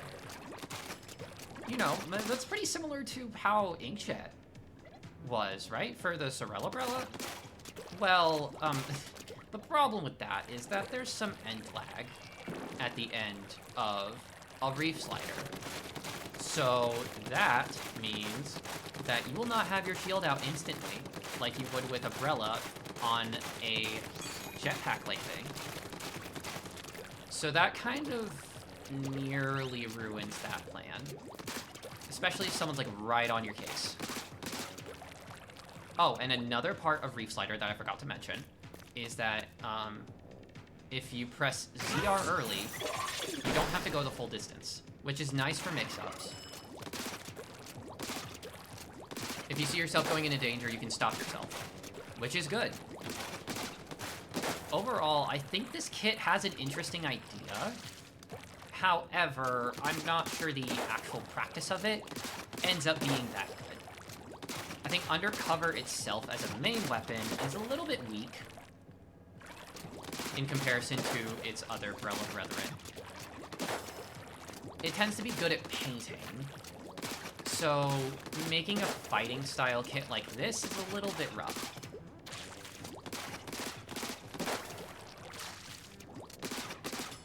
But that's what I think about the vanilla Undercover Brella. Okay. Now that we got that out of the way, there's a little bit of an elephant in the room when it comes to this next Brella. So, I have to give a disclaimer here. The Sorella Undercover Brella, Undercover with Inkstorm would have been awesome. It would have. Any Brella with Inkstorm would have been awesome. So, okay, disclaimer time. There is one Brella that I will not be showcasing in a demo. This is that Brella. The reason is, it's special. It has a special of splatter color screen. So we will go over the special first. The no-no Brella. The no-no Brella. Let me just charge it up here.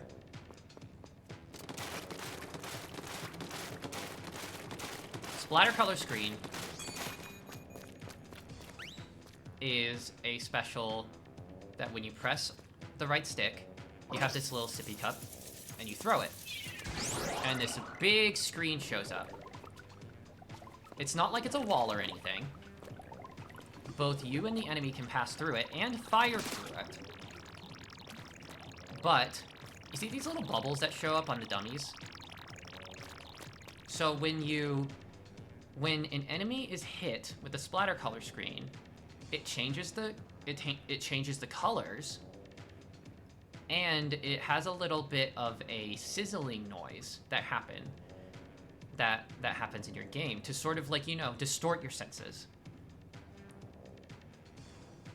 The problem with this is that it apparently, from what I've seen from people who have certain disorders, there were reports of the special causing headaches and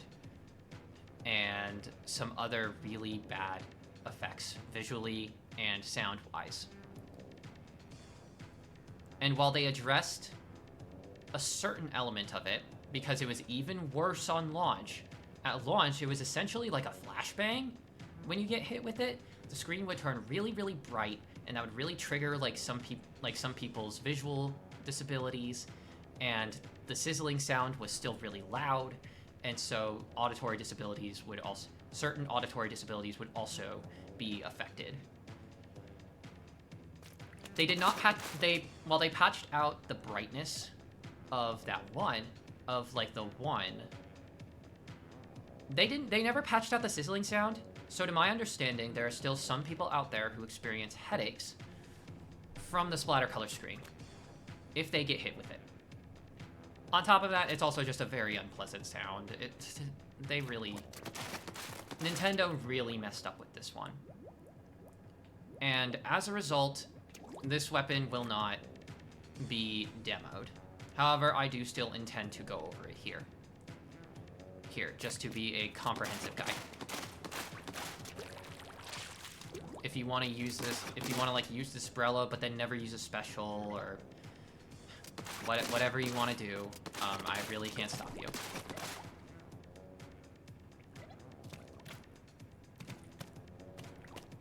So, the splatter color screen being on this weapon is a real shame, because the sub-weapon is Torpedo.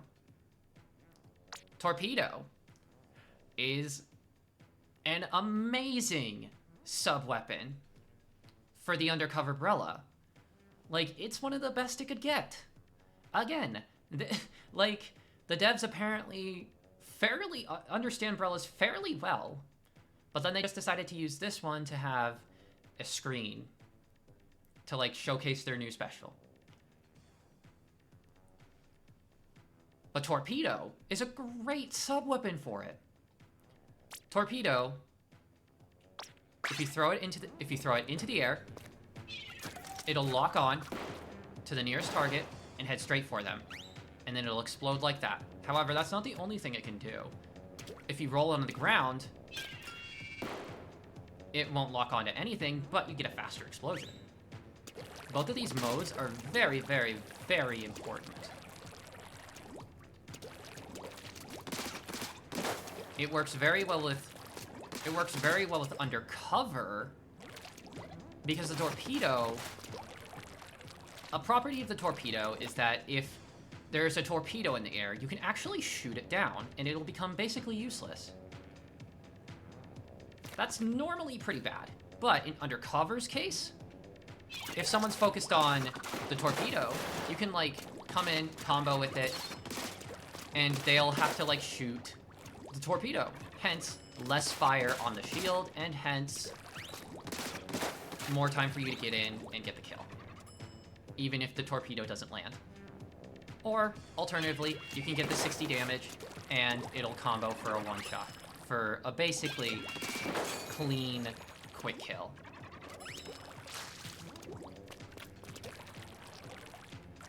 So I do not recommend using this weapon. On top of all the accessibility issues, splatter color screen is also really, really, really weak, as far as I understand it. It doesn't really do a whole lot of damage. The visual effects can kind of be circumnavigated if you are completely abled, like if you're completely like able-bodied. But in other instances, it will disproportionately affect you, and hence it is the only special weapon to ever see any kind of restriction in the competitive community. I believe there are still restrictions to this day. But yeah, it's not very strong. The main weapon isn't strong enough to carry on its own. Torpedo is a strong start, but then also have like a not so strong special weapon is kind of damning.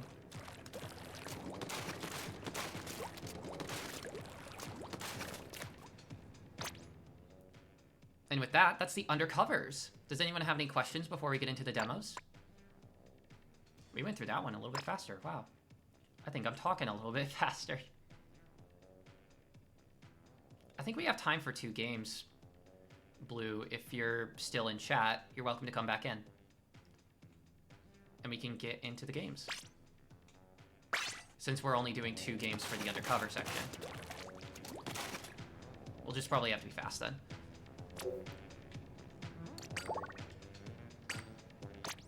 Okay, one more time. Once again, we're doing safety shell loss.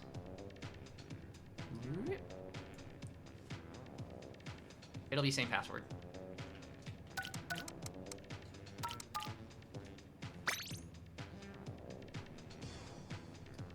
Safety shell loss.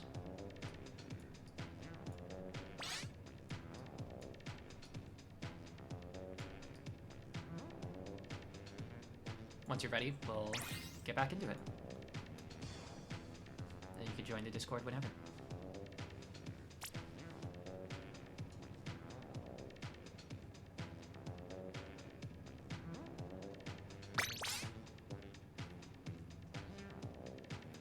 And hey, it's Blue. They're back. Oh, I need to unmute my desktop audio again. I keep forgetting to do that. Frick. Okay, now y'all should be able to hear them. But all right. While I have you here as well, and while we're waiting, I want to know what you think of working with Brella, since I don't believe I got to ask you that. I believe I forgot to ask you that.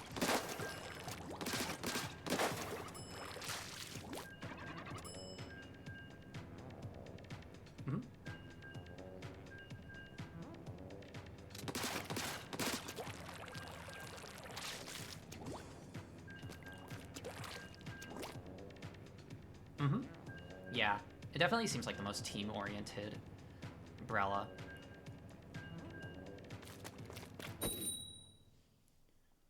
It was often very fun playing Brella with y'all, like the Tenebrella.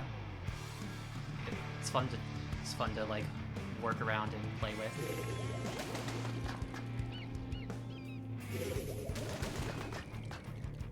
And y'all got pretty good at playing with it too, I have to say.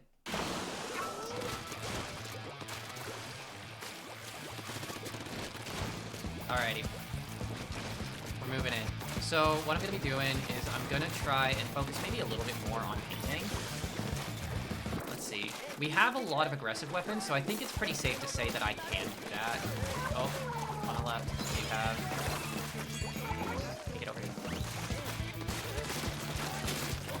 Okay, yep, there we go.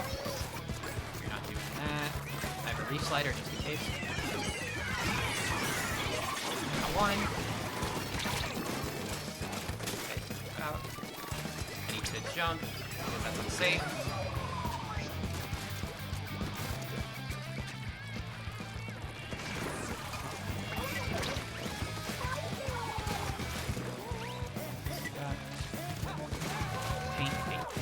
Paint. But yeah, I'll be playing a little bit more of a supportive role this time.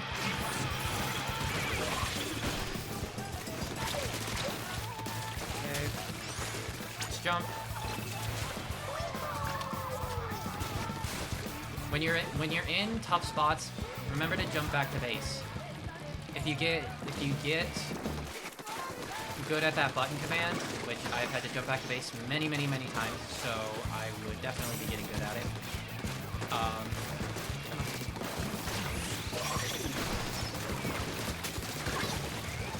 There we go. Hi, Inkjet.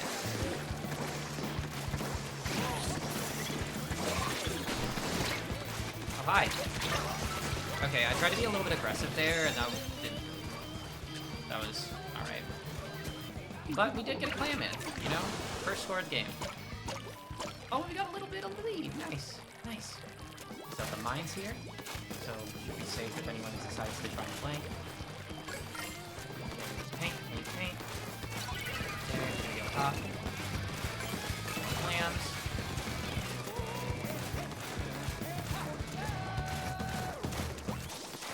Oh, that's a jet. That's a jet. Oh.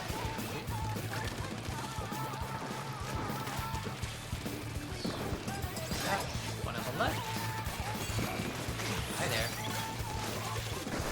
Hi there. Ah, shoot. No, I shouldn't have turned my back on them. And we got them wiped. Oh no, they're gonna get the lead. Grab that clam. That power clam. Okay, no, get back. Ah, dang it. Dang, that was a really devastating push. Excuse me? Hello? Roller, please? Roller? Come on. Any tips I have for null and void if your teammates decide to... That's a little rough. I don't know. Seems like they were just standing there for a sec. Take them. Okay.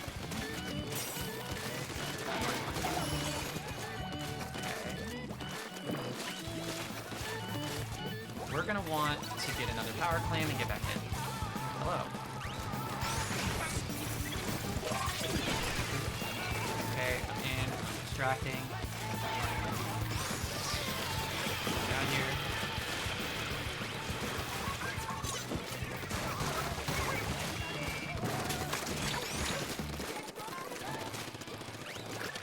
Down. Reed. Hi there. Oh, I'm dead.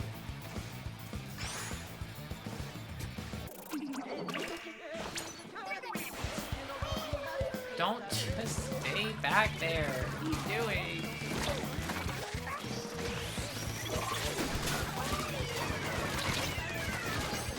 I'm not giving up. We're never giving up. Never surrendering.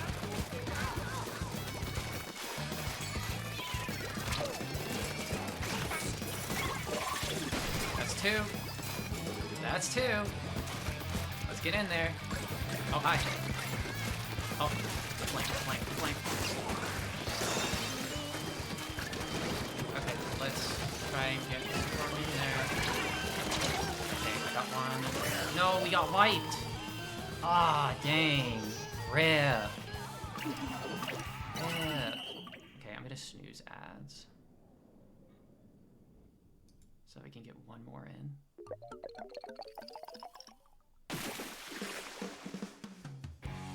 Alright, one more.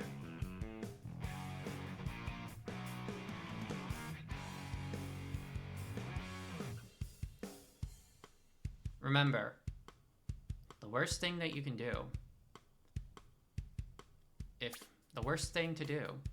if you're aiming to win, is just stand at spawn. And spin. I don't even know what they were doing. I'm gonna hit stop.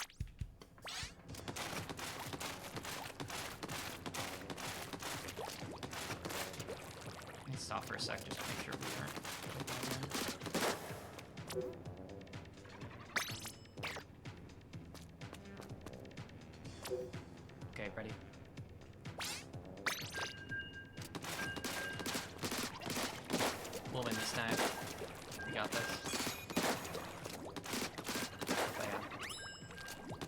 In your opinion, how is it working with undercover?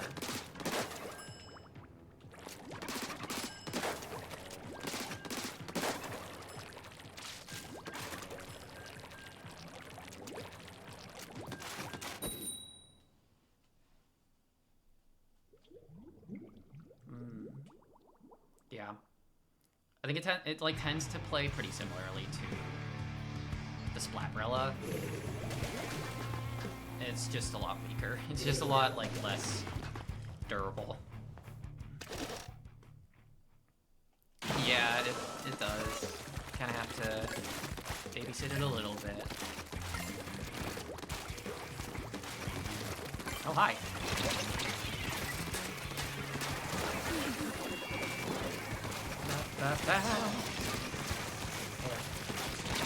Okay, got the brush.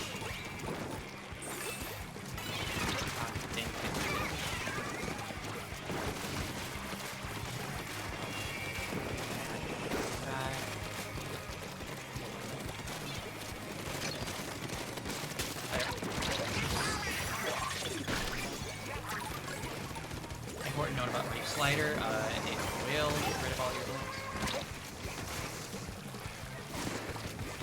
That, and you. Get over here.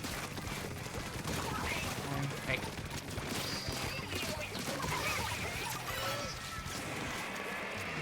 Tap, tap, tap. Okay, let's move forward. Okay, like that, see, they really, like, took out my clam. Or took out my, my shield. Just, like, one little shot. It's rough.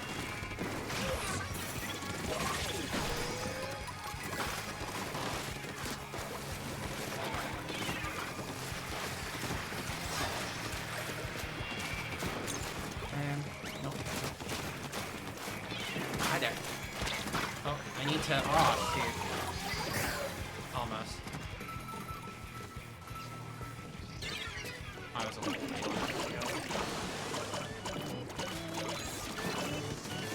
Oh, they really... There you go.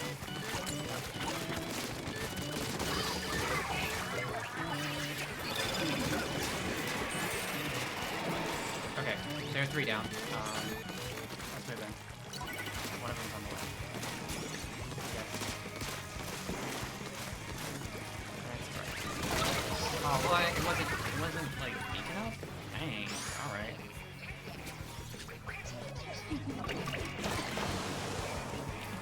Okay, let's go in. Oh, our teammates broke in. Okay, nice. Let's go, go, go.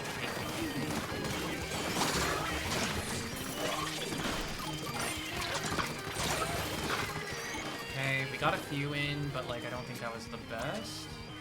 Maybe I shouldn't have Reef Slidered. Shouldn't have slid in.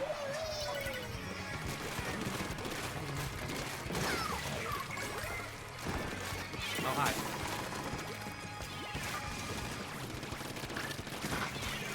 Let's get close. Okay, back up.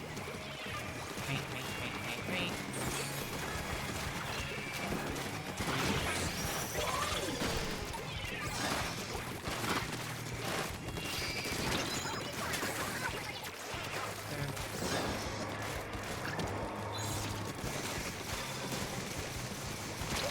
Dang, alright. Hammer got me.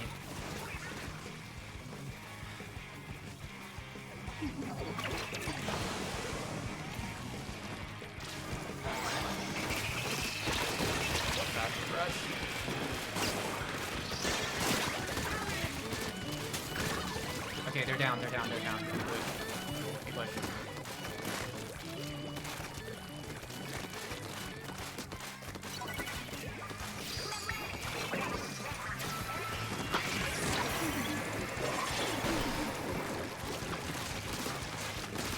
One. That's 3 down again. The power clam. Okay, I'm being pretty aggressive with this one, but I think it's warranted. Given the forward momentum now. Okay, we might need to back up. No, we don't.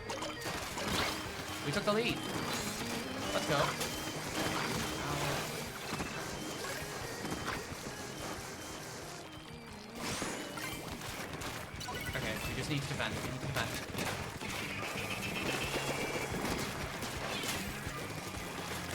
No, they're gone. They're gone. They're gone. Hey, you. Here you go. Keep them away from the tower. I will.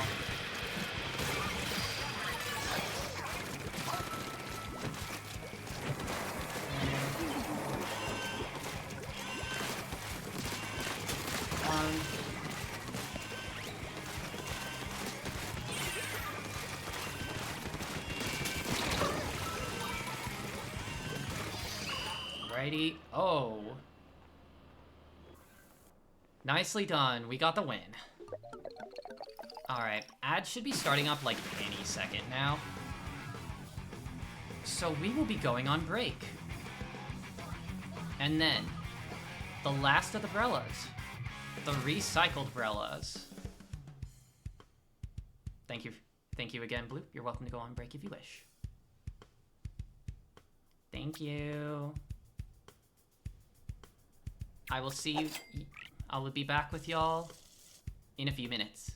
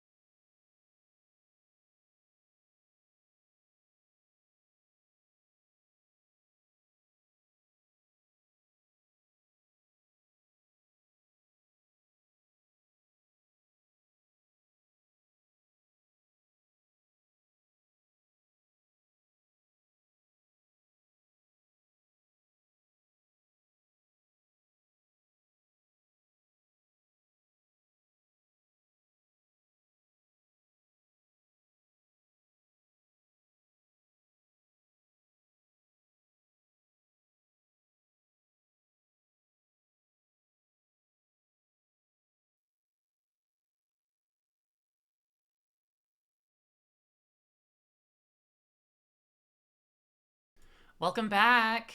Hello, hello. Welcome back from the ads. Alrighty, friends. We're in the home stretch. We've only got one more main weapon to talk about.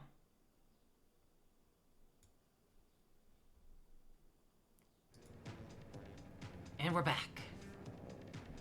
We've got one more main weapon to talk about. It is the newest Brella. I need to turn off this. Hang on. There we go. Okay. So, the last of the Brellas.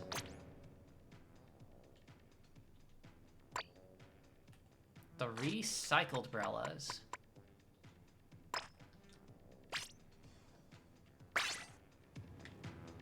So, we mentioned earlier that the Brella class had essentially kind of like two types of Brellas. You had the Brellas who want to like keep their shield on the Brella and like flare it out.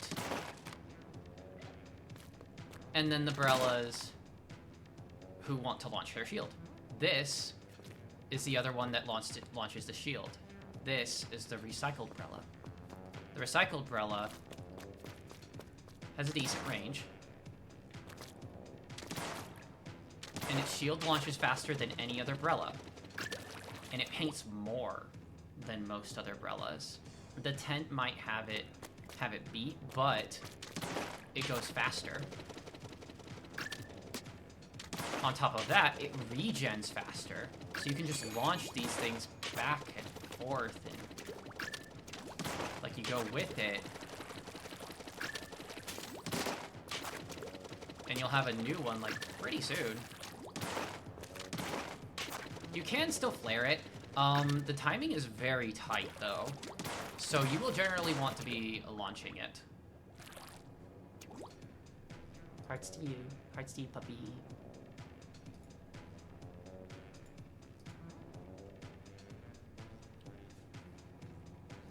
So, it does get that general launching bonus. So I think technically when this shield is on the Brella, it is the weakest shield. However, when it's launched, it is a little bit less weak. And I think it's just a little bit stronger than Undercover, which kind of makes both of them the weakest shield. But then it's like, okay, if this one's focused on launching a shield, why use this one? Like, if you want to launch the shield, but it's like super flimsy, why would you use it? Like, you don't even get the mobility of the Undercover Brella. Well, the thing about this is, you see this little the rectangle in the middle, the reticles? This weapon has a tighter shot spread than any of the other Brellas. So it's actually a lot easier to consistently hit the two-shot. From even far away, like that. See, it's not even like that bad. It's just like if you're out of range and like only hit like a couple pellets because like the pellets are falling in a weird spot. But generally it's a lot easier to hit your shots for a consistent two-shot.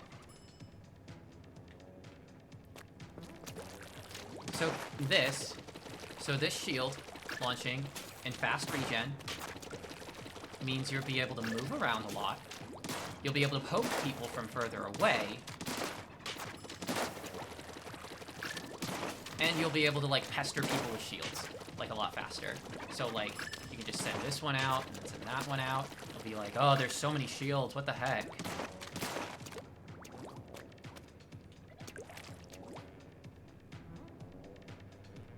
You want to be... This is the one Brella where you don't really want to get up close, like, ever. If you can help it, you don't really want to be getting too close. The shield's not going to protect you that well. So, like, keeping distance between you and your target will help it so that moving around will get you better results.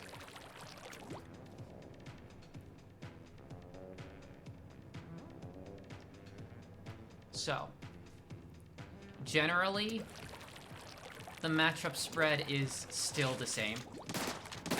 All the Brellas tend to have fairly similar charts, just with better strengths and weaknesses. Like, 10 Umbrella is going to work against the most kinds of weapons, and recycled or undercover would work against the least amount.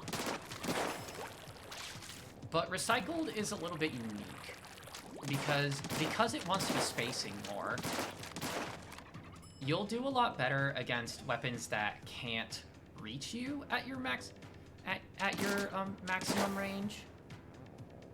So like shorter range weapons, you're gonna be able to do a lot better at, but you're gonna do a whole lot worse with any weapon that is going to be any sort of longer range than you. Because then you won't be able to poke them. And like you'll just be like sending your shield out, but then they'll just like shred it anyways because it's so weak.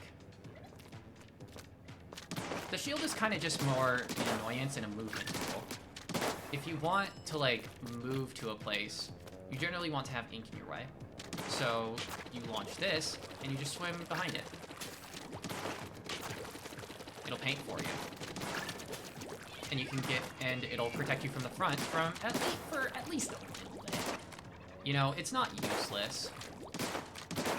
This is a very weird Brella.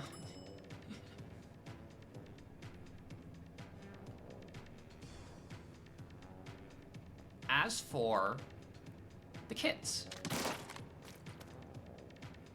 the current one we have right now is a kit of Angle Shooter and Big Bubbler. Both of these are new, so we will be talking about both of them. And points for special of 190. So Angle Shooter. Angle Shooter is also a very weird sub. It's new to Splatoon 3, and essentially it has you doing that. It's the cheapest sub in the game. You can bounce it off walls, and it sends this little line out. If someone crosses the line, they get marked. And you can see them for a little bit. So it's good for, like, you know, poking around corners. However, if you hit someone directly... Hang on. The line does 40 damage. Like, the marker itself does 40 damage. But it will not do any damage if just the line hits it. You have to hit it directly. This sub... Yeah, we'll talk about it we'll talk about its quality in a second. I should probably talk about Big Bubbler. Big Bubbler is a special that has a lot of nice synergy with Brella. So you might think, like, isn't it a bit redundant? Like, you already have shields. Why would you need another bigger shield? Well, that's the thing. It's another bigger shield on a Brella that doesn't really have a great shield. So, like, you pop it, and now suddenly they can't get you. Like, you move in a little bit with your shields, but then, like, they can't get you. Because you popped your Big Bubbler. And that's really all it does.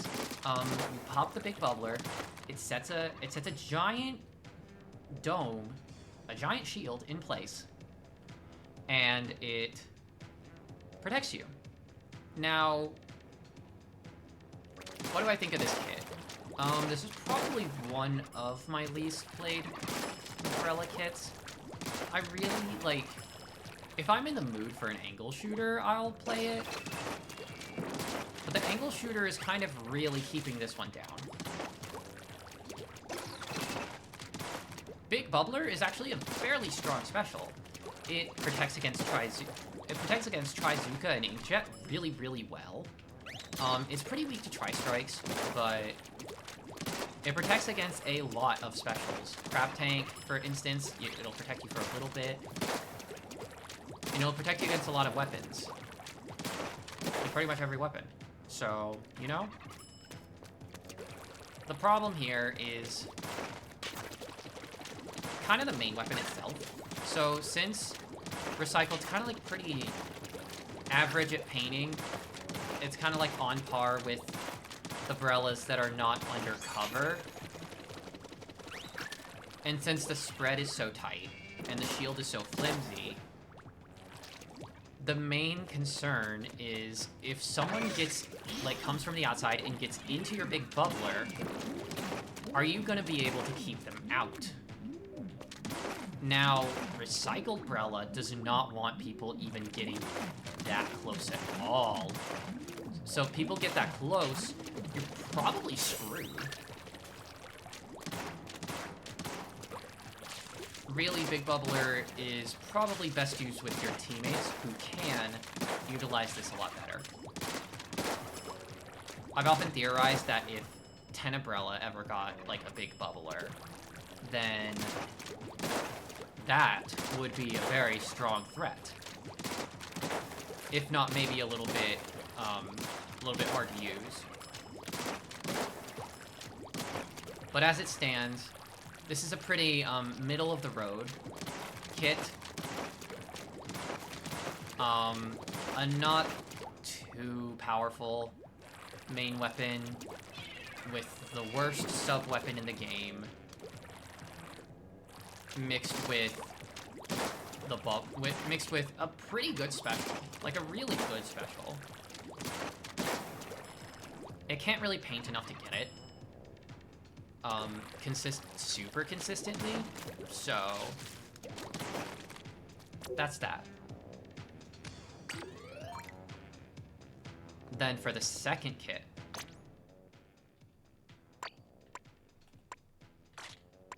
the recycled Brella Mach 2. It's not a Sorella. There's no Sorellas in sight for the undercovers. Every single other second kit was a Sorella. This is a Mach 2. It had to be special. The first one was Mach 1, so it makes sense. It's more so mimicking... It's more so mimicking the naming conventions of the Bamboozler, which existed before it. Bamboozler Mach 2 and Bamboozler Mark 1. Actually, wait. Let's look at it. The recycled Brella Mach 2 comes with Toxic Mist and Triple Splashdown.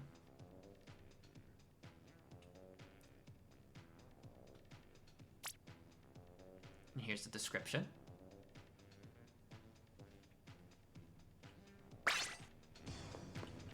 So, what does Toxic Mist do? Toxic Mist, if you throw it, it'll throw out this little cloud bubble, and it'll slow the enemy down, and also drain their ink tank. So they will have less ink while they're in it, and they will move slower, so that it is easier to hit them.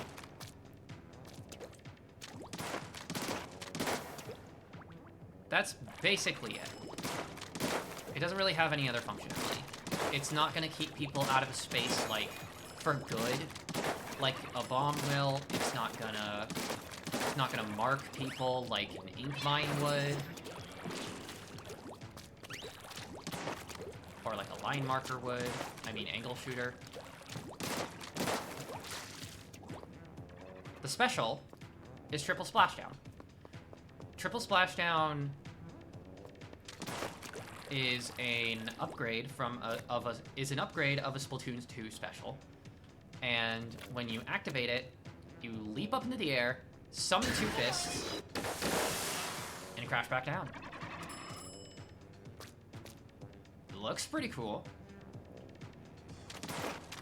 But kind of like Reef Slider in the early days, it was kinda tough to use. It's not exactly the strongest thing in the world. It's not the weakest thing in the world. It does come out pretty fast now, and the damage it does is significant. Oftentimes you want to use the Splashdown as a good get-off-me option, you know? Like, oh, shoot, someone's rushing me down. Pop. Bam. The thing to keep in mind, though, is that when you're in Splashdown, you are not invulnerable. People can shoot you down while you go up into the air and wait to crash back down. That is the biggest weakness of this special. However, in Splatoon 2, there weren't even those 2 fists. So the special was even worse. Now, what do the 2 fists really do? The 2 fists that launch up in the air. They act as a little bit of insurance.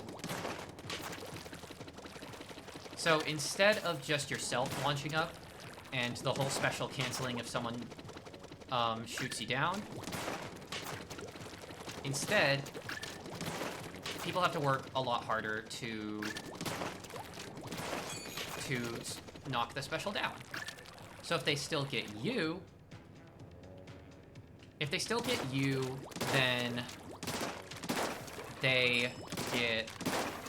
then they have to deal with the fists. It is possible to shoot down all 3 before they go off.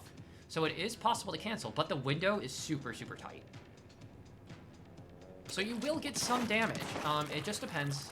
It also just kinda is a dice roll whether or not you stay alive to capitalize on that damage. And we got a question. What's your favorite non-Brella weapon? That's a tough one. That's kind of a tough one. I feel like the obvious answer is 52 Gal. With Splash Wall and Killer Whale. Recently, I've been playing a lot of mini splatling, which is really fun. I love mini splatling. There's a lot of weapons I like. Gluga dualies are fun. Regular dualies are fun. I love pretty much all the splatlings. I adore them all. All the buckets are good.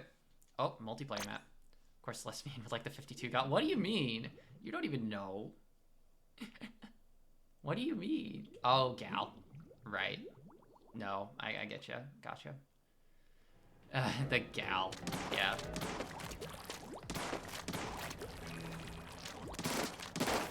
Multiplayer map update.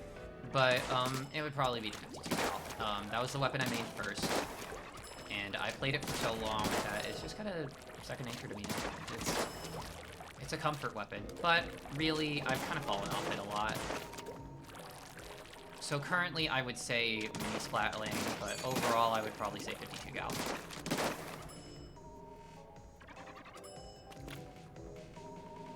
But alright. What about synergy then? So for Recycle Brella Mach 2, Toxic Mist is okay. Really, Toxic Mist, it's kind of hard for it to have synergy with a lot of stuff, but because this Brella relies on spacing more, it helps you get your aim a little bit better, and it helps trap people a little bit. It's not that strong, though. So, it's really not going to do you many favors. I really don't use it that often when I play this Brella. The thing I do use, though, is triple splashdown, because, like, here, let me clear the map again. Let's say you see, like, a group of enemies, and you want to get in. So, you use the shield, and they'll be like, oh, let's shoot at it. But then, like, boom. Go behind the shield, and you pop up, and bam. And then when you land back down, boom, you have shield. And you can, like, get out of there if you need to. Or you can protect from an enemy. But, like... yeah, it's not the strongest thing in the world, but I do think there are some interesting ideas with it. The Recycled Brella really kind of takes advantage... oh. The Recycled Brella kind of takes advantage of the shield being launched. But it kind of takes advantage of the shield being launched and you going with it, which I kind of think is the wrong idea, personally. The way the kits are designed, though, I think that's how they kind of intended you to do it. Have it be like tank, you go in with the shield, get your kills, and then boom, there you go. Any questions?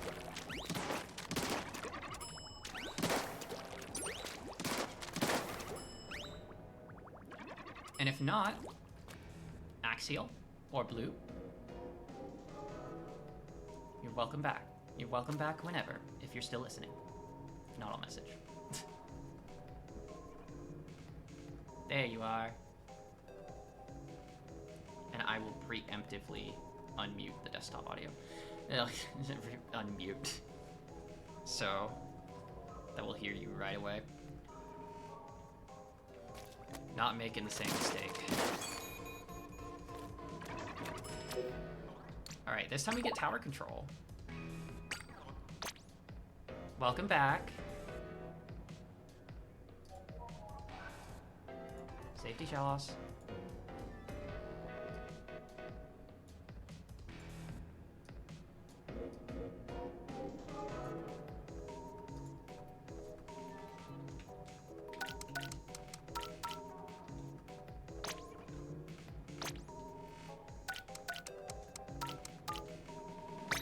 Okay. Hi.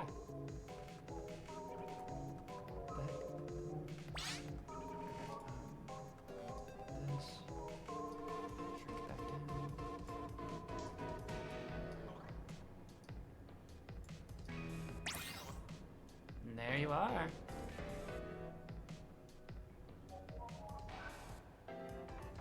Okie dokie, indeed. We got our last set of matches. You ready?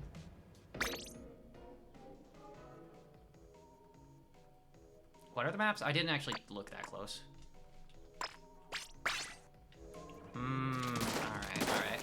Ship's not bad. Ship's fun on tower.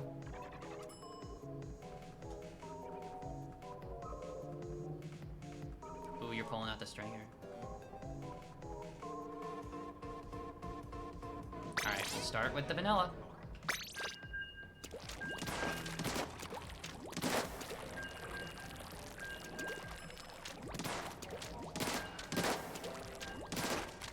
But yeah. I don't know, do you have a lot of experience working with Recycle? That's fair. Well, we'll just have to ask your opinions after the matches.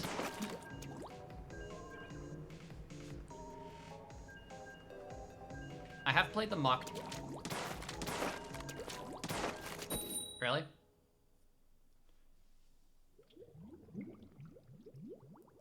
It's a little strange. It's a little strange. I mean, I can try to explain it a little bit better after the match if need be. All right, we're gonna go in. Okay, one on the right. Oh, they took the tower. Ah, that's a good. That was a good use of the shield, really.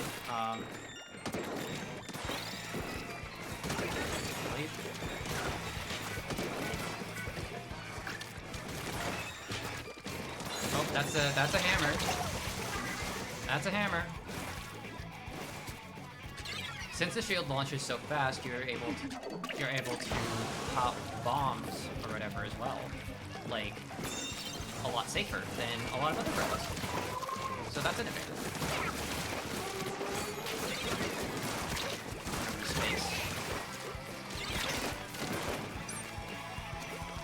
Oh. Oh, dang it. I wasn't using the sponge packet, so I wasn't able to use sponge packets. That's what I'm used to. Okay.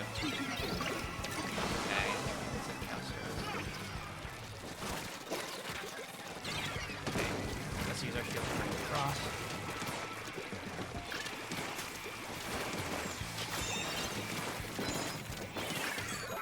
But yeah, I guess that's one use case that I didn't actually realize until just now, you know, like popping bombs before, popping bombs further away than other Brellas would. I think that's a pretty good use.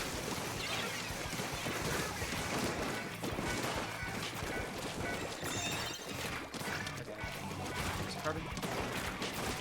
Oh, I have a bubble. I can use that on I keep forgetting I have a bubble instead of splashdown, so apologies. Hi.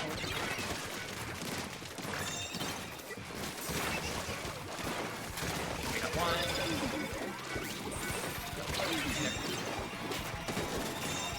Hi. Ah, shoot. I got triple teams. I got triple teams. Alright. Let's see if I can mark them all. See if I can mark them all. That's one location. Okay, let's try and chase down this leader.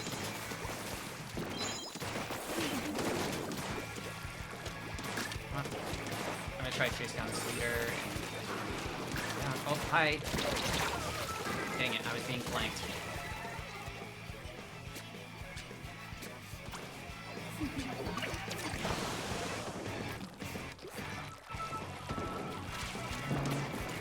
I'm gonna go to the left.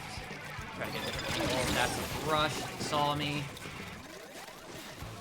Unfortunate. Gotta try different things if things aren't working. Let's see.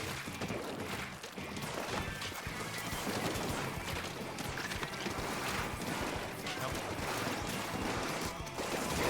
Oh, hi. Hi, Rush. Bye, Rush.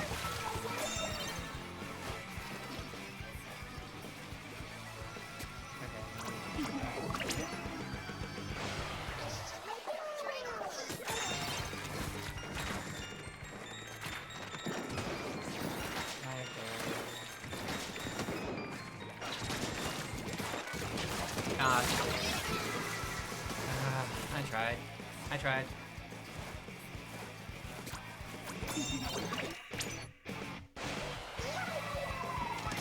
Dang it. Our stealth jump, so that wouldn't really work that well.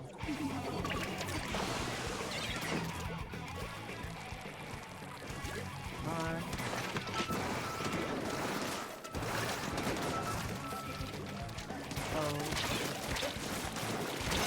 I'm not doing a great job with the whole spacing thing, because I'm more used to the other Brellas. One's taking flame. Hi there.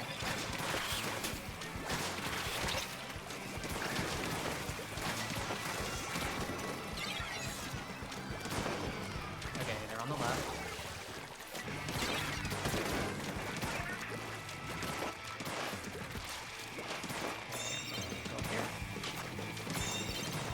Bubble. Take space with the bubble.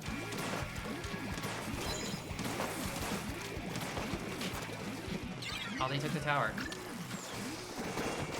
Go.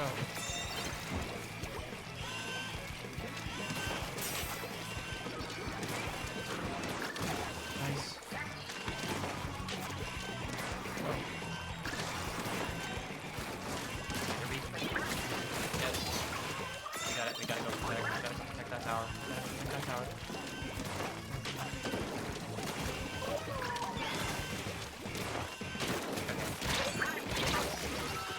Okay, I went too far in.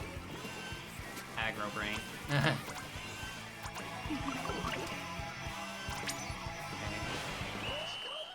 Oh, we won? No, we didn't. I don't think we did. I don't think we got it far enough. Yeah, we did. That was close though. We were on the comeback.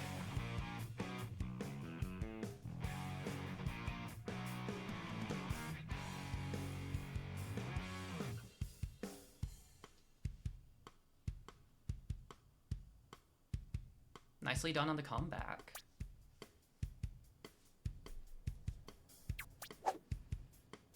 Yeah.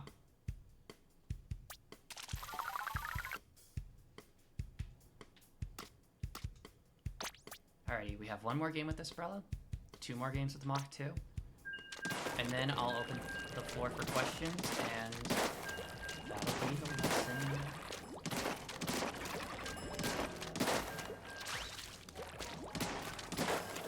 And feel free, if you're seeing my gameplay, to tag me with questions if you have them. Or, you know, if you're in the VOD, comment. Wink, wink.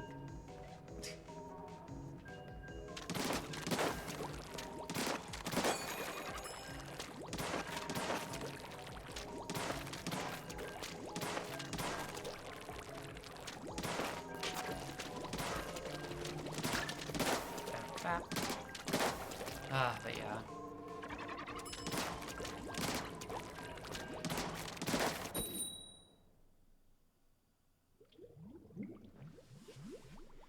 Match number 2, Vanilla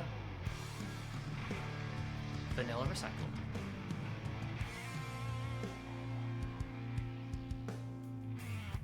Small gay. Small gay and medium gay.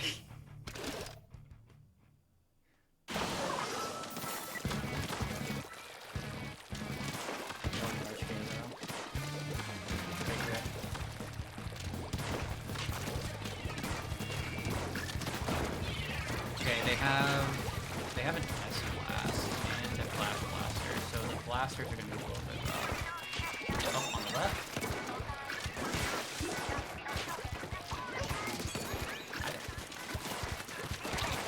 Nice. Stop.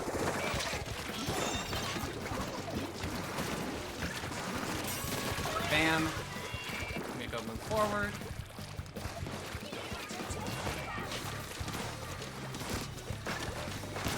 Bam.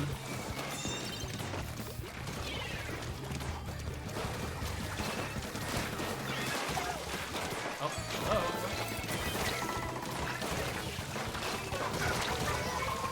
Bap.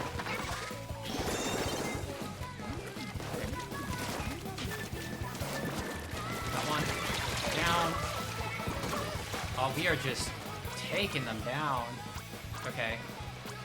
Stay safe. We want to keep the ground. No. No. Hey. Hey.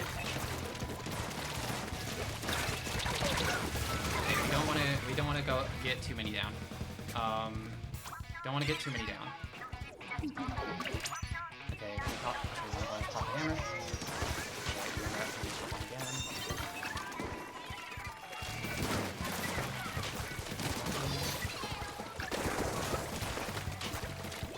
And we won! Wow, that was fast. Gosh dang. Since we're nearing the end of the lecture, I want to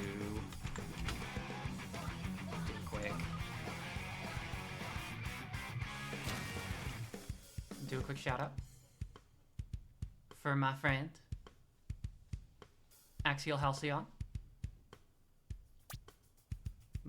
my friend Blue. Be sure to check them out. I believe right now you're on hiatus, but I mean, who knows? Right?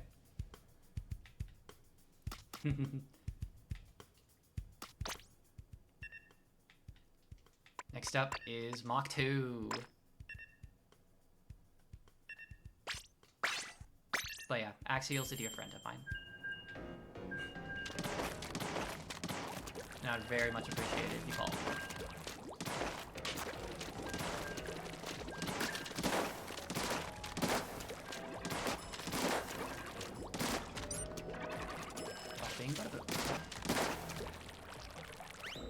Radio, we're going in to Mach 2. We're kicking it up a notch.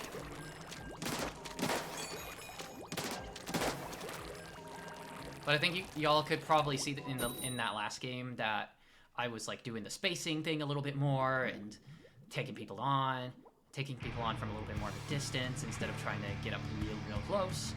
And that's really what needs to happen with this weapon. You kind of need to space. It's not the get in your face Brella. It's the only Brella like that, really.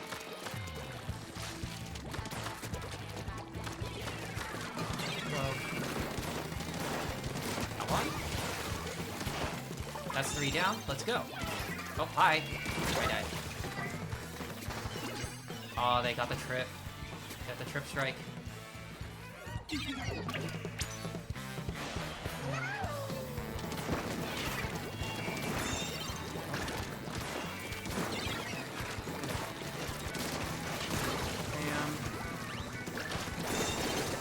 Okay, that's 3 of them.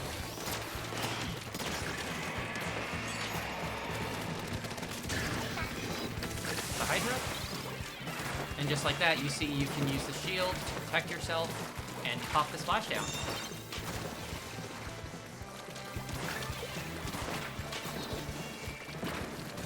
Okay, move up.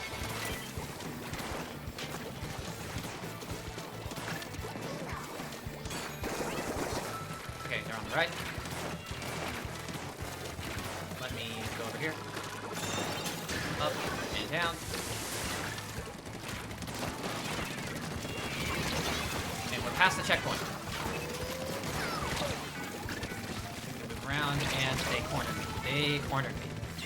We got it really far though. We broke all the checkpoints, so that means if we get there again, we will be able to just, you know, move. Like, move past.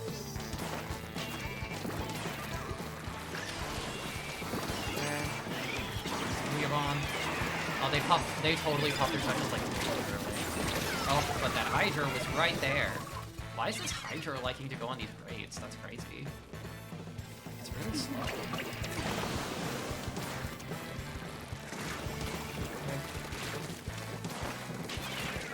Got one. Hi.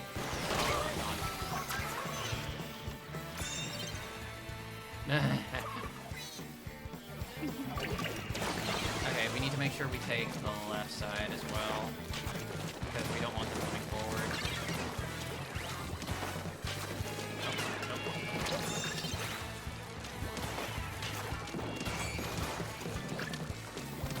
One's on the tower. I'm gonna go to the left. I'm gonna trust you guys to take care of that.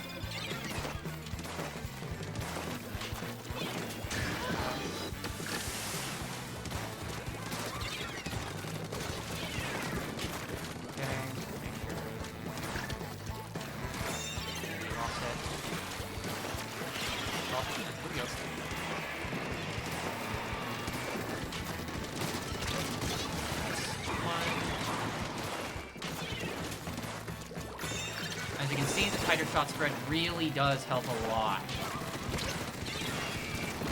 Ow. Ooh, yikes. For getting those more consistent 2 shots.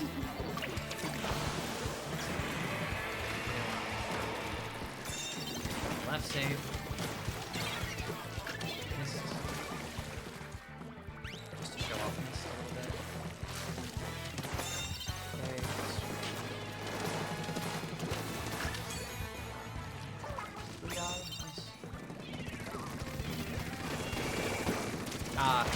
I should have waited. I should have waited until the Hydra stops shooting, because trying to shoot a Hydra like that before they're done is not advised at all.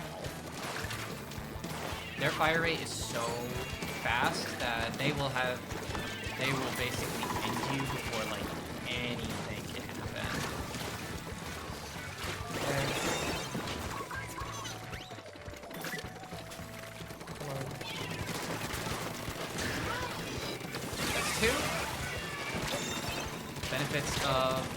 Benefits of splashdown, baby. Ah. Nice indeed. Well done, Blue. We did well. We're doing good.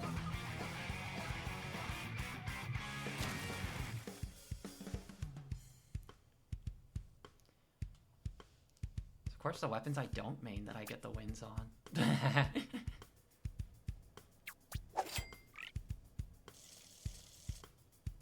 That's how it works. That's always how it works.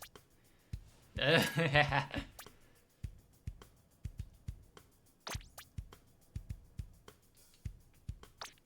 feeling pretty confident in Motorcycle Brella TBH. Like, it's the one that's had to grow on me the most, but especially with Mach 2, I think this Brella has grown on me a lot. I'll have to go to sleep. Have a great one. Thank you so much, puppy. I'm really glad you could make it. Hearts. Hearts to you.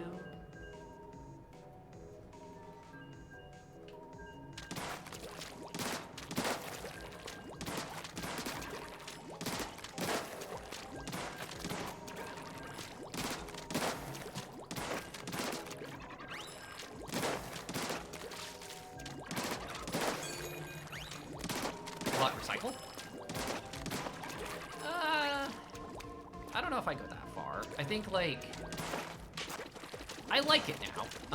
I don't, like, think it's, like, super strange or anything. But, I mean, I guess it is super strange, but, like, I don't, like, struggle with it as much. But it's still very weak. It's not... It doesn't give me as much options as I'd want to. It's got an interesting playstyle with how, like, you're supposed to launch a shield and, like, space people out. Like, Brella emphasizing spacing is really interesting. But, yeah, I don't know. Probably not. Yeah.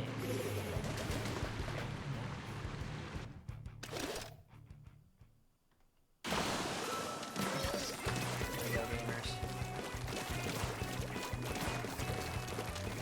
Last match of the day. Let's get it. It's Blaster, so we don't wanna engage with that too much. It's really not gonna be good for us to lead. Okay, there's a flatline there. Power. Low. Low. Back. That looks a little dicey, so I'm gonna drop. We get deep into enemy base. And pop. Oh, my beat. Okay. Ah, shoot. They shredded my flimsy paper shield.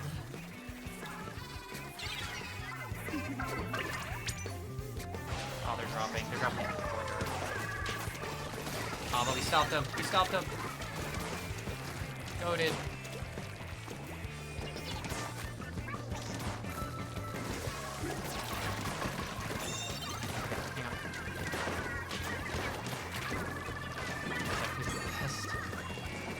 To take on a blaster right now.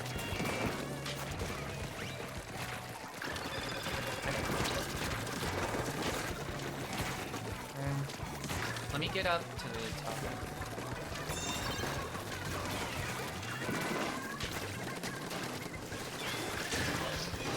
Come on. It's a great place for a splashdown too. And we win those! Heck yeah. Last match of the day, we win them. Heck yes.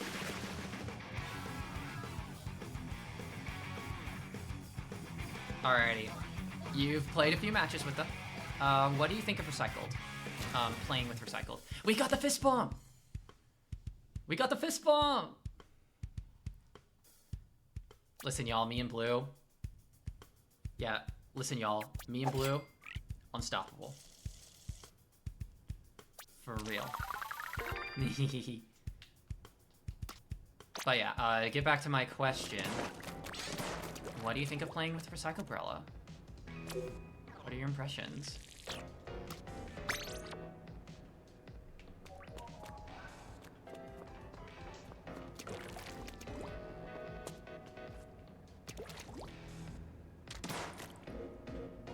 Yeah. What potential?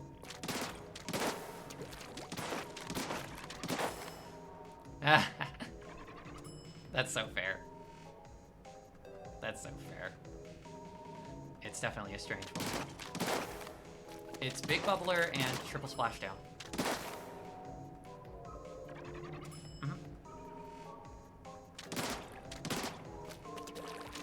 Yeah, both of those kind of benefit from the shield being launched and also going really fast. You know? Kind of like Curly Bomb, but a shield.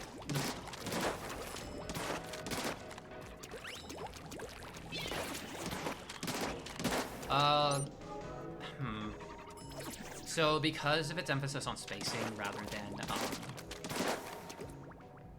than like getting up close, it's not going to be quite as much of a distraction. So I think it kind of plays a little bit of a different role, or like skirmishes a different way.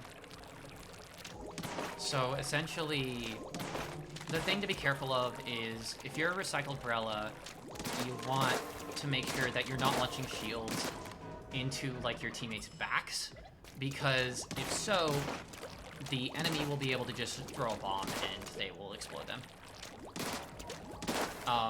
But I think it's an interesting concept for midline. You can launch it with a friend and just continue your spacing that way. Or you can go in and do normal Brella things and try to capitalize on it with your special. Which I think like triple splashdown is a little bit more intuitive to me.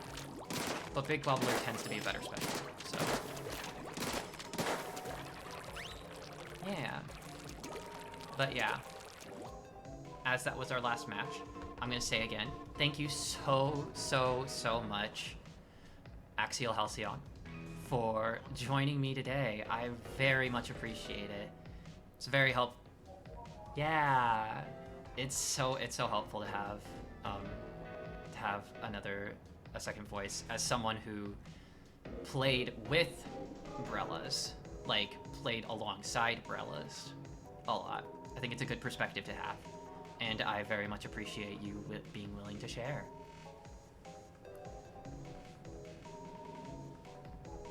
Yeah. But yeah.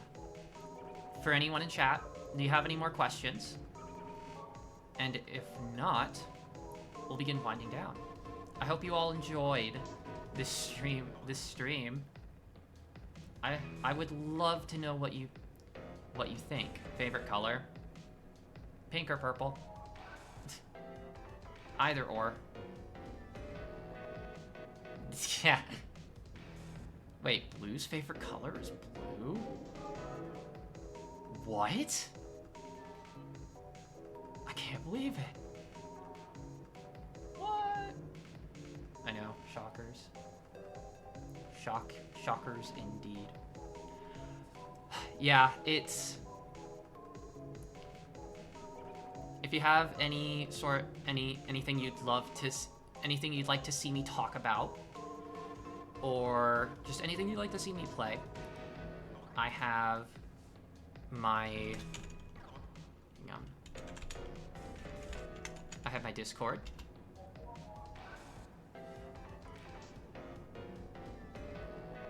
And if you all would like to see me on other platforms, I have my Blue Sky in the chat, as well as my Backlogged and another invitation to my Discord. You will find me there at Soapy5296 on Blue Sky.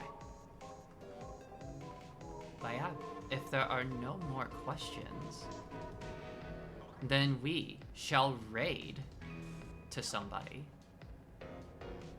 Thank you all so much for joining me today. Today was a blast, and I had a great time. I hope you all had a great time as well, and that you learned some pretty cool and interesting stuff. I know I find this stuff really interesting. Hello! Hello, Smitty. Hello, Smitty Nose.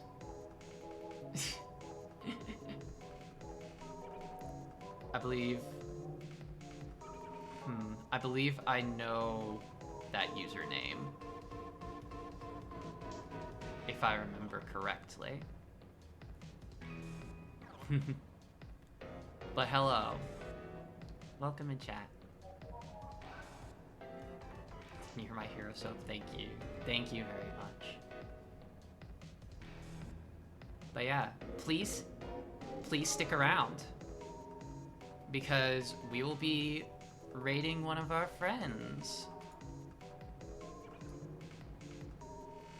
So let's see who's on. Even though I believe I know who's still on, potentially.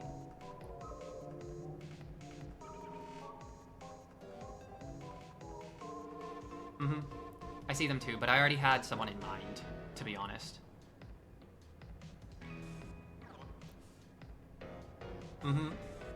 There you go.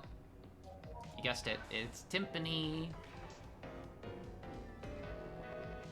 let's see what they're doing.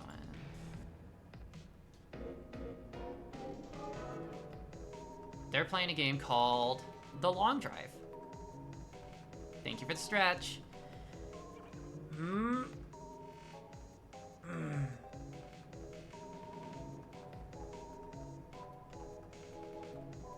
Alrighty. Let's start the raid. Thank you all so much for joining me. Remember, please, hang on. Let me get that set up. You can copy and paste this message into the chat to show that you're coming in with the raid. I'd like to see as many of those as I can.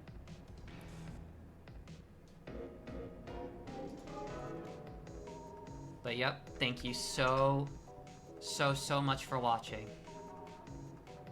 And I will see you next time. Bye-bye, everyone, and hearts to each and every one of you. 3, 2, and 1.